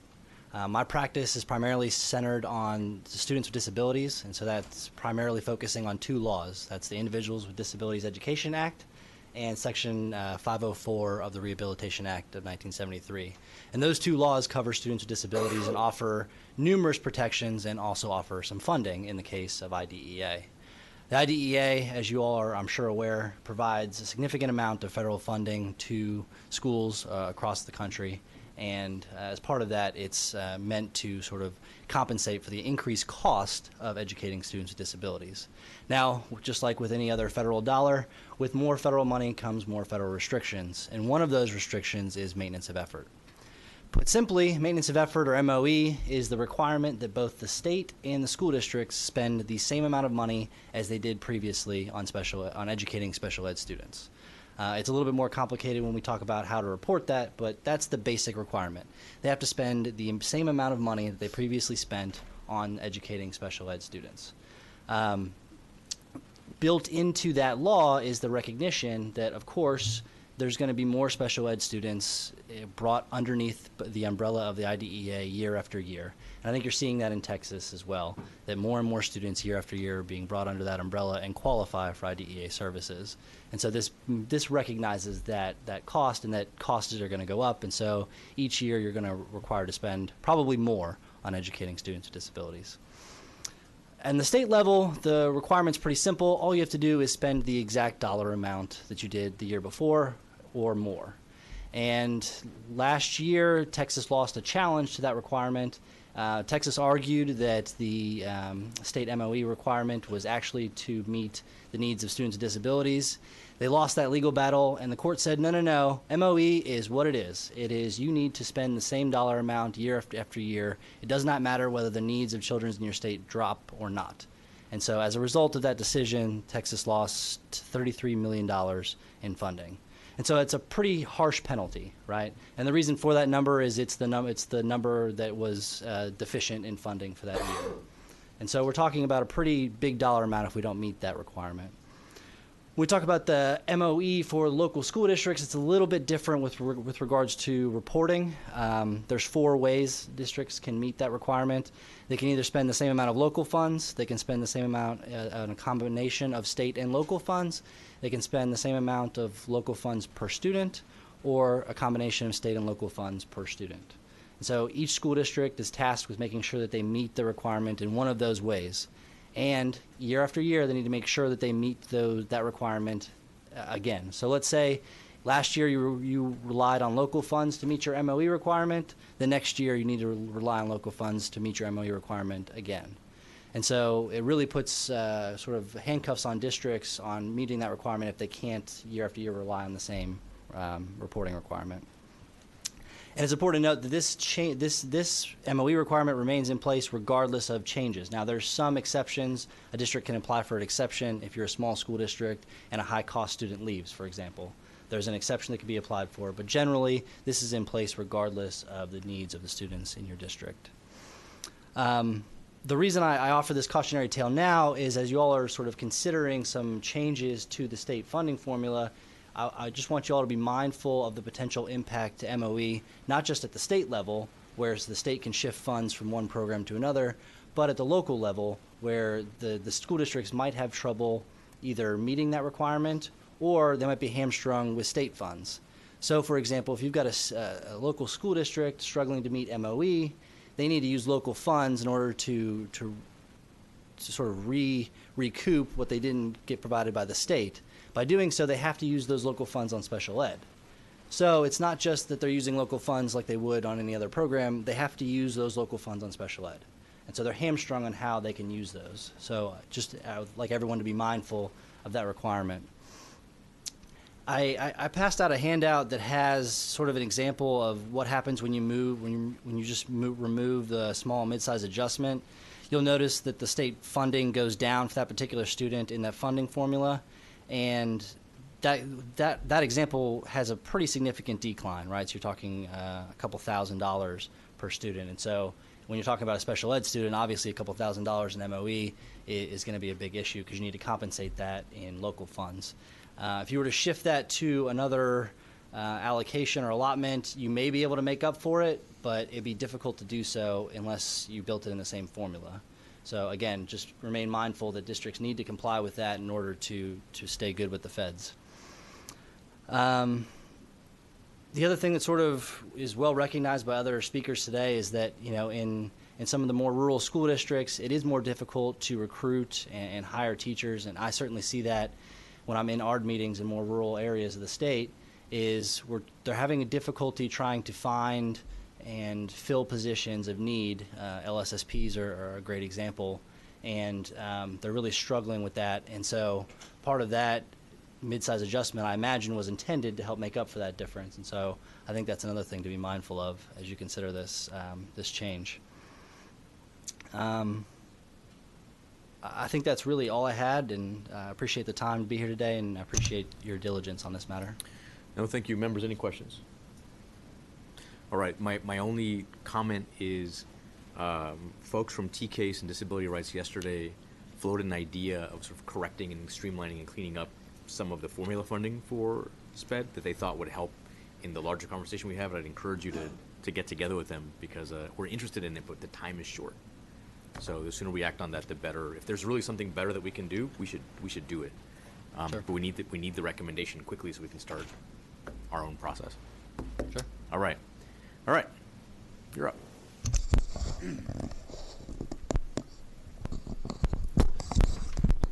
Good afternoon. My name is Ray Freeman. I'm the Executive Director of the Equity Center. And I presented to you some written testimony about the commission report and the finals there. But I want to visit with you a little bit about the commission report, in particular a few areas of the commission report. The commission and three of the members of this committee were on the commission and know exactly what I'm talking about. Spent hours and hours of time going over data and going over information, and did a really excellent job of coming up with recommendations. I think as a whole, the commission report, while it's not everything everybody might have wanted, I think it was a remarkable job because you were tasked with trying to come up with a solution to decades-old problem of a school funding system that's antiquated and out of date. And I guess one of the best examples I can come up with is the old comment. If you're currently failing to do what you're supposed to do, the best way to ensure continued failure is to keep doing what you're doing. And to the credit of the commission members did not come up with a system that keeps doing what we're doing. I think it is a definite move forward, and I think all the commission members, especially Representative Huberty and Representative King and Representative Bernal and their staffs, are to be congratulated for the time and effort. People have asked me how I felt going into this session. Well, usually I feel kind of rested up. I spent lots of hours with the commission, listening to the commission, testifying before the commission, not as much as they did, but quite a few. I'm tired. I'm already tired just going into the session. And I say that not because of anything other than to tell everybody else how much hard work the commission members really did do and how much effort they put into it and how much we appreciate that effort.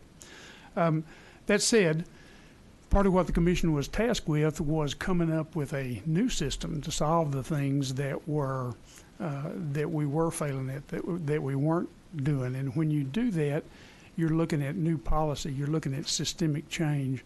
And when you have to make systemic change, you have to be able to get away from a vision of what you're currently doing and go to a vision of what it ought to be. Policy needs to be made.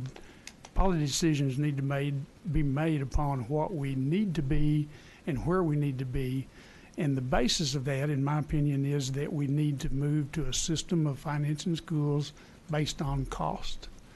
Our current system doesn't do that. We have a lot of money that we just throw out on the table in the current system, and it's there for no real known cost, and therefore it's a waste. And so part of the things that the commission did was to pull back in those costs or those uses of money that weren't cost-based, to pull it back into the system so that you could redirect it to programs that you need to direct it to. And in my comments there to you, we talk about some of those things that the commission did. One of the cornerstones, one of the main efforts of the commission was to attempt to move to current year values in collections. I know that y'all have received comments from folks saying that that's not what you need to do, and it's understandable because it's an unknown. It's a new thing. It's a movement to a more effective system, but it does scare you when it's a complete change of what you've been used to. But the key is it's a move to using about $2 billion a year of money in an effective way instead of just throwing it out on the table and not really knowing that it's going where you need to do. And to the Commission's credit, they recognize that, and they tried to move the system to one that says, we're going to make the most effective use of our dollars we can, sending it to the most effective, most needed areas of our student population that we can. And I appreciate that so much from the Commission. Talking a little bit further about moving to current year values, if you'll turn over to the second page of the presentation, there's a chart at the top that I want to just use that to illustrate some of the points made and some of the points Representative King's made several times to you on moving to current year values. If you look there at the top of the very page, and there's some explanation below, but at the top of the page, that's a chart that the governor's staff used in their presentation about their plan. And if you notice there on the left, they mentioned in 2017 there were 91 districts who paid recapture and still didn't receive the full entitlement of funds that they were needed to, and that's a true statement. But the interesting point that you need to make is that it wasn't, recapture was not the problem for those districts. What was keeping them from receiving the generated funds was the fact that we're on year-old data, that we're not using current year values. The same thing with the other two numbers in that chart. If you turn to the back of that page and look at the chart, we kind of did an update for you just so show you that it is a systemic problem, and it changes from year to year, and it's going to be something that's going to continue to happen to your system if you don't move away from using prior year values. And so what you see in 2018, that number of recapture districts that were impacted there dropped from 91 to 37.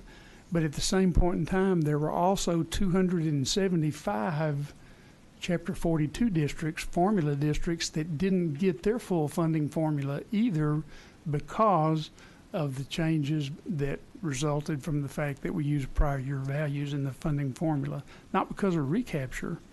Recapture impacts what those districts get to keep, but they're paying more recapture for those 37 districts, and yet they're still not getting their formula, not because of the recapture amount, but because it's based on year-old data. And that's why you need, one of the main reasons you need to move to current year values is because you are dealing with current year system information, and it gives your districts, it allows your formulas to work like they're supposed to. Your formulas should basically be one that says, this is what your student population earns, and this is what you're taxing at, therefore this is what you should be able to expect for your budget.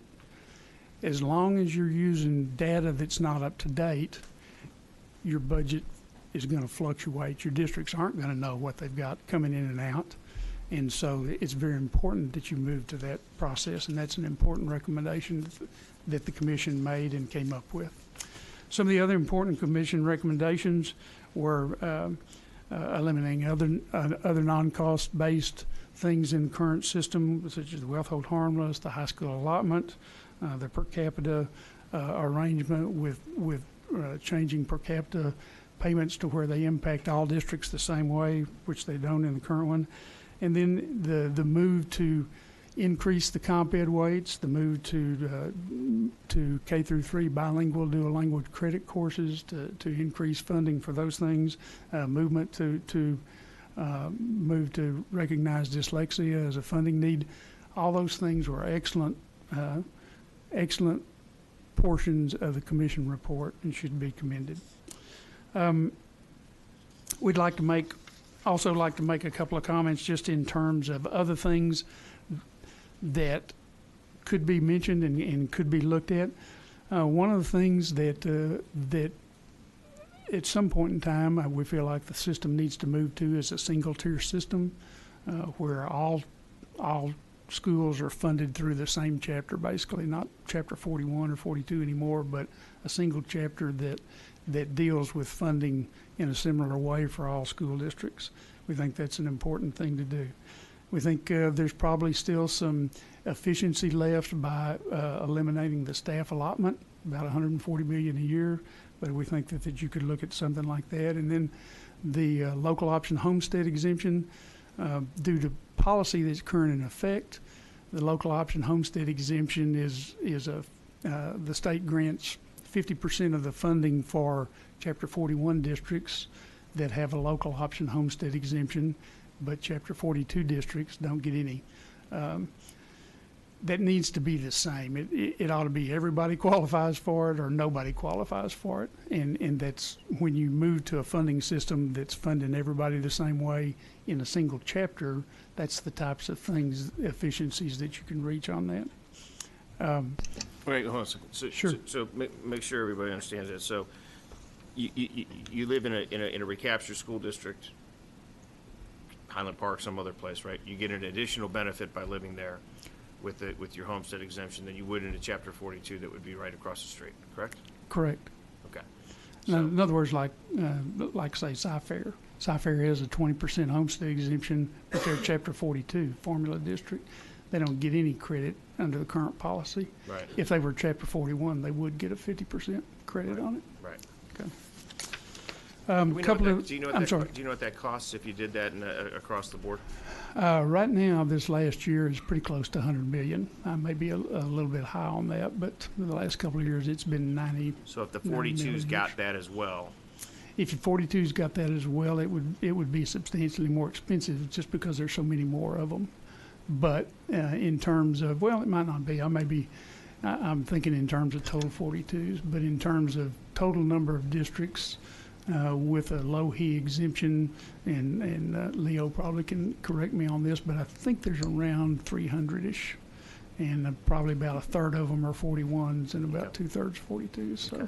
I guess he doesn't know right now, so he'll get the answer Yeah. for us. But I guess what I'd like to understand is that if this is another way to provide everybody a fair tax break, if they want to Sure. adopt that exemption, right? Would- And we don't currently allow them to do that. Right. Yeah. Yeah. Yeah. So yes, ma'am. I appreciate that. And Lohi is actually a bill that I filed, and trying to do the equity, but I did it in reverse, where You took it away. I took it away. That Chapter 42s can't have it, Chapter 41s can't have it, and just said, and because I think now we could fund it. I worry about if everybody jumps in, and then the cost is like 800 million. I think is what we heard in appropriations last biennium for all of it. So, or something like that. Yeah. I might be wrong. But I might be making up numbers that in would my be head, a way. Leo. That would be a way to provide tax Yes, it would- relief, yes. right? Absolutely. Yes, I think I was just worried for the cost. That's why I did it the opposite. But happy to do whatever you say, Chairman. I appreciate that. I'm thinking about it. We'll get back to you. Okay. We'll certainly hear that. But I think I think the goal of this deal is for property tax relief. And if the way to do that is through this, where everybody's getting the same thing. So yeah, not the 41s that are already getting it, they're not going to get anything additional, but it's the majority of the people that are not getting it right now would get it, Right. which is, I think, fair. I mean, that's part of the equity problem that we have right now. I mean, yeah, Yes. for that. I just did it, Yeah, I got anyways. it. Is that 800 a Yeah. year? It's kind of like per capita. We'll look it up. We'll figure it out. When you deliver it, it should be the same for everybody. Understood. It should be across the board. I got it. A couple of things to look at is a small district allotment. The recommendations of the commission weren't really clear at the end, and the numbers kind of got garbled, and so it's hard to tell for sure. But I think probably you need to revisit that a little bit in terms of the CEI, whether it's the current CEI or something else you move to. There needs to be a recognition of that cost somehow, somewhere in the system, and noted that the current CEI is way out of date and has been What problematic. about taking it and putting it in the basic allotment with the changes that we've talked about and all the other levers that are getting pulled? I'm sorry, what? What about if the CEI went directly into the basic allotment, as an example? Okay. And you're changing, updating all your formula, or your weights and things of that nature appropriately, Right. including sped ed. I think we're thinking about doing that too. Does that make a difference? It makes a difference if you update the weights because there's more money flowing, but still the district cost differential, just like the small district formula, is not necessarily for student program cost. It's more for the cost of attracting teachers to that particular district for the different factors that they stand. So there still is an additional cost there that you probably should Understood. recognize. Yeah. Then our final comment there is just about the property tax reduction. A couple of comments on that. I think if you don't move to a system of current year, recognizing current year values, I think it's going to cause problems in the in property tax compression, just because you're working with year-old data instead of current year data. If you obviously, in terms of equity, if you do tax compression and you don't do it on a statewide basis, and I think Dale Kramer visited with you yesterday about that, but if you don't do it on a statewide basis and just do it on a district by district basis, then you're basically sawing off one of the legs of your 3-tier stool that you sit on, which from the equity back from the Edgewood standards is based on similar effort for similar students for similar revenue. If you take the effort leg off, then you've got a three-legged stool with just 2 legs, and it's going to collapse. And so it's problematic if you don't do it on a statewide basis instead of just district by district. Mary.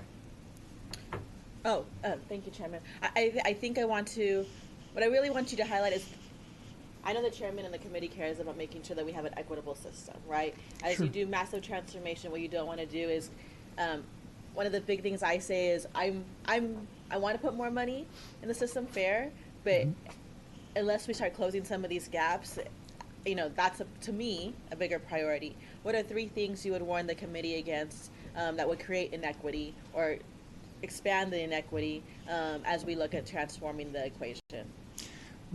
Obviously the issue of how you do tax compression, if you're going to do that, it can be an equity issue for you if you do it district by district, and you have a district that becomes able to tax at 80 cents and have the same level of revenue at a district as $1.17, then you've got an equity issue with your taxpayer equity. A second thing, I was thinking of it when you asked the question and slipped my mind. Okay, well, it's okay. And you can get back to us. Leo's coming up to tell us what he knows, so pass that Okay. microphone down to him real Okay, quick. sorry. No, you're fine. Good afternoon. My name is Leo, Chief School Finance Officer for TEA. We did run this a few months ago, and it would cost around $240 million for the biennium to offer the LOHI for Chapter 42 districts under current law. For all of the 42? Yes. Okay, thank you. They currently have That currently have a LOHI, yes, sir. Well, currently, but if you were to expand it to all 42, Oh, we would need to run that. can you run that for us? We can run that. Basically, if the state could all do it, how much would it cost? Yes, ma'am. Thank you, sir. Amy, Mary's thinking about changing her bill. What? You think about changing your bill? I'm thinking doing whatever you say. Yeah. It's always a good idea. That was the comedy part of it. I'm sorry. That was the comedy part of it. Yeah, go ahead. I couldn't hear you. I'm sorry. It's no, we're good. We're good. Okay. Keep going. Okay, Yeah, sorry keep going. about So anyways, if you could just think of those 3 things and then let us know, I'd be great. Thank you. Okay, Thank you. appreciate that. Are you done? I'm done. Oh, okay. I didn't know you were done. All right, there you go. You had a question earlier. So the current year values, look, I get it. I mean, when we sat through this process, that was one of the recommendations that came out of the expenditures group, is that we said, oh, geez, why aren't we doing this? Some of the districts are getting a free ride, some aren't, and we've got the mineral rights group. I mean, it was, but based on the analysis that I've seen from a variety of different groups, whether it's Dan at Mocha Casey or, Comptroller's office. I mean, there's problems with it. I mean, there's more problems than not, maybe, is what we've heard. I mean, it's not like it's a no-brainer kind of a deal, right? It's not like, oh, why aren't we doing this, right? So unless we can figure out a way to make this work, a little bit better. I mean, we found that in the formulas we do have the big loss piece that's in there, loss revenue piece for the property tax issue. But anyways, I that's my only comment. I'm happy to have one more discussion about it, but Okay. I think the juice isn't worth the squeeze is the problem. Go ahead. I just wanted to say I agree with you, and Ray, it's not often I agree with you on anything. So That's true.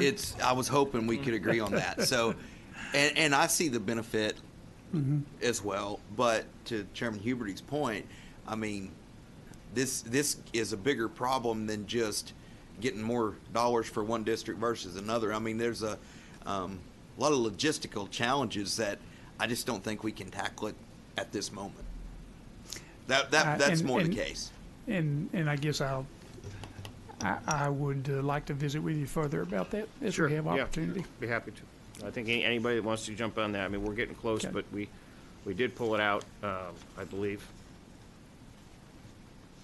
They're shaking his head, yes. So we did pull it out for the time being. But we're happy to continue having that conversation as we go forward. So, and then the CEI, again, we talked about the basic allotment, things of that nature. I just think that one of the things that concerns me on the CEI issue is that even if we did a CEI, it's outdated in 6 to 12 months, and so it doesn't. How do you solve that problem? And I don't think we're trying to simplify this system Right. for a very, very long time. And so if you put complexities in there that you got to tinker with every year, Right. I think we've proven that and we're not willing to do that. Right. Well, and to your point, I think there are some ways that we could visit with you about that would allow you to roll it forward based on using like 3-year averages that you just rolled the data forward. That you could make something that would work and be updated automatically. I get it, and I see all people shaking their heads, but I don't want to keep fixing a system that's 30 years old. I really don't. I want to fix this on a go-forward basis. Yeah. That's the goal. So, Okay. and I think we've proven that there are differences when we think about the small school adjustment, the mid-school adjustment, the comp ed weights. If we do it the right way, the comp eds will take care of the urbans. The ones, candidly, that get hurt are some of the more, that not hurt, but not rewarded as much as the, more Anglo suburban school districts. Some of the Anglo suburban school districts are not going to benefit as much, and that's going to be, something we're going to have to figure out how do we deal with that as we go forward, because we certainly don't want to be taking money away from a school district with $9 billion going into the system. So that's what we have to focus on. So we'll get there. We'll get you invited in to talk about it and figure out where it's at. And you had one other question earlier in the day that another panel was up. I can't remember when the former chairs were up. And one of them brought something up, and you were going to ask a question, but I don't remember what it was. Something about enrollment or something, or. That's fine. If you remember, we somebody will text me. I'm sure. Like, hey, dummy, I forgot. I don't know. No problem. So, all right, we'll figure it out. All right, Okay. Thank you. I'll see if I wrote it down, but I don't remember. So, go ahead, sir.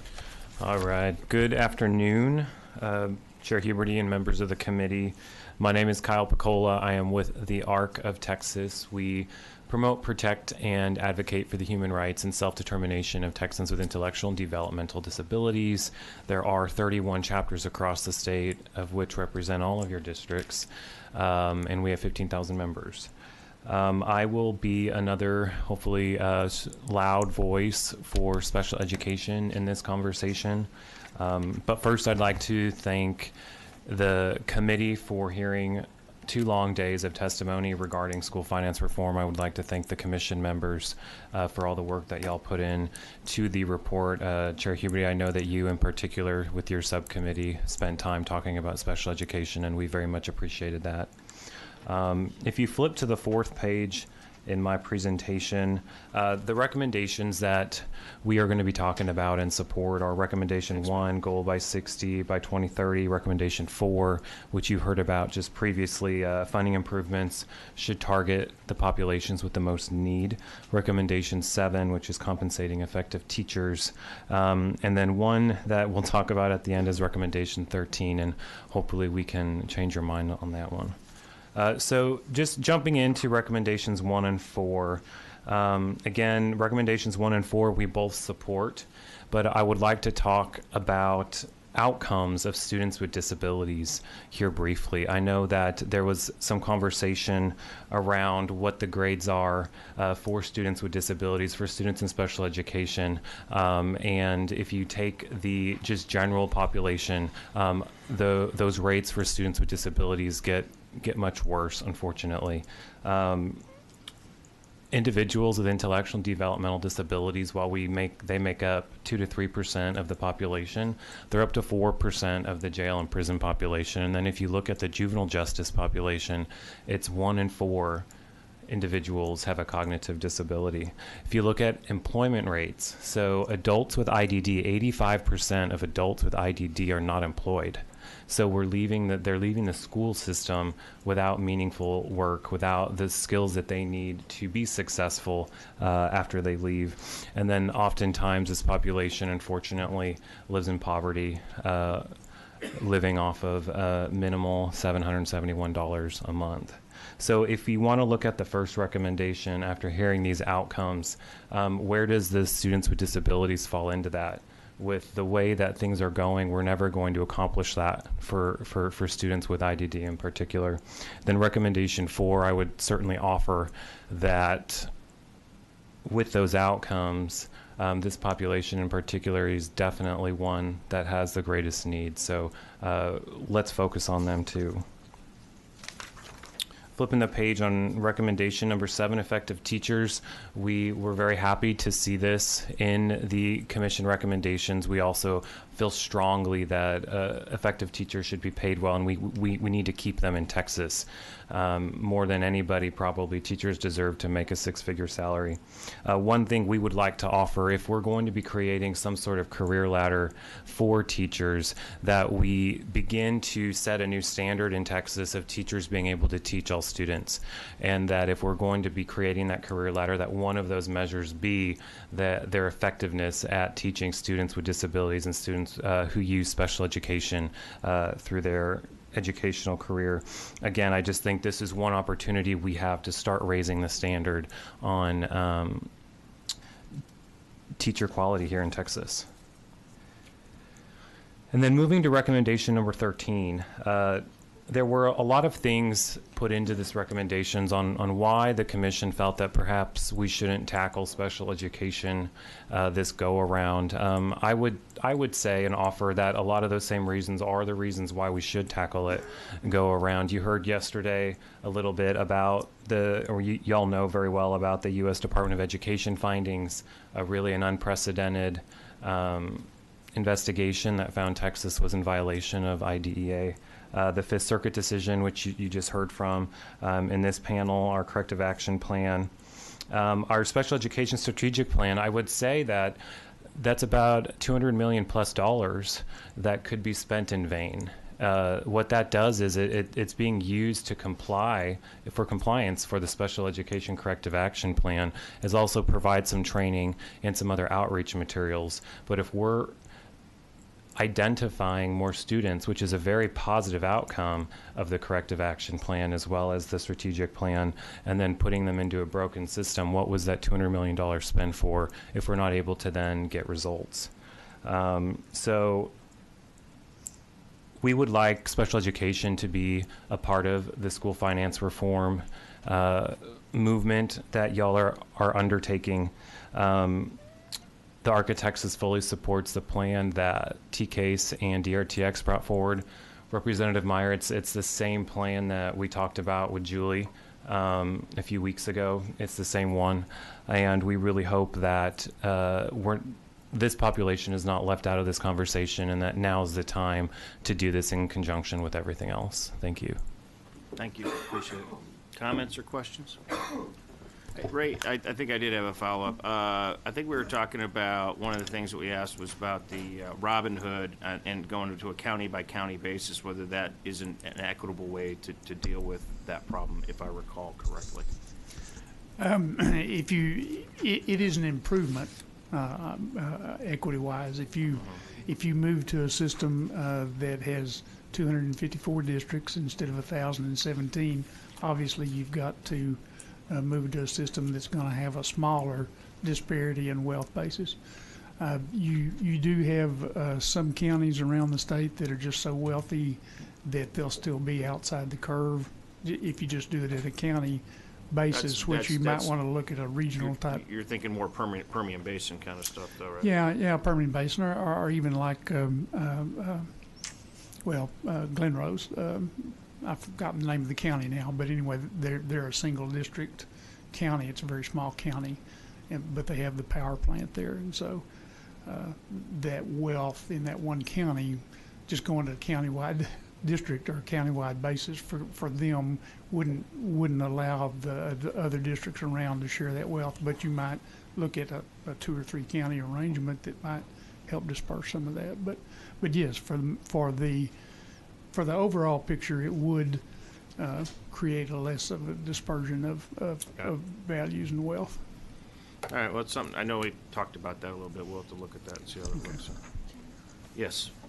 Just really quickly, Kyle, I want to say thank you for your work on special education. I completely agree with you that as we're transforming the system, we just really need to make sure that we are addressing what has already been deemed by the courts problematic. And so I know Morgan's or Chairman Myers. Oh, how great to call you that! The chairman has been great. But whatever you need, I just want you to know that we like to help too. Absolutely. Thank you so much. Yeah, Representative Bruno. Well, just real quick, I think it's interesting and powerful for you to say that just funding compliance would still not get us where we need to go. I think it's a very important message. So I'll say to you what I said to other folks is that yesterday, folks from TCASE and Disability Rights said, hey, we think that there's a workable sort of plug-in for this issue in the sort of general school finance conversation and environment. And we really, really want to see it so we can start working on it to see if it's real and doable. I get the sense that it is.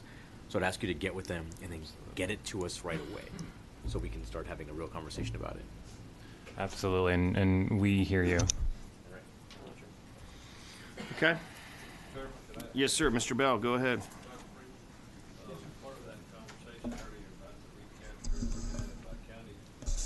Yes, sir.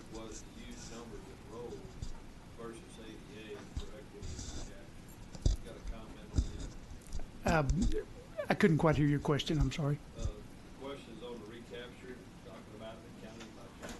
Uh-huh. The comment earlier today was the use of numbers and road, actual number of road, not the ADA. Oh, enrollment. Yes. Going to enrollment. For equity and recapture. In terms of just funding formula, if you went to enrollment instead of ADA, it probably is a plus for school districts in terms of the fact that enrollment is really what they base their classrooms on. That's really what they base their budgets on. In terms of going to how it would impact recapture, right now your wealth is based on a per WATA amount. And generally speaking, most districts have a higher WATA level than they have enrollment level. And so if you just went to enrollment, for most districts, I think in that situation, you probably would be increasing their wealth level per student, and that would increase the recapture, not decrease it. Okay. Mm-hmm. Thank you. All right. Any other questions? All right. Thank you.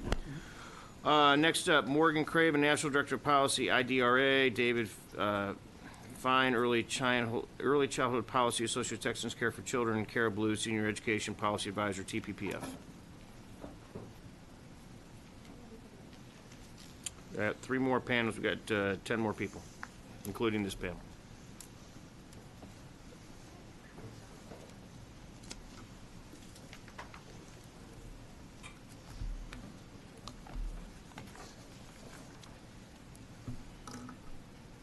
Hello. Hello. Hi, my name is Morgan Craven. I'm the National Director of Policy for the Intercultural Development Research Association. IDRA is an independent nonprofit organization, and our mission is to achieve equal education opportunity for every child through strong public schools that prepare all students to access and succeed in college. I want to start my testimony by saying that many of the overall goals and sentiments in the commission report are excellent. The report points out that too few of our students are being prepared to participate in the prosperity of Texas. That's critical that our state begin now to make additional needed investments that strategically address key areas of weakness, and that what becomes of our students will dictate what becomes of our state. And we especially appreciate the title of the report, Funding for Impact, equitable funding for students who need it the most. And it's because of these laudable goals that many of us will continue to push this committee to take concrete steps to ensure that equity is baked into every piece of school finance reform and that every child has access to a high-quality education. But that requires evaluating every piece of the puzzle with a critical eye. And with that in mind, I want to talk specifically about the changes to bilingual education that are being proposed, specifically the creation of a new dual language allotment. So just as background that I know all of you know, the Ed Code requires school districts that have at least 20 students who speak the same home language in a grade level to create a bilingual education program in the district. And all elementary school students in that district identified as English learners would then have access to bilingual ed, and other grades would receive either bilingual education or ESL instruction. And these programs are critical not only to the academic success of students, but to the social and life success of these students. And as the committee is aware, the bilingual allotment was set in 1984 at 0.1, which even at the time was not consistent with what the research said it actually costs to educate properly educate English learners in Texas. The research-based recommendation at the time was a 0.4 weight. We still have the 0.1 weight, as you know now, and studies since that time have shown that it is necessary to increase the bilingual weight to adequately educate English learners in the state. So the School Finance Commission report does not recommend an increase of the bilingual weight. Rather, it recommends the creation of a new dual language allotment with a weight of 0.05. Meaning students, or in the school districts that are required by law to create bilingual education programs, but have also implemented dual language programs, they would receive a total 0.15 weight for each English learner student. But school districts that are required to create bilingual education programs but do not have dual language programs, which according to the report covers about 51.3% of English learner students, will get the same insufficient 0.1 weight that they've been getting since 1984. So to be clear, properly implemented dual language programs are excellent and very effective. We absolutely support them. They've shown positive results for English learners, and in the case of two-way dual language programs, they show positive results for students who are already proficient in English. So we definitely support dual language and generally support the use of research-based programs to determine costs in which programs are in the state of Texas in Texas schools. However, the fact remains that even with a 0.15 weight for half of the students for dual language and a 0.1 weight for the other half that don't have access to dual language programs, we're dramatically underfunding programs for English learners. The 0.1 weight is too low. It's been too low for 30 years. The 0.05 dual language weight is also low. Dual language programs are costly, particularly in the startup phase, and it's not clear that the proposed $50 million would adequately cover those costs. So currently of the states that use weights to provide funding specifically for English learners, we know that the average weight is actually 0.3. Additionally, one study from our friends at CPPP found that in Texas, because of funding cuts to targeted language programs in 2011, English learners, particularly young students in the poorest schools, were spending 40% less on their bilingual education programs than they did before the 2008 recession.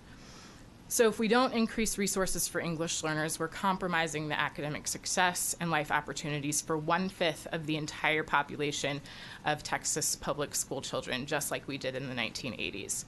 We know that graduation rates for English learner students in Texas are low. They are 70% compared to the statewide rate of 89%.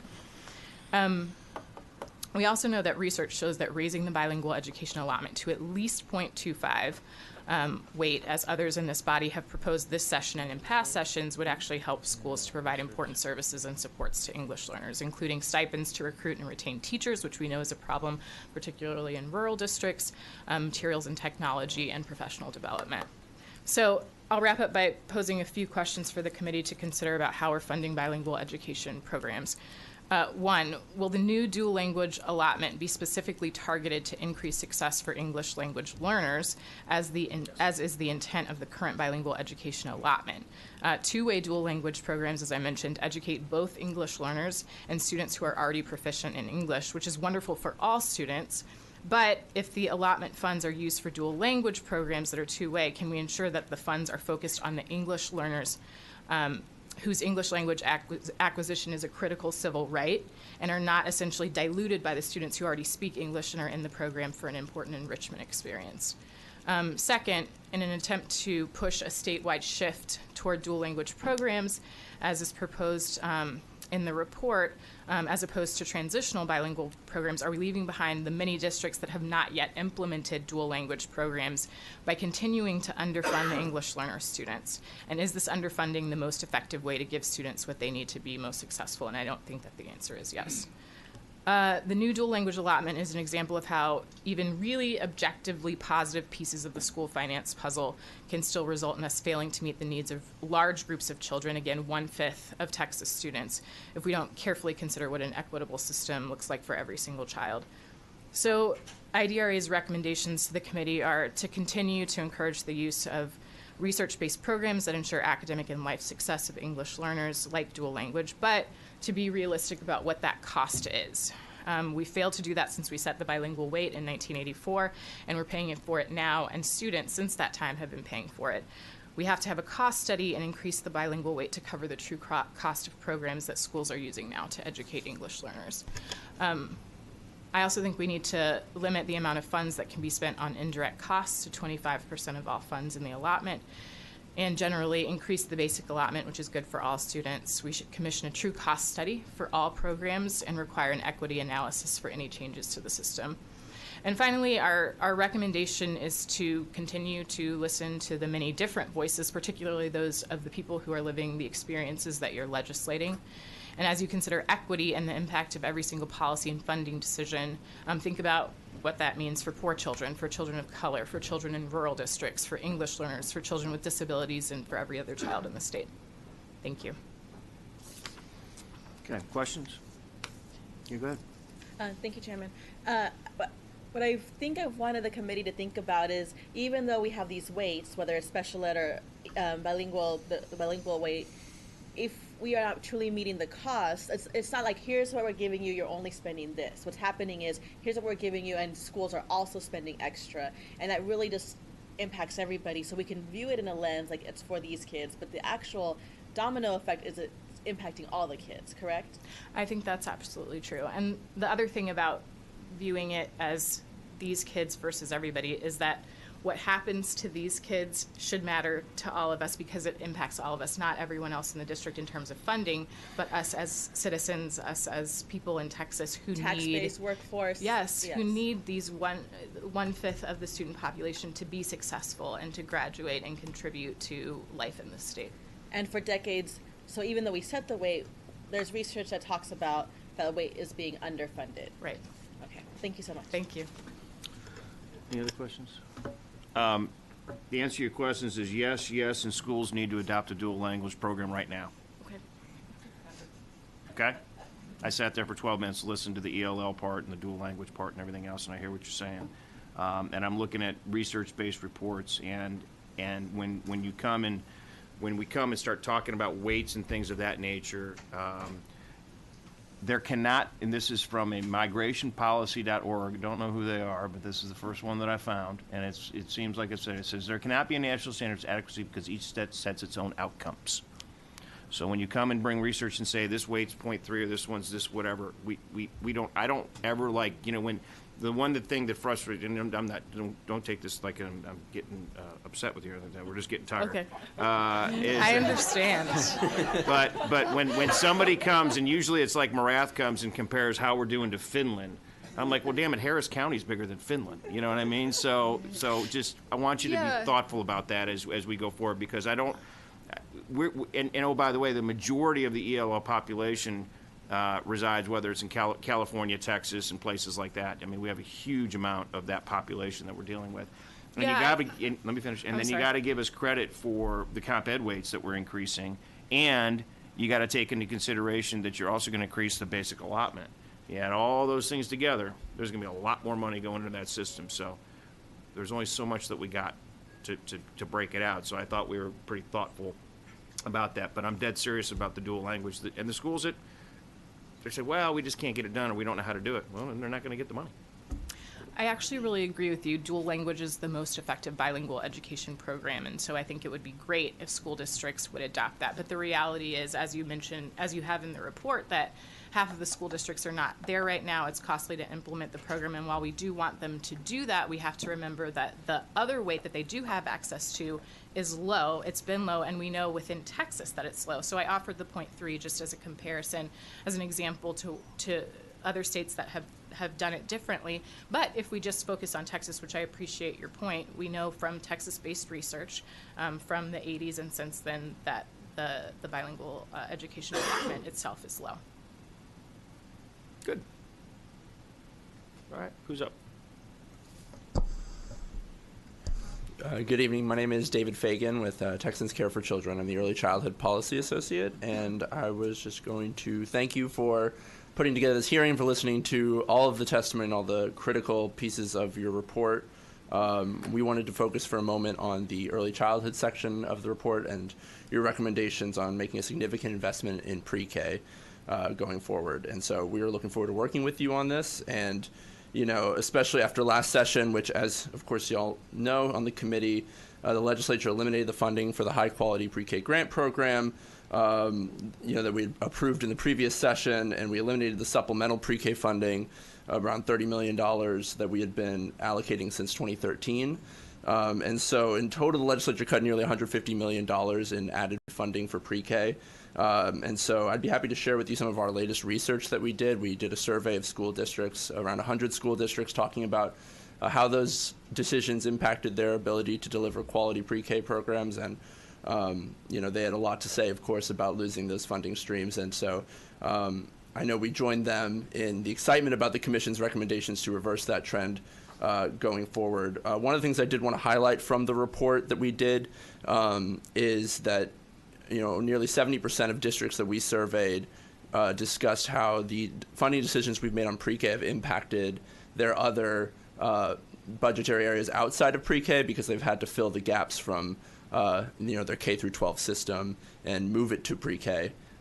Because we only fund a half day of pre-K, they had to find the funding elsewhere. And so as we talk about how funding pre-K will support our third grade literacy and support our entire early childhood system, that's one of the ways it will do so, is by freeing up the funding in other areas. They won't have to cut down on the professional development they're doing and all the other important efforts that have had to be rerouted to fill the gaps in pre-K. So last session was a setback, but we're excited to see the momentum going forward. The State Board of Education recently called on the legislature funding full-day pre-K, and then the School Finance Commission, recommendations included around $1.4 billion for early literacy strategies, which included high-quality full-day pre-K. These proposals, they include the third grade reading allotment to support full-day pre-K, in addition to other strategies that like dual language and others that can improve third grade reading proficiency. And there's going to be an important debate, I think, about how to best distribute that funding among districts. But I don't think there should be any debate at all about including in the school finance bill at least that investment of $1.4 billion for pre-K and other early education priorities. And we stand ready to help you with that. So I think the commission recognized that there are three key moments in these kids' lives, and that 59% of kids being behind in reading in third grade, 53% of kids behind when they arrive in kindergarten, and that third key moment, that if students attend pre-K and the program is full day and has a low class size, those students are much more likely to start kindergarten on grade level and much more likely to be on grade level in third grade. And so that was something that I think you all wisely emphasized in your recommendations on early literacy, that it goes towards high-quality full-day pre-K programs, that in high quality, including low ratio pre-K programs, because that's where we've seen the best benefits for third grade reading proficiency going forward. So, our key takeaway, is the School Finance Commission's recommendations to the legislature, the $1.4 billion for early literacy strategies, including full day pre-K, is going to be a great step forward for us if we can get that in the final bill. And there's an important debate about how to distribute that funding among districts, including the outcomes piece that I know has been discussed a lot. But there should be no debate about including at least $1.4 billion for high quality full day pre-K. And I'm happy to talk about some of our research we've done and the benefits of making this investment. So thank you. You're welcome. Okay. Any questions for David? No? Okay, great. Kara? Hello, my name is Kara Ballou, and I'm a senior advisor with the Texas Public Policy Foundation.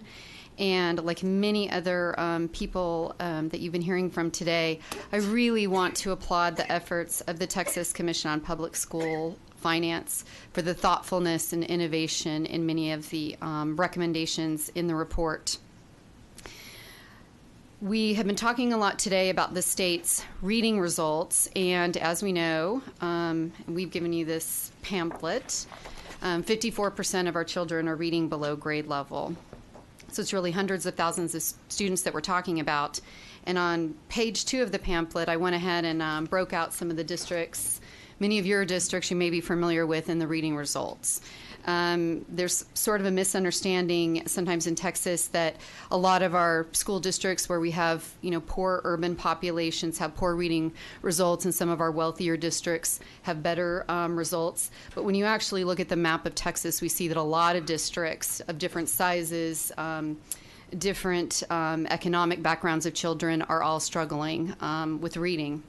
And so that was what this map was really meant to highlight, that we have a lot of districts struggling. So the Texas legislature wanting to rectify and help our school districts with some of the reading problems that the state is having is also faced with taxpayers being very upset with high property tax bills. And so the question that you've been confronted with to some degree is it possible to provide meaningful property tax relief while also improving outcomes for our children? And the Texas Public Policy Foundation would say the answer to that is yes. You have actually heard from some school districts here today and wonderful school leaders and people in our schools that are getting great reading results right now within existing tax resources. And TEA has identified a lot of individual schools in the state that are getting good reading results right now with the resources that they have available. But what I want to talk to you about that actually does not cost money, but what I actually thought was one of the most critical recommendations in the report was the very first recommendation, and there hasn't been a lot of discussion about this, but the first recommendation in the report was actually that school boards adopt clear, public, specific student outcome goals and monitor how school districts are doing and report publicly. And that's a fantastic idea. I have watched personally, because I am working with the Texas Education Agency to become a school board trainer through the Lone Star Governance Program. So I've watched many school boards in the state receive training at this point through that Lone Star program. And I'll tell you that unfortunately, quite often, our well-meaning school boards who are hardworking are not aware of these reading outcomes and are not setting goals and focusing on them. In fact, the school board that I reviewed as part of my training did not talk about reading or math results of the children at the district or the campus level one time for an entire year. So I watched an entire year of school board meetings, and there wasn't discussion about reading results one time. And so the way, sometimes I don't like to think about this is it would be very similar to if Steve Jobs and the board of directors of Apple never talked about the iPhone for years at a time. When the main thing that we're trying to accomplish here is to help our children read. And what school boards are talking about, research shows, has a big impact on what principals and then what's happening in the classroom. One thing, we're really hearing a lot about the wonderful work of Dallas ISD, but following on this is that Dallas, as a school board, has adopted very clear reading goals, and they're public, and every year they provide an annual report that shows what is happening in individual schools and districts. They've also not only adopted those goals, but aligned resources to achieve those goals.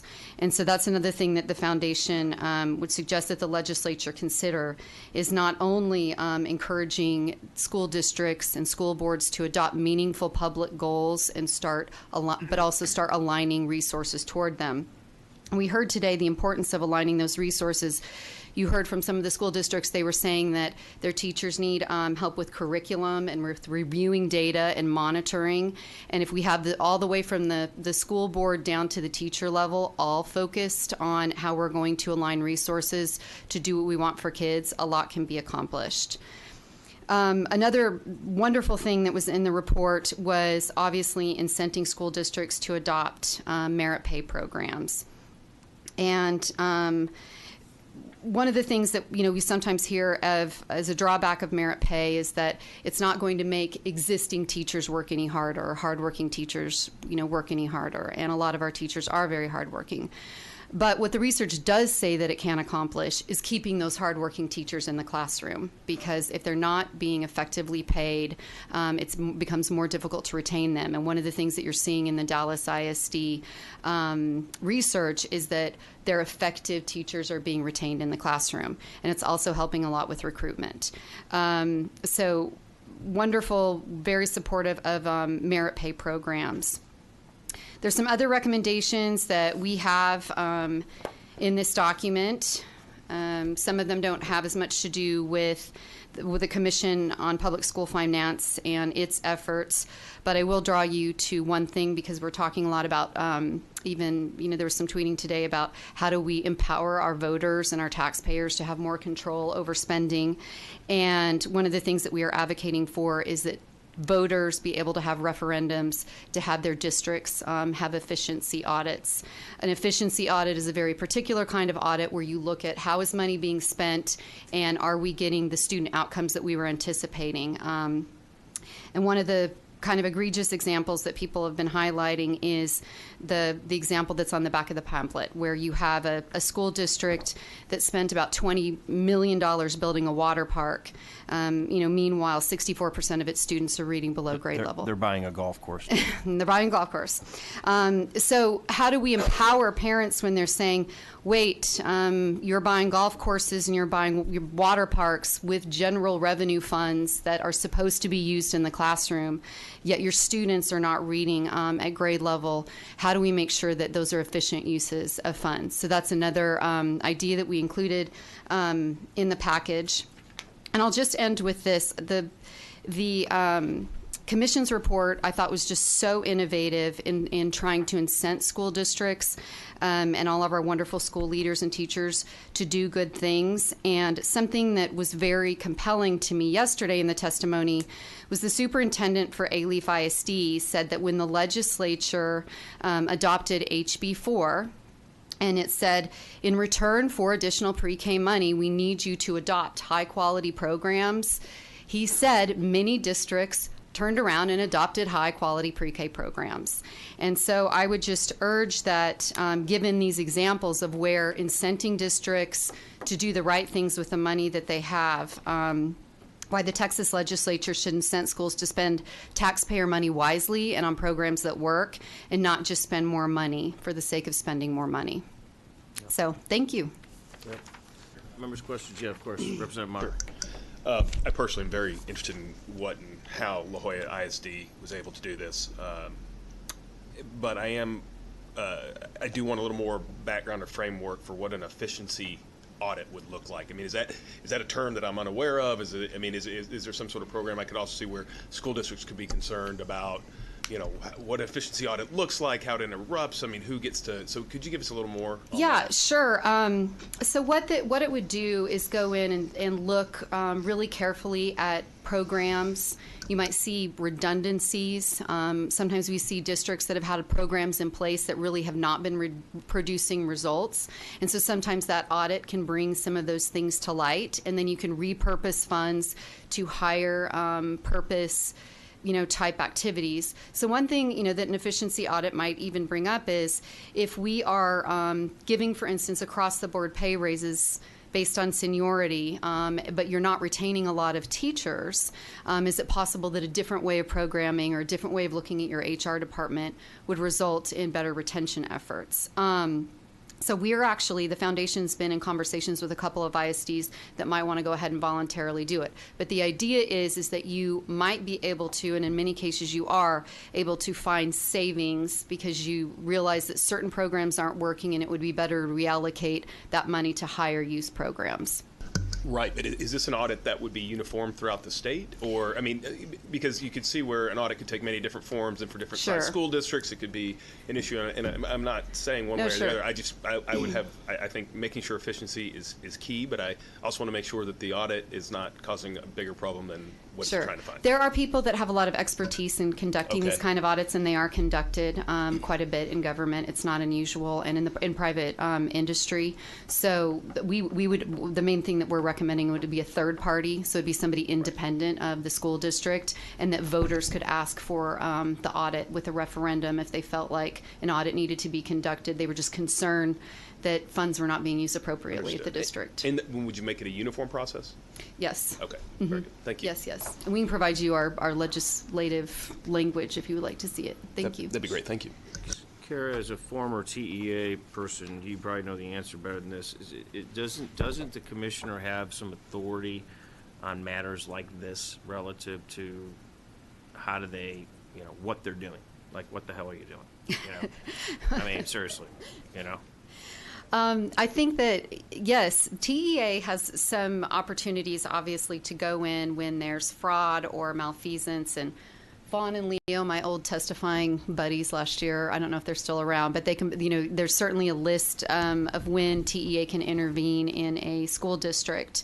The idea here is to actually put some power with the efficiency audits in the hands of parents and taxpayers, so that they, at the local level, if they feel like their school district is not utilizing money well, and again, this isn't, you're not going to lose money, and it's not saying you even have to make a change. It's just, are there potential ways that you could be using money much more wisely? And so do we have a way for communities to really, because right now a school board themselves could do it, but it may be that they don't want to. We may want to empower parents and taxpayers to be able to ask for this kind of activity. Okay. And then one other thing that you have in here, eliminate the maintenance and operation school property tax in order to significantly reduce. How do you propose doing that? Well, the Texas Public Policy Foundation proposal was to use surplus funding. There's been some conversations. Certainly, the Texas Commission on Public School Finance was having some conversations about additional revenue that's coming into the state, resulting from the Permian Basin oil and gas revenue. And so, take any of those surplus monies and utilize them to buy down maintenance and operations. So we're still in a lot of conversations with different offices, because I know there's a lot of talk about how large the rainy day fund should be and those kinds of things. But the idea would be that any additional money that you have that the state's taking in should be utilized to help local property taxpayers with property tax payment reductions versus spending it to sort of grow government programs. Got it. Okay. Mr. Chairman. Yes, sir. Sorry, I had one more question about the efficiency audits. Sure. Do you have an idea of what kind of groups or professionals would conduct these? Would they be educators by training, or? We're thinking about it would be outside accounting firms, but what you would probably do is it'd have to be a third party, and the different entities that have expertise in performing the efficiency audit would go ahead and bid or put out a proposal to conduct the audit for you. Okay, but you're talking here about them identifying effective educational programs. So these would be accountants identifying these kind of programs? Usually with an efficiency audit, they're looking for, it's not, I'm a CPA, so I can say this with, with a smile. It's not traditional bean counting, is this dollar here, is it correctly put in the right bucket? It's more, do we have redundancies? Do we have processes that are overlapping? Do we have, programs that we've had in place for a long time, but we really haven't looked at what are the results of these programs and are we getting what we want. And so, yes, there are audit entities that do these kind of audits. It's trying to streamline and help you understand your processes. And sometimes, too, then it gives the administration a good look at some things that they could change or do differently. And because they got that third-party audit, it gives them a little bit of ability to say, here's some things that we should be doing, even, make some decisions that might not be popular Then we have or might be difficult. teachers come and audit some accounting firms. Yeah. Representative Meyer. But I think to the representative's point, you're not coming in and telling teachers how to teach or what programs or anything along those lines. It's more about the process. Yes. Because I think that was more his question. Oh, sorry, yes. That they're not, and maybe not representative, but I think the concern was more folks coming in and auditing and saying this program is not working for kids' outcomes when they don't have the expertise in the area to do so. No. Fair? No, Okay. it would definitely, you would definitely want people with some expertise in what works in education. Absolutely. So, yeah. Thank you. Yeah. Okay. Great. Okay, Anything thank you else? so much. All right, thank you all. Appreciate it. All right, next panel, Lonnie Hollingsworth Jr., General Counsel, TCTA, Steve Swanson, and Bob Popinski, Director of Policy. Raise your hand, Texas.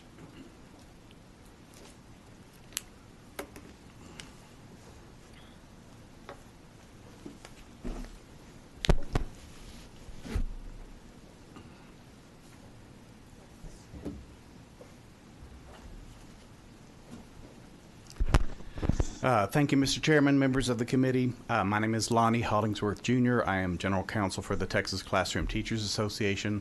Would like to echo everything else you've heard from the other testifiers. Really appreciate the emphasis on public education that has been shown by the leadership, by the governor, by you, Mr. Chairman. We appreciate the level of funding that the House is talking about in the base appropriations bill. And we appreciate all the work that has been done by the School Finance Commission, and particularly the members that are here that were on that commission. With regard to the commission, school finance in general, I'd like to say I haven't heard a whole lot about the main fundamental flaw that I see in school finance, and that is that the only way that a school district can raise additional funding is by raising property tax rates. And I'm not really seeing anything that is going to fix that long term. I mean, you're going to reset it. You're going to increase the basic allotment. You're talking about increasing copper pennies and that sort of thing. But you're still going to be back here in a few years raising the basic allotment again in order to give districts an ability to pay for inflationary costs and for other program cost increases. And I realize you can't bind future legislatures, but what you can do is put some kind of mechanism in place that puts either increases in property value increases into the formulas, or some kind of inflationary adjustment in the basic allotment. And what that will do is at least put it in the base budget bill, because it's a whole lot easier to prioritize funding for public education if you put it in the base bill and work from there than it is to try to add it later on. And so I don't hear a whole lot of talk about that. I think that's in my mind, that's what inevitably leads to a statewide property tax and to creep of property tax rates. So there's got to be some kind of mechanism to give districts an ability to get additional funding other than raise property tax rates. And I don't see anything that's going to keep that from happening. With regard to the... What do you propose? I mean, the proposal would be to keep property value increases within the system, or put some kind of cost of living adjustment in the basic allotment. Because right now you're still going to have the mechanism where when property values go up, the states need to put GR funding into it, goes down, and what has happened over the last 10 years or so, or 15, or as long as since '93, has been that the states funding for public education has gotten to go down because of property value increases. It's kept the state from having to raise taxes elsewhere for other state budget needs, and it's made property tax rate increases the main driver for property for taxes that are paid in Texas. So yeah, there's got to be some mechanism for districts to get additional funding other than raising property tax rates. Okay. That's just my thought from watching this process for a long time. I think it's inevitable that you're going to run into the statewide property tax issue sooner or later, assuming districts can get the TREs passed, unless there's some mechanism for doing that. Right. With regard to the commission, we have concerns about outcome-based funding, particularly the teacher merit pay proposals that are in the report. I would say, I want to make it real clear, TCTA has not had a problem and continues to support many forms of differentiated pay, including stipends for hard-to-staff campuses, shortage area certifications, extra duties such as mentoring and tutoring. I mean, we've been in favor of those sorts of things for quite some time. And the idea of some kind of experience teacher allotment, I mean, there used to be one from House Bill 72. It was one of the things that was eliminated when there was a shortfall. So, some kind of mechanism for encouraging districts to pay above whatever base that you set is something that is needed. Unfortunately, nowhere there's a lot of concern about districts not putting their most experienced teachers in the high needs campuses, but nothing in the report really addresses that, because some of the people that were asked to come and testify before the commission said that experience doesn't make a difference, and we differ with that, and we've provided you with some research to show that actually experience does count. Did you listen yesterday to the young lady that worked at Dallas and the one that listened in San Antonio, the teachers we had here? I did. Okay, I can respond to that. Okay, I just wanted to make sure you listened to it. Yeah, I did. The teacher from Dallas, 13 years of experience, was a mentor teacher, and was a department chair head. Those decisions were made by the district without the need for TEI, right? Before TEI came in, this is where she was. So had they adequately paid that teacher for experience and for being a mentor teacher and for being a department head, you could have gotten to the same level of funding without the need of going through the whole TEI process. And so, see what I'm saying? I mean, I don't agree. I'm sorry. Oh, it's okay. I mean, sorry, I just don't agree. So, I appreciate, Lonnie, you and I, we scrum all the time on these things, but I got to tell you, I mean, we've listened for months and months of testimony from teachers like them that sit and tell us that it's meaningful, that they stayed in the classroom, that it goes there. Sure. I'm not suggesting that we're not talking about paying teachers more, whatever the number is going to be. But it was pretty powerful testimony and the results that they're getting, and they're saying, "Oh, by the way, I stayed in the classroom." Sure, I'm just saying there's other ways to measure that. I mean, some of these things are pretty simple to measure. If you're a mentor teacher, and we've advocated this for some time, yeah, you ought to draw down significant funding for doing that. And we've tried to get programs in place to fund mentor teachers, and they should be. If a mentor teacher should be getting $5,000 or $10,000 stipend for doing that.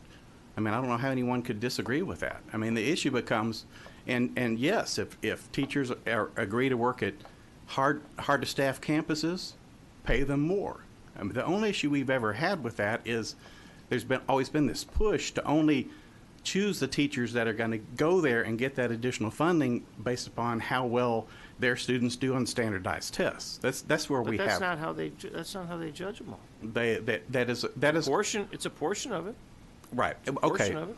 Well, let's talk about Dallas. Dallas did what it did within the current system.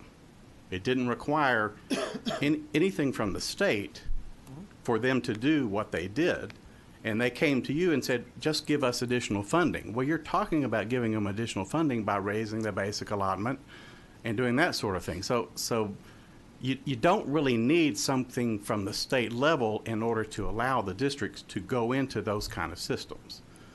So that's what we're saying. Why aren't they? Beg pardon? Why aren't they? I think some of them are. But Name five. What? Name five. Think five? I mean, there's Dallas. Who else did you have? You had O.L. Slayton from Lubbock. You had San Antonio. That's three. Right. I'm sure there are other examples. I'm not trying to put you on the spot. My point is. Well, is sure that, you are. Of course I am. But I actually named 5. We got Right. 3 out of over Right. 1,000, right? Here's my point. When you come and tell me you don't like outcomes, I'm going to ask you why. Okay. And you don't like incentive pay, I'm going to ask you why. Sure. And I think there's proof in the pudding of where it's at. But we have to, we, the state, needs to not make it as a grant or anything else. It needs to go inside the system, inside the formula, so that the money's there, so that it's eligible and it'll be there for you to be able to get. Probably so. That's the way that it works. Yeah. Yeah. Go ahead. And this is just as we have this conversation, and I'm not putting you on the spot, or anything, but I do want to separate 2 things, right? Okay. One is a sort of performance-based sort of pay scheme district-wide. That's one thing.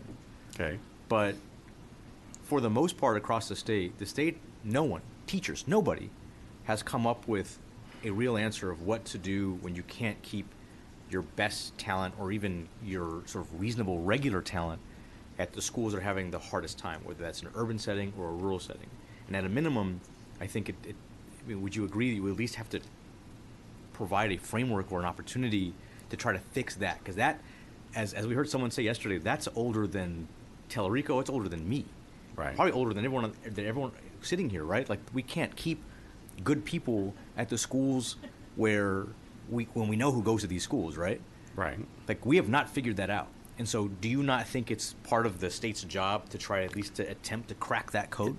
Sure it is. I mean, our concern is we would be concerned about something that bases those decisions based upon standardized tests. Sure, but you recognize I'm trying to separate performance pay district-wide from that very discrete endeavor. I mean, we're okay with differentiated pay. I mean, it's in our mind, when you talk about merit pay, you're talking about using standardized tests, which we don't see as a valid measure for doing it. I understand. And the chairman raises a good question: how do you incentivize that? I just want to separate those 2 conversations. And we're willing to work with you on that. I just want to separate those 2 conversations because as someone who went to those schools, what I hear folks saying is don't do it, and that's not. I can't go there, right? So let's just talk about merit pay and putting our best. It's probably a good idea to give districts an incentive to pay the best teachers, whoever they determine they are, to go to those campuses. I'm saying that experience does count.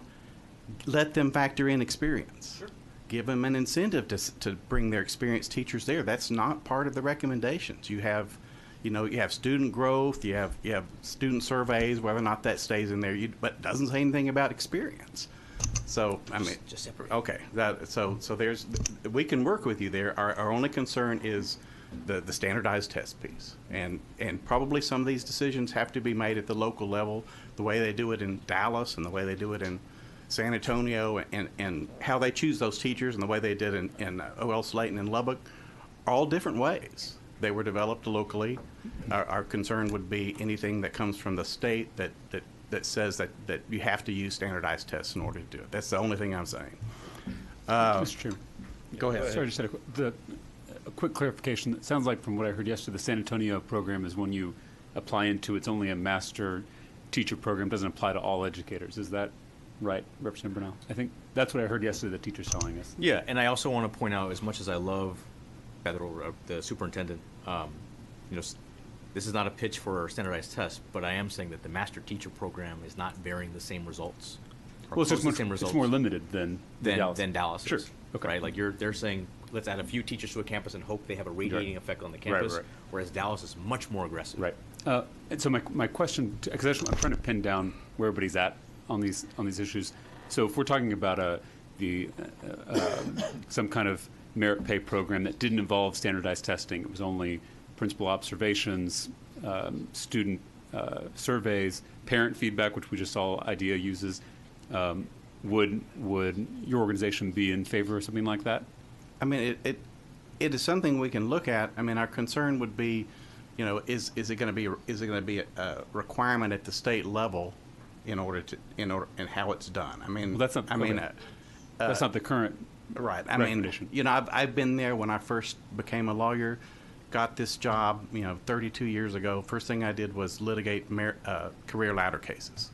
And career ladder didn't work because the incentive pay system became part of their base salary, and teachers would meet the standards, and then because there wasn't enough funding, the standards would shift down, and so they couldn't count on it as a way of as an ongoing source of revenue. So you have to work through those issues, and that's why you're probably right. Something has to be has to be built into the system, and it has to be something that they can rely on. It has to be something that counts towards their TRS benefits. I mean, it's something we can work with you on. Okay. Yeah. But let me get to my next point. Before we do that, we have to talk about the issue of overall teacher compensation and base teacher compensation, and in our testimony on the second to the last page, what we've done is we've compared increases in operation expenditures to increases in teacher salaries. I've done it since the year 1999-2000. Do you have that in front of you? You give it to us. Did we put it in our Dropbox or something? It was in your Dropbox, yes. I'll have to look. I have some copies. That's all right. Go ahead. Okay, yeah.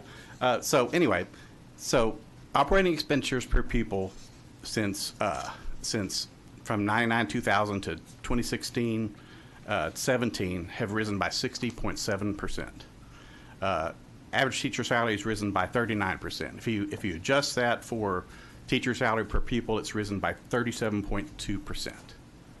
So if teacher salaries, if average teacher salaries had kept up with increases in operational expenditures, then the average teacher salary would be almost $10,000 per year higher than it is right now.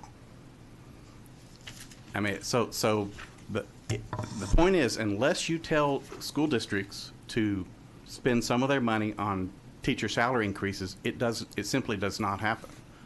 And on the last page of our testimony, I've charted it, and if you look at that, you see the line for operational expenditures diverging from average teacher salaries, except for, well, in 2006 you see that the average teacher salary line got closer. Well, what happened that year? There wasn't across the board teacher salary increase. The same in 2009. So the only mechanism that's really worked to raise teacher salaries and to raise that average is to do some kind of across the board teacher pay raise. If you don't do it, you've heard a lot of testimony saying, give us the flexibility to determine it, but historically, unless you require the teacher pay raises and you do some kind of pass-through teacher pay raise, districts tend to spend their money on other things. And there may seem to be legitimate reasons that they're spending this funding, but $10,000 is an awful large disparity. And, there was a bill that came up in the Senate a couple years ago where they talked about this phenomenon, and it would have increased teacher salaries without funding. Well, we didn't support that. That's we're not going to support something like that that's not funded.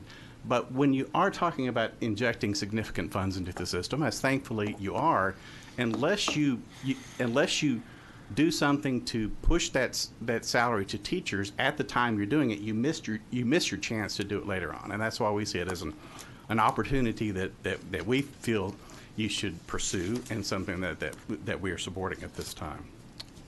Mr. Chairman, sorry, just to continue, I'm in favor of raising base pay for all our school employees, including teachers, but I want to kind of go back to the merit pay discussion, educator effectiveness allotment, just because I was a proud member of my teacher association. I'm just trying to make sure I know where y'all stand. Right. Do you feel that the primary factor in evaluating teachers or compensating teachers should be seniority or the quality of their teaching? In evaluating teachers? Mm-hmm. And compensating teachers? Well, in evaluating teachers, it should clearly be the quality. Okay. And in compensating them, you have to have some kind of. Everybody gets generally. I mean, in industry and everything else. That's not true. Okay, I think most people. Is it not true that people get some kind of cost of living adjustment? I'd had one in 3 years, but go ahead. Okay, well, you and me both. But but at some point, at some point, I think most districts. Thing, and I'm not trying to get comparative, but I think there's businesses that are doing it differently today. Right. They really are. I mean, Right. you know. But there's something to be said for continuing to pay someone in order to keep up with the CPI. I mean, that's all I'm saying. I mean, and so things like teacher salary schedules are really another way of trying to address that. So, and generally, if you look at the minimum salary schedule, which doesn't apply to that many people, but it's kind of the base that a lot of districts go with, it's a hyperbola. It actually goes down. So the design is to try to increase salaries a little more, from the fifth year when teachers tend to leave the profession and get it up there, but then continue some kind of ongoing increase. So so the answer to your question is it's probably both. It's probably both. But it's a whole lot easier from the state level to say, well, here's what the base ought to be, to give districts some kind of incentive to pay above the base, and to let them determine the nuances of how you do that when you're going to pay above what the base level set by the state is. And yes, we do think there needs to be additional funding in the system itself to give salary. I mean, it's not just teachers, and we think it should be teachers, counselors, and librarians, everyone subject to the minimum salary schedule, but also, paraprofessionals and everyone else in the system. And that's why we support your efforts to increase overall funding for public schools as well. Should we dictate what the pay raise should be? Should you? Probably yes. I mean, historically, unless you have done that, at least as a start, then it doesn't get done. Okay. Any questions? All right, thank you. Thank you. Good evening. Bob Popinski, Director of Policy. Raise your hand. I would first like to thank all of you that worked on the commission. It's been a long year in the making, and for those of you on the committee, we look forward to working with you until the very end of the session to craft a good school finance plan. I wanted to start off tonight kind of talking about tax compression structure because I think it does impact everything that we're talking about in the long term. The recommendation from the commission is a 2.5% cap, which means it's an individual compression rate per district. Anything above 2.5% is going to compress that tax rate down. And while raise your hand is for meaningful, sustainable, uniform property tax relief and property tax reform, this structure doesn't do so in the long term, and it could have implications on how you fund schools in the future. And because of that, you can kind of look to, as Dale Kramer from Terra mentioned and others mentioned, you're going to have disparate tax rates across the state within a matter of years. You can compress Austin ISD's tax rate down 20-30 cents because their local value is growing faster than other parts of the state. And we don't necessarily think that is good for the business climate as we move forward. But more so, we think it's going to create a problem with future state budgets and hamstring you as you go forward. If a 2.5% compression rate costs $2.5 to $3 billion this session, and local values go up and rates are compressed, you're going to double that as you move on, and that becomes a problem. Not only a problem for school funding, but a lot of the programs that you have recommended. Right? You have escalators in some of the incentive programs. The incentive program starts off at $100 million; it goes to $1 billion. By the time it gets to $1 billion, is there going to be enough state funding there to pay for it? Same with the outcome measures if those happen to get passed. So we just want you to be aware of that as we move forward because it does play into everything that we want to do as a state within public education. My next talking point is pre-K funding. We appreciate all of the efforts that the Commission did at directing their energy towards early childhood and pre-K funding. We still think the best way to do it is through formula funding. We think it's reliable, it's sustainable. Districts can work their way up to a good quality pre-K program that way. For the problem that we're facing here and we're talking to school districts about is that it's become a facilities issue, right? Is there enough seats in there? And what the commission report does is actually mandate that you do pre-K, and you can waive out of it if you don't have enough seats. And that's fine, but then how do you solve that problem? The next policy problem is how do you solve the seats? And so we haven't talked about that much, and the commission didn't talk about that much. But look back to 2006 and what they did with the high school science lab grants, right? They had about $50 million for science lab grants. It wasn't enough. We need more than that. So pre-Ks can have their classrooms and expand the program as we move along.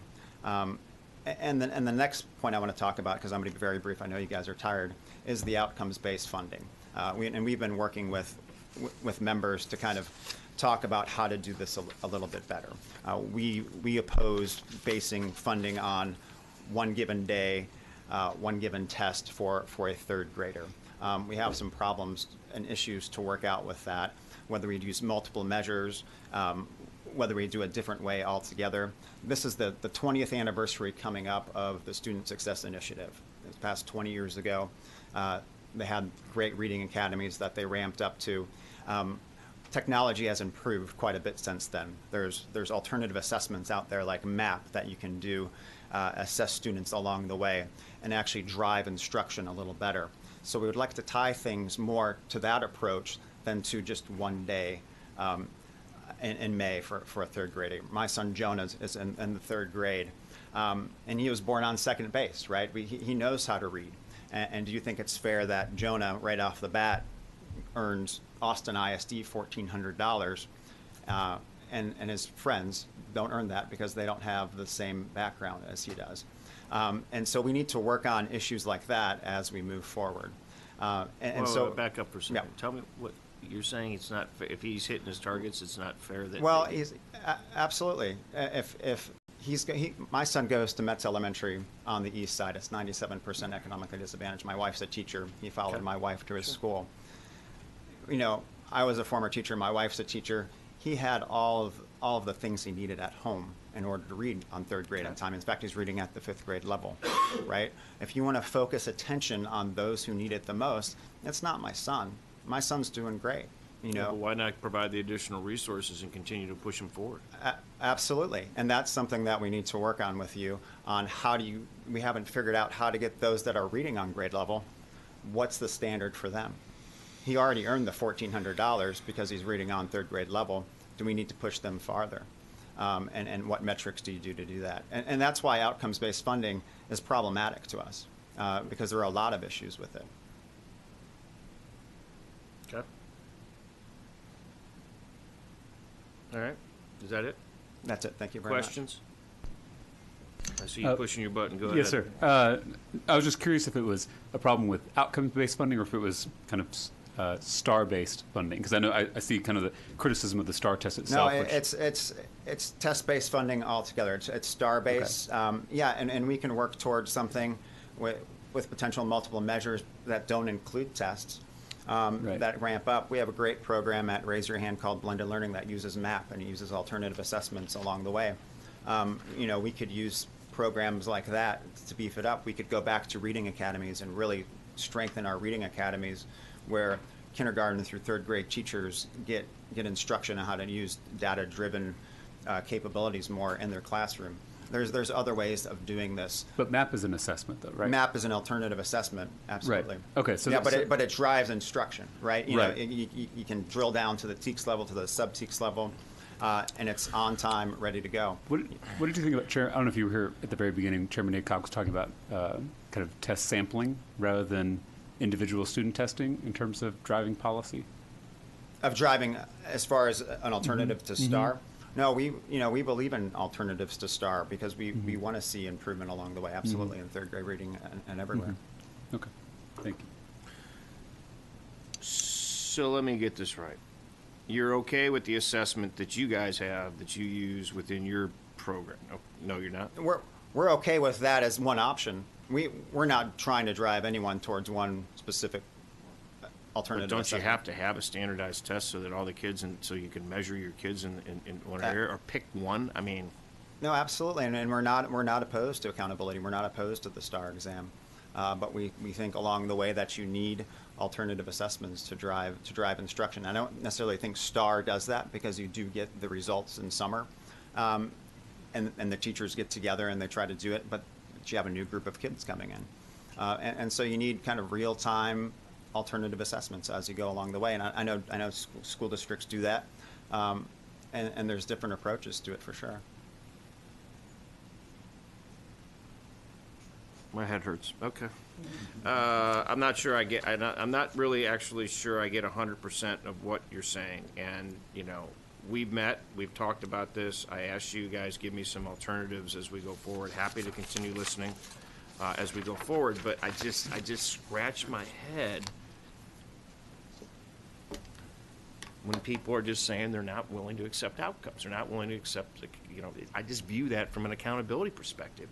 You know, basically give us the money, trust us, we're going to be okay, we know how to teach them, let's set up all these wonderful programs. And your son can read, and I think that's fantastic. I think it's great. But let me ask you a question. Pick a number.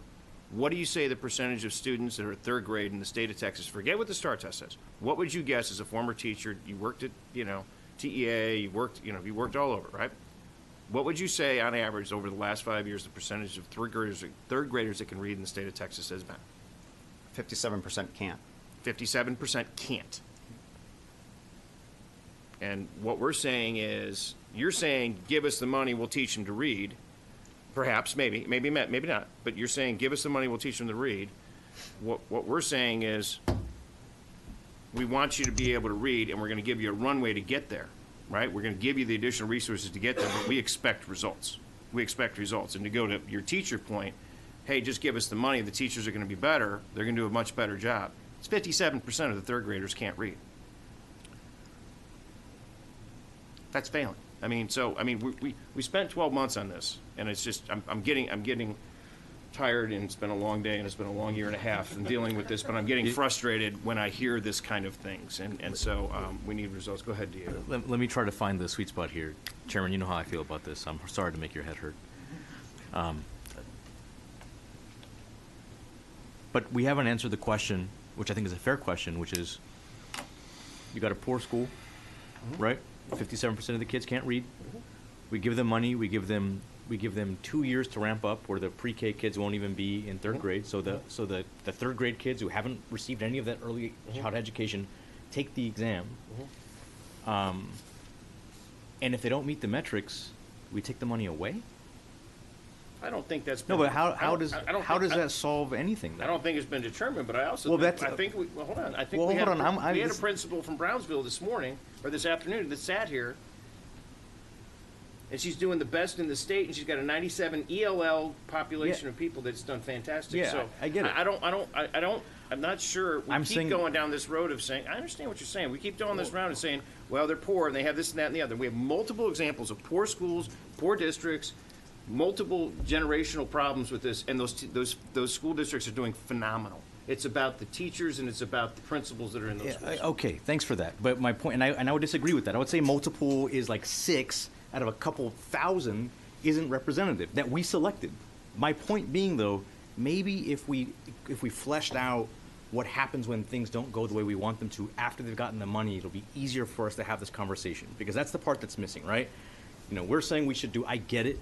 We saying we should do it. That they should earn the ability to enjoy this money, because we don't want them just taking the money and screwing it up, as many of them have already. But then the outstanding question is, okay, well, what happens if it still doesn't happen after the fact? Do we take that money away, or do we give them more? That's like the missing link in the conversation. I'm just saying, let's flesh it out, and it'll be easier for us to talk to each other. I think it's a fair thing to ask for. I will say I served on the Governor Bush's advisory committee on developing the Student Success Initiative. It was the same issue. Needed to get kids to read by third grade, and How are we doing? Well, I mean, the funding was taken away. I mean, there was supposed to be funding based upon what the Commissioner of Education recommended should be placed into remediation for the kids that couldn't read. And the first Commissioner of Education that was asked, do we have enough funding in this budget, said, no, we don't. He didn't realize he was appointed by the governor, by Governor Perry. The next day said, no, yeah, we do have enough funding. And then the student, it was taken away. The funding was never there. So the theory was, you were going to put this funding in place. You were going to, for the kids that could not read, they were going to be given intensive remediation. They were going to be placed in classes of 10 to 1. And there were all these standards on what the remediation should look like. The funding went away, and after the funding went away, guess what the districts did? Well, they said, well, we can't live with those standards. They took the standards away. where is the funding for the Student Success Initiative? It's still, the statute is still there, but the funding went away. So I mean, it was a sound program, and my understanding is basically they did something similar in Florida. They actually funded it in Florida, and guess what? They beat us on reading. So I mean, there are programs in place that do not revolve around outcome-based funding that puts the money into remediation. So there's another way to do it other than outcomes-based funding. We're not saying that the status quo is correct. We got more than $60 billion going into the system. So, and by your own deals, there, you know, we've doubled that over the last several years. So, I mean, you know, we can talk about it. All right, Steve, let's go. We got one more panelist or group after this. So, go. First of all, thanks for having me, and good to see you. Again, I'm Steve Swanson. I'm here as a grandparent and retired business executive and 20-year volunteer in education to share the importance of, for a sustainable school funding system, we are required to have a solid foundation. And I'm going to give you examples of money we've lost without that solid foundation, provide recommendations, and also discuss law-informed lawmaking process. To help inform where this is coming from, I'm going to share a little bit, real briefly, about my background. I volunteered in the first school that was closed, renamed, and reconstituted in Texas, and in a small school district that was closed and consolidated with an adjacent school district, closed by the commissioner and the accountability system, even though the commissioner and the TA had failed to fulfill their lawful responsibilities to serve them both. This experience and others, and my research on governance of education, revealed that the opportunity for sustainable solutions is above the schools, starting at the top with the state improving its performance based upon our own laws. Has also provided me the opportunity to be a guest lecturer to university students studying to become superintendents. I'd like to share my background working as a laborer and welder in my mom and dad's welding business, and then teaching university students structural engineering, surveying, and construction management, and then becoming a structural engineer, and then eventually becoming an executive in a construction management firm that helped design and build buildings, including schools, afforded me the opportunity to have an experience that I don't think I'd be here without today. And that experience was in the building of a major addition to a high school. We went through and implemented a training process that was focused on communication, building trust. And the result of that experience, I can say, I experienced a change in adult behavior that had a positive impact on the students. Sorry. No, it's fine. I'll be right back. Okay. No, you're fine. Keep going. All right. And it basically is the reason I continue to do this. So back to sustainable funding. Yes. Yes. Thank you. This and one more panel. Yeah, I got you. I got you. I just had to share where this is bubbling up from. Bunch of bullseyes. Let's brew. All right, here we go. All right. All right. I like the stories, but yeah, I'm sorry. I've never shared them that much well before. Nah, so. You know what? It's not their fault. All right, I've all heard right. They're new. It's cool. Go ahead. All right. What would provide a solid foundation? Well, I'm here to say following our own laws for governing education, and I provided them. You should have the handouts for them. And these laws require the following. It has to do with money. Our laws require us to have an effective resource and cost management system. And this is part of a community-based continuous improvement process that includes the following. Assess the needs of students, not just test scores. And that includes their love of reading and their love of learning. Innovate strategies to better serve them. Estimate the money and resources needed for those strategies. Then actually monitor the use of the money and the implementation of the strategies. And then evaluate if students are really achieving and if we're really using our money well. That's in our law. And then you go back and do it again, you assess them again. And today it was said, know how well you spend money. That's what we should have been doing for the last 20 years. Examples of money we've lost includes money spent on high-stakes testing that harms and does not serve the needs of many students, instructional materials that go unused or do not improve student achievement, outsiders doing administrators' jobs for them, not with them, and tax dollars used for legal expenses to work against the lawful rights of students and taxpayers. All this harms the students, taxpayers, and the system. Other examples of our need for solid foundation include a retired district court judge stating that no one knows how much the required education system really costs. He ruled on the school finance lawsuit. The Department of Education investigating our Texas special education system should have never happened. Texas has its own laws for serving these kids. And the existence of bills and interim charges for purposes that already are provided for in law. They include suicide prevention, violence prevention, better utilization of taxpayer resources in community schools. And recommendations real quickly.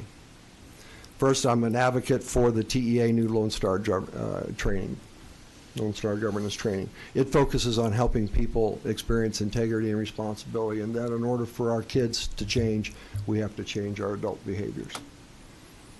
I would have a focus on how the districts are what systems do they have in place now, and what should they be doing in order to effectively use resources. And then I would assess the commissioners, the TEAs, performance in fulfilling our own laws. In the past, I've shared that I believe we have the opportunity for Texas to be #1 in education based upon these laws. And through valuable dialogue with several legislators and their staff, I now know the need to be clear about what those laws are. So you've been sent, and hopefully you've received laws, a copy of the laws. One of the handouts that was sent looks like this. If you're interested, these are existing laws. And to help provide information on these laws and responsible governance, we've started a process that is called law-informed lawmaking, and it's to improve our governance outcomes for our students and for our taxpayers. And it's based upon two fundamental questions. Is there an assessment to improve the Commissioner of Education and TEA's performance?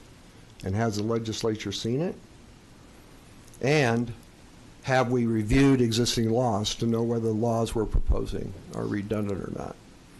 So I have handouts, so you'll at least be able to see a copy of that report. And I thank you for this opportunity, and I do welcome any questions. And I'm sorry, Chairman Huberty's not here, but it's not unusual. So, Steve, you guys are going to spend a lot of time together in the course of this session, as you did before. Okay. I think the two of you can probably look at each other and communicate without talking. You're good. Members, any questions? All right. Thank you. Thank you, guys. All right. All right. Next, Monty, Chandra, Will.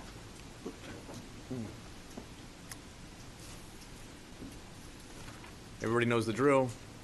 Take a seat, identify yourself. Well, I don't want to shortchange anybody, but act like you've been here before.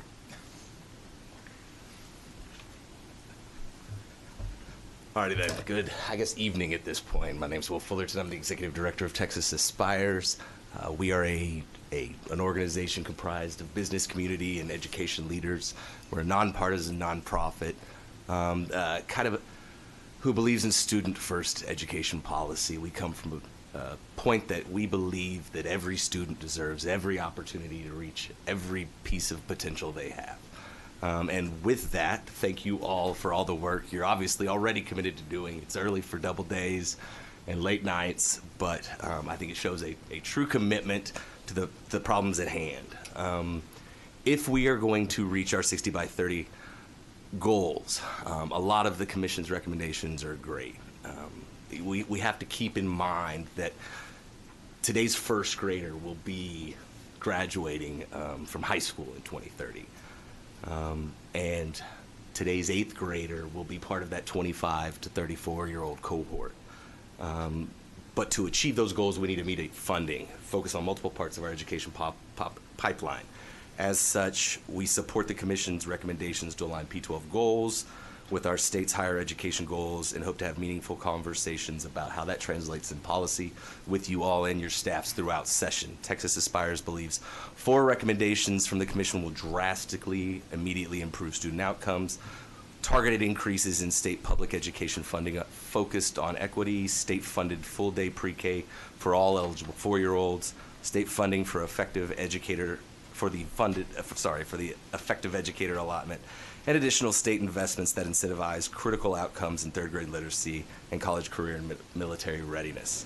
Over the past several sessions, we as an organization have fought to bring merit pay for effective educators statewide. We're thrilled the Commission has suggested infusing significant new state funding into locally developed compensation structures that reward results.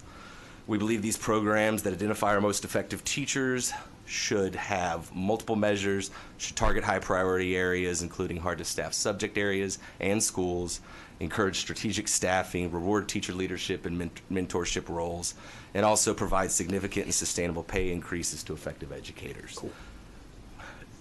While we know teachers are the biggest in-school factor to student success, principals are critically important too, and we would encourage the committee to consider merit pay and strategic staffing initiatives that reward strong campuses, leaders, and place them in schools that need them the most.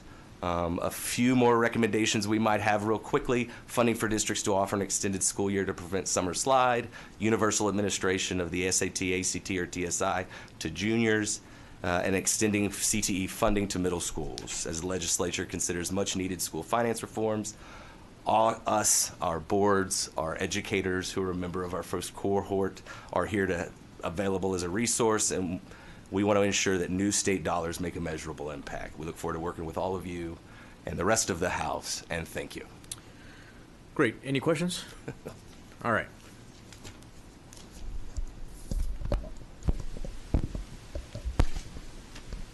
Thank you, committee. My name is Chandra Villanueva with the Center for Public Policy Priorities. And the Center for Public Policy Priorities is an independent public policy organization that uses data and analysis to advocate for all Texans to reach their full potential. And we really do applaud the School Finance Commission for recognizing the need for greater investments in public education, especially for economically disadvantaged and English language learners students. We would just like to echo some of the comments made by previous testifiers that while dual language should be the gold standard, it's really important that we also increase the weights for every ELL student, not just those in a dual language program. The recommendations that you all made around increasing the copper pennies and getting rid of the 1992 hold harmless are welcome and greatly overdue. I'd like to focus my comments today, though, on the property tax reduction plan that was included within the School Finance Commission report, specifically the governor's plan. School finance is a shared responsibility between the state and local governments, and it is a statewide plan, and it is important for every community to have the same effort of funding within the school finance system. That is why we have the $1 tax rate per $100 in the first tier of the school finance system.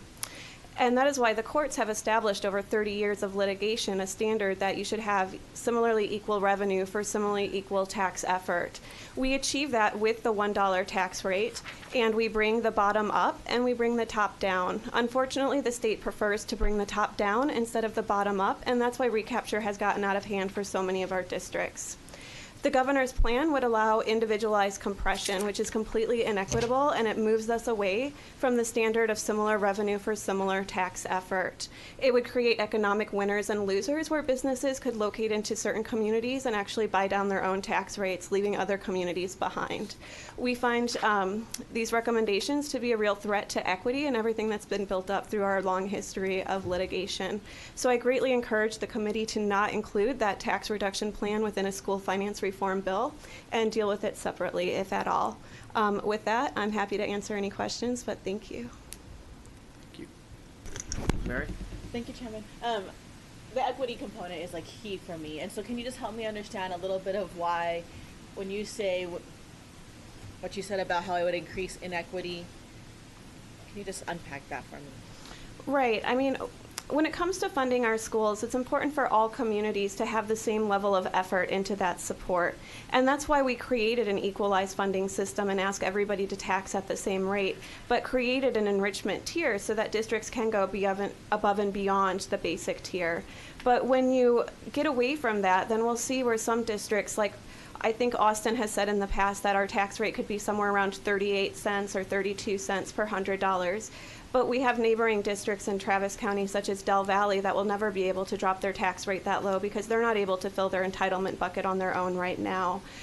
So it costs a lot of state dollars to do that, but it's going to be state dollars basically helping the wealthiest districts while the poor districts are left on their own. So there's huge equity concerns, especially not actually knowing what's going to happen with Tier 2 under that plan, if a district would be able to reduce their tax rate significantly but still jump ahead to the golden pennies and get the unrecaptured wealth there. So it's a slippery slope, and it really goes against everything that the courts have upheld for the last 30 years. But if a district wasn't able to skip around to get their golden pennies, would that help with the equity or no?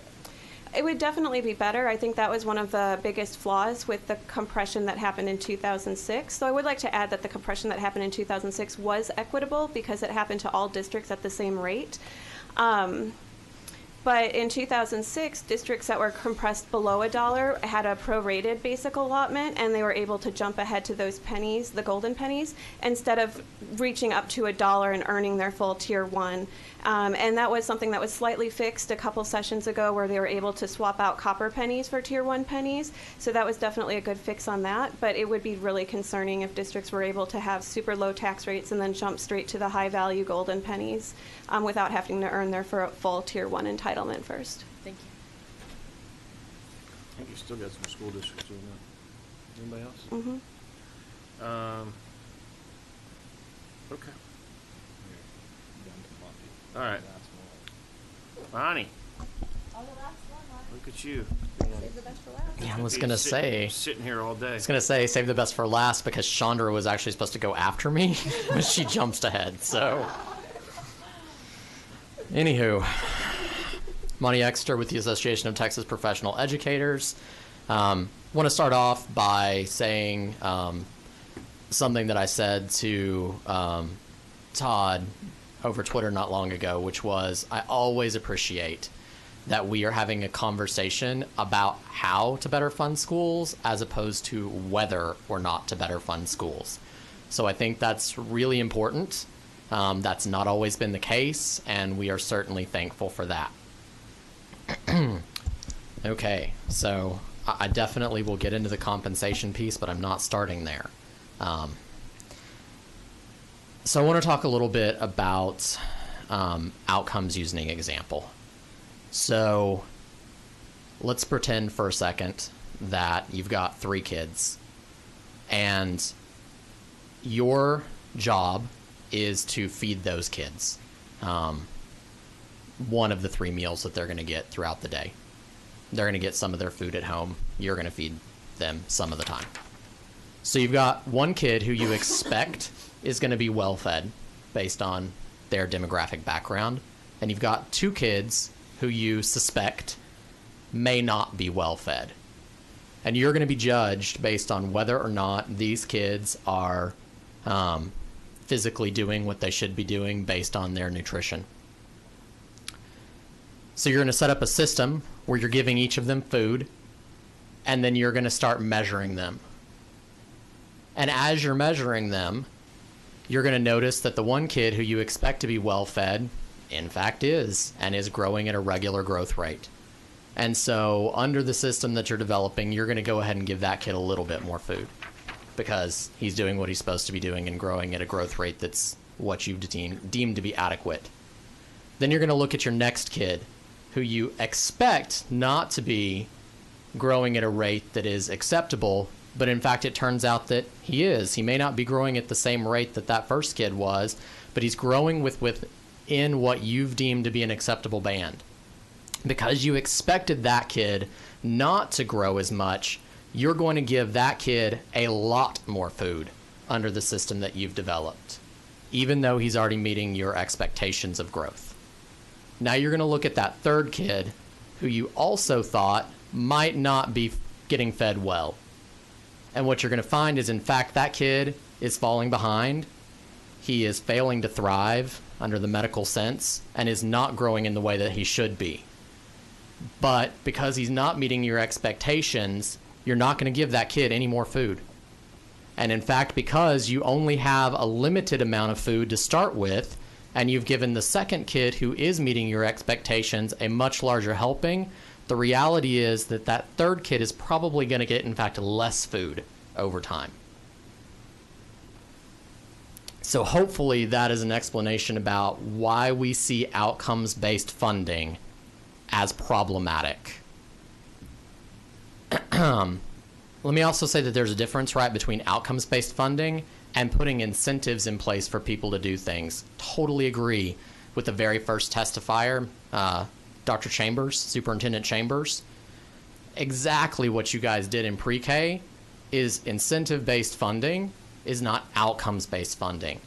You told folks that they had to do a very specific thing in order to get access to funding, and if they weren't willing to do that thing, they didn't get the dollars. So you can absolutely set inputs and attach funding to those inputs and incentivize action through that. Also, want to kind of set the parameters on what we're looking for or what we're looking at when it comes to equity as we're redesigning the whole system. So we're going to go back to our example of our 3 kids and look at the fact that you are going to be in charge of them until they're 18 years old. So the first kid, right? The first kid is getting everything he needs from birth through 18 and is probably going to get that whether you give him anything or not. The other 2 kids, to some extent, right, are probably not getting either as much as they need or maybe not getting much at all from birth through age 4. Then they're going to get about half of what the other kid is getting for 9 months out of the year for that first year, and then they're going to get 1 portion a day for the next years up until they're 18 for 9 months out of the year. So if you look at that on a numeric basis, what it breaks down to is that those kids are only getting about 56% of the education that the other kid, who's essentially getting everything they could possibly need from birth to 18, is getting. So when we're looking at equity in the system, what we're really looking at is trying to make up that difference. So I just want to make sure that we've set the framework that that's the scale of the difference that we're trying to make up for. If you're looking to have a system where you're going to hold everyone accountable for the same results, even though they have vastly different kids, which is great, right? We should make sure that all kids succeed, and they can, but I want to make sure that we all understand what the magnitude of the issues that we're dealing with is. So some of what you've got in your recommendations, right? Weights, excellent. We couldn't agree more with having that differentiated weight within Comp Ed. Incentivizing dual language programs is a phenomenal idea. They clearly work better than ESL. Glad to see a dyslexia weight. Hope that grows in the future into a full-on 504 weight so that we're actually catching all of those kids. Every time you're putting into those weights, you're helping that equity situation, right? More money into the basic allotment. Obviously, putting more money into education in really any sense is going to be helping out the whole state.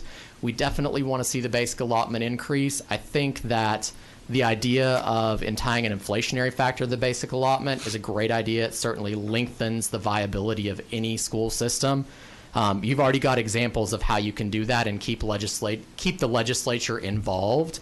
The comptroller every biennium, right, sets rates of growth, looks at various different inflationary factors, then essentially chooses one that's attached to your whole budget. So you could give it to them to set the rate of growth.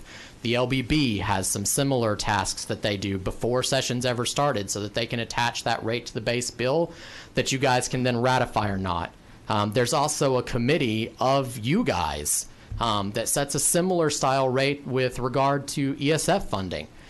You could create another committee that does that for setting a projected rate that you're going to attach to the basic allotment on a year-over-year basis for biennial inflation. That way you continue to let future legislatures have some control over that, but you've set up a system that will, again, increase the longevity of anything that you do this session. Do want to say with the basic allotment, though, the basic allotment is the broadest, widest, least sensitive, least differentiated way that you can add money into the system. So while we absolutely think that you should put money into the basic allotment, if you fail to fund weights, any of the weights, to the degree that they should be funded because you are instead putting that money into the basic allotment, that I'm not sure that you're doing as much for equity as you can. Also want to come back in, right, so there's been a lot of talk about the CEI and some of those other things, particularly as it relates to workforce, right, because that was part of the reason for CEI. Workforce there, right, is sort of an inverse curve within Texas. You've got your standard bell curve. CEI, or the way the workforce issues in this state work with education, are sort of that, but upside down. You've got very rural areas who have a hard time staffing because it's really hard to get folks to live there. And then you've got, in addition to the fact, right, that they've also got issues with not having enough of a system in order to get those efficiencies that you get out of having a big system. Additionally, then, you've got the other end where you've got some core urban areas that have high concentrations of hard-to-teach students. Also, our rural areas, frankly, have very high concentrations of hard-to-teach students. So as you are putting more money into those weights, that's going to become even more important if you are going to eliminate the CEI just from a workforce standpoint. What we would encourage there with relation to compensation is, as you are telling districts, we want you to do specific things because we are funding you through weights, particularly if you're going to make them jump through some hoops to get to that funding, then we would encourage you to take restrictions off of spending that funding once you do give it to them. For example, everybody continues to say, right, that the teacher is the most important in-school factor, and yet it's very difficult to spend some of those monies that you derive off of weights on actually paying a teacher to teach those kids. There are barriers and restrictions to using those dollars in that particular way. And so perhaps you need to look at if there are campuses that have certain concentration levels of particular students, then you need to allow those campuses to use those weighted dollars to actually incentivize teachers who are of a particular quality or of a particular educational background to come and teach at those particular campuses. Let's see. One last thing before compensation. I just wanted to say sampling. We agree. That's a great idea. Federal problems. Monty, go back Yeah. to what you just said. So you're saying that your philosophy on the weights is that we're going to give these weights based on these kids, but we can't spend it on a teacher. That's not my philosophy. I'm saying that's how the law currently works. Give me the example. So there are tons of barriers on, say, comp ed weights. Some of the SPED barriers are federal, so some of those you can address and some of those you can't. But you've been very specific on particularly comp ed weights and barriers that are there. Say that again. And bilingual. On exactly how you can spend those dollars, and that it has to be programmatic spending on those particular kids, and the teacher teaching that kid has never been considered programmatic spending. Yeah. So you can go out and buy something from a vendor to spend on that kid, but you can't get them a better teacher. I think our thought process as we went forward through this was to do that, though, is that we said because the comp ed weighting and the sliding scale was very specific to campuses. Good. Okay? Perfect. That's part of the philosophy. So we're assuming we're working through that and looking right over you right now. So we are. And if you're not, you're going. We are. That was part of the recommendations. I'm pretty sure. So to talk a little bit about teachers specifically then, there are lots of issues with teacher compensation. So certainly we have a position that you need to have an adequate base upon which you float other things.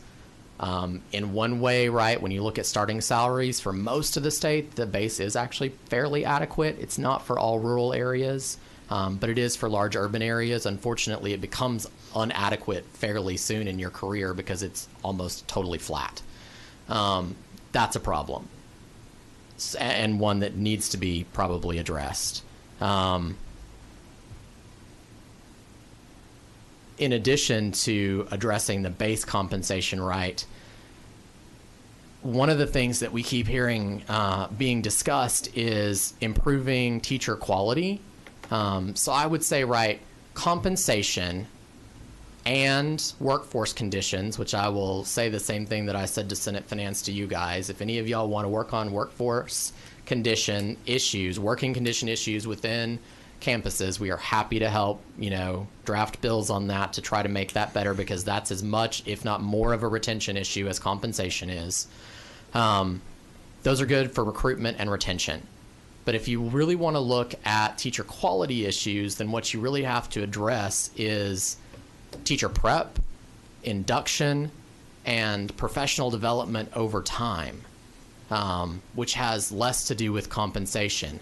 It has a lot to do, right, with evaluation, but it has to be on an evaluation system that looks at pedagogical issues, not at student testing, and looks at teacher effectiveness of how they're delivering instruction, and it's just way more complex than what you can get out of a test-based system. And frankly, we already have that system. We have spent the last 5 years with lots of stakeholder input, in addition to the agency developing an extremely robust teacher evaluation system that rolled out less than 2 years ago. The only issue with that particular system, which was the same issue with the system before it, right, is bandwidth of being able to administer the system. And we said it before the system rolled out, and I'll say it again, until you actually include educators in the delivery of that system as opposed to just the receiving of that system, that's going to continue to be an issue, right? We simply cannot hire enough assistant principals to do the evaluation job that we should do, and we shouldn't just shortcut that by saying we're going to rely on test scores instead. That not only shortchanges students, but it shortchanges teachers and the entire quality improvement of the system.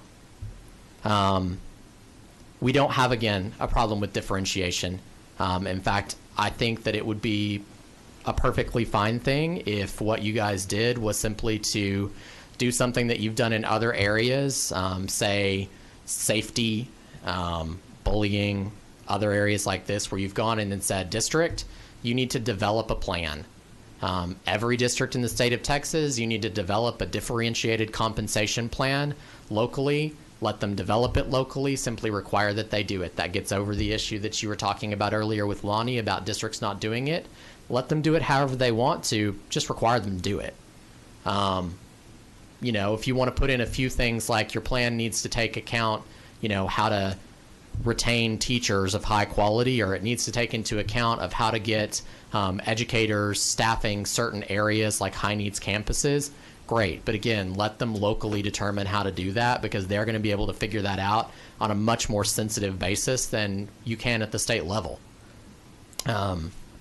On the dollars that you were planning to spend on that, going back to the ed prep, think that for an overall teacher quality boost, you'd actually be much better off diving that $100 million into incentivizing good candidates to go into and through quality ed prep programs, and incentivizing locally determined teachers to mentor those candidates once they get out and have better quality induction.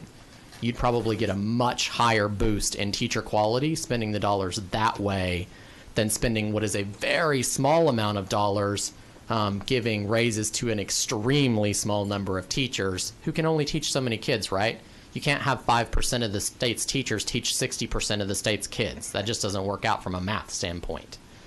So I think that's all I have. If anybody has questions, be happy to take the attack. You get to go first. Go ahead. Go ahead. I have a clarifying question for the members of the commission. The educator effectiveness allotment is optional.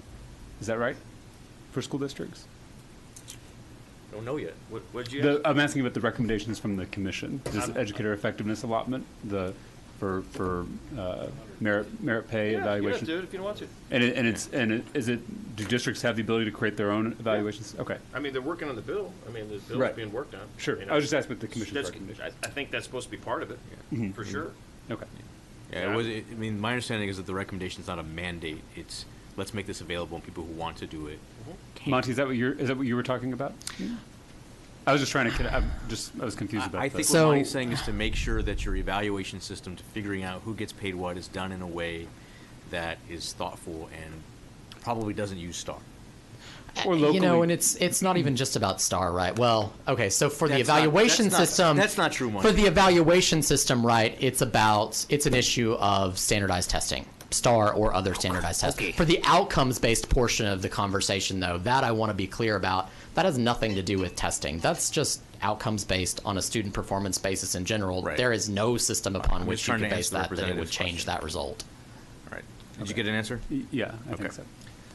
Yeah, and you know, I would just point out this is that I think I'm gonna leave it like this, which is that a lot of the recommendation made, especially when you talk about the reading outcomes based. You know, think about it this way, which is that we're giving you $1 today, right?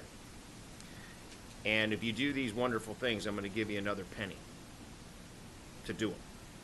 Still getting the $1. I'm going to give you more money to do these outcomes and get better results and get our kids to read.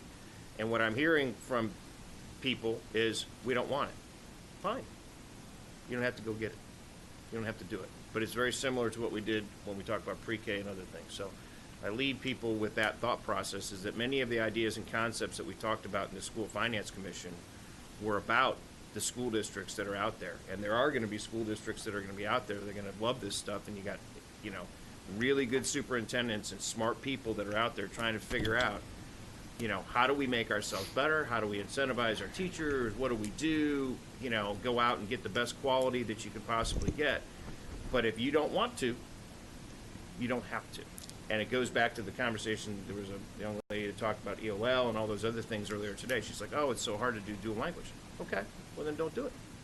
But you're not going to get the money. But that's not because of effort. I am, you know what, I'm going to lose my patience with you, so I'm not going to even say anything. But I'm telling you right now, we've sat there, Diego, for a year. And I've been doing this for a long time, and just like you have, okay? We're going to put a plan together that is difficult, and it's tough. And schools and teachers and people that want to collaborate and get involved and we want to take care of our teachers, but we want these kids to read. And I've listened for probably the last couple hours. I didn't hear a whole lot about kids. So I know you're looking at him, not me, but I didn't hear a whole lot about kids, and it's okay. So I know Ms. Gonzalez has something, but I want us. This is what this was about. So I did want to say to that real quick. I think, right, in your own pre-K bill, right, you put out standards that were difficult.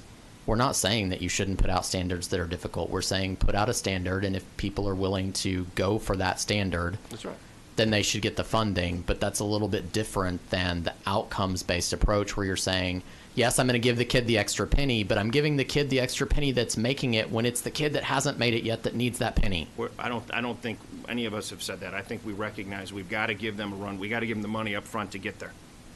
We got to give them the money up front. And maybe it's Diego said it's 2 years. If we give them kindergarten, if it's pre-K, you need 3 or 4 years to do it. So you can't just peel the money back.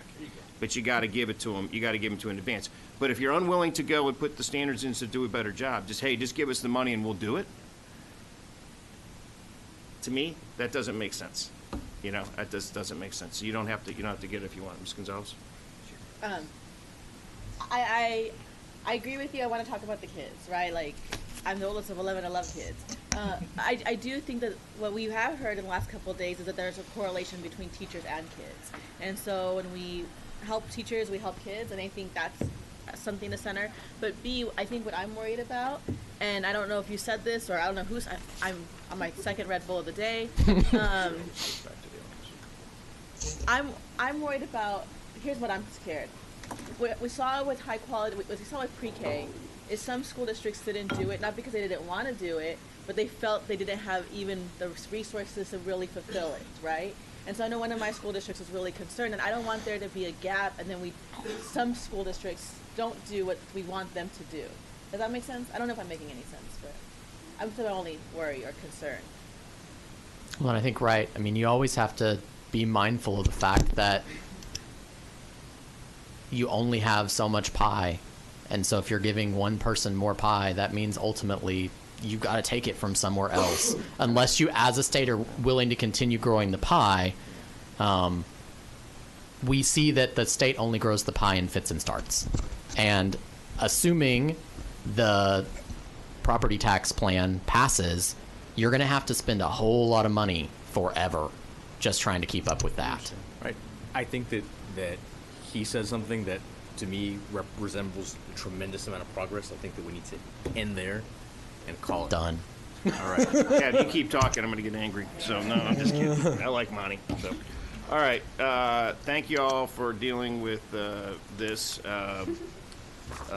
issues. The plan is, at this point, is next Tuesday we'll go back to our just meeting on Tuesdays for the time being. Amy's listening in the back and about to pull her hair out because we depending on what happens, we'll have to look at, there she is coming out right now. We're just meeting next Tuesday, I promise. But we're going to start hearing bills next week. I don't know how many that we've got referred, so I don't know how heavy or light of a day it'll be. How many? We have 30 referred. So, and we're expecting if people want hearings, they need to ask us, I'm assuming. So, if it could be a light day, it could be a heavy day. Don't know. And then the following week, we're hoping that we'll have another bill day, and then we'll have something to start talking about relative to a finance bill within the next couple of weeks, probably. So, as members of the committee are being briefed as we go forward on all these things, and then if there's ideas that you have found that you like, that for those of you going through this process with Amy and Andrea, and all of you will, if you see something or heard about something that we heard in these last 2 days that you think should be a part of our process, it needs to be identified and put out there. We're very happy to do that. Okay? Any questions or comments before we adjourn? All right, thank you. The Committee on House Public Education will stand adjourned, subject to call the chair.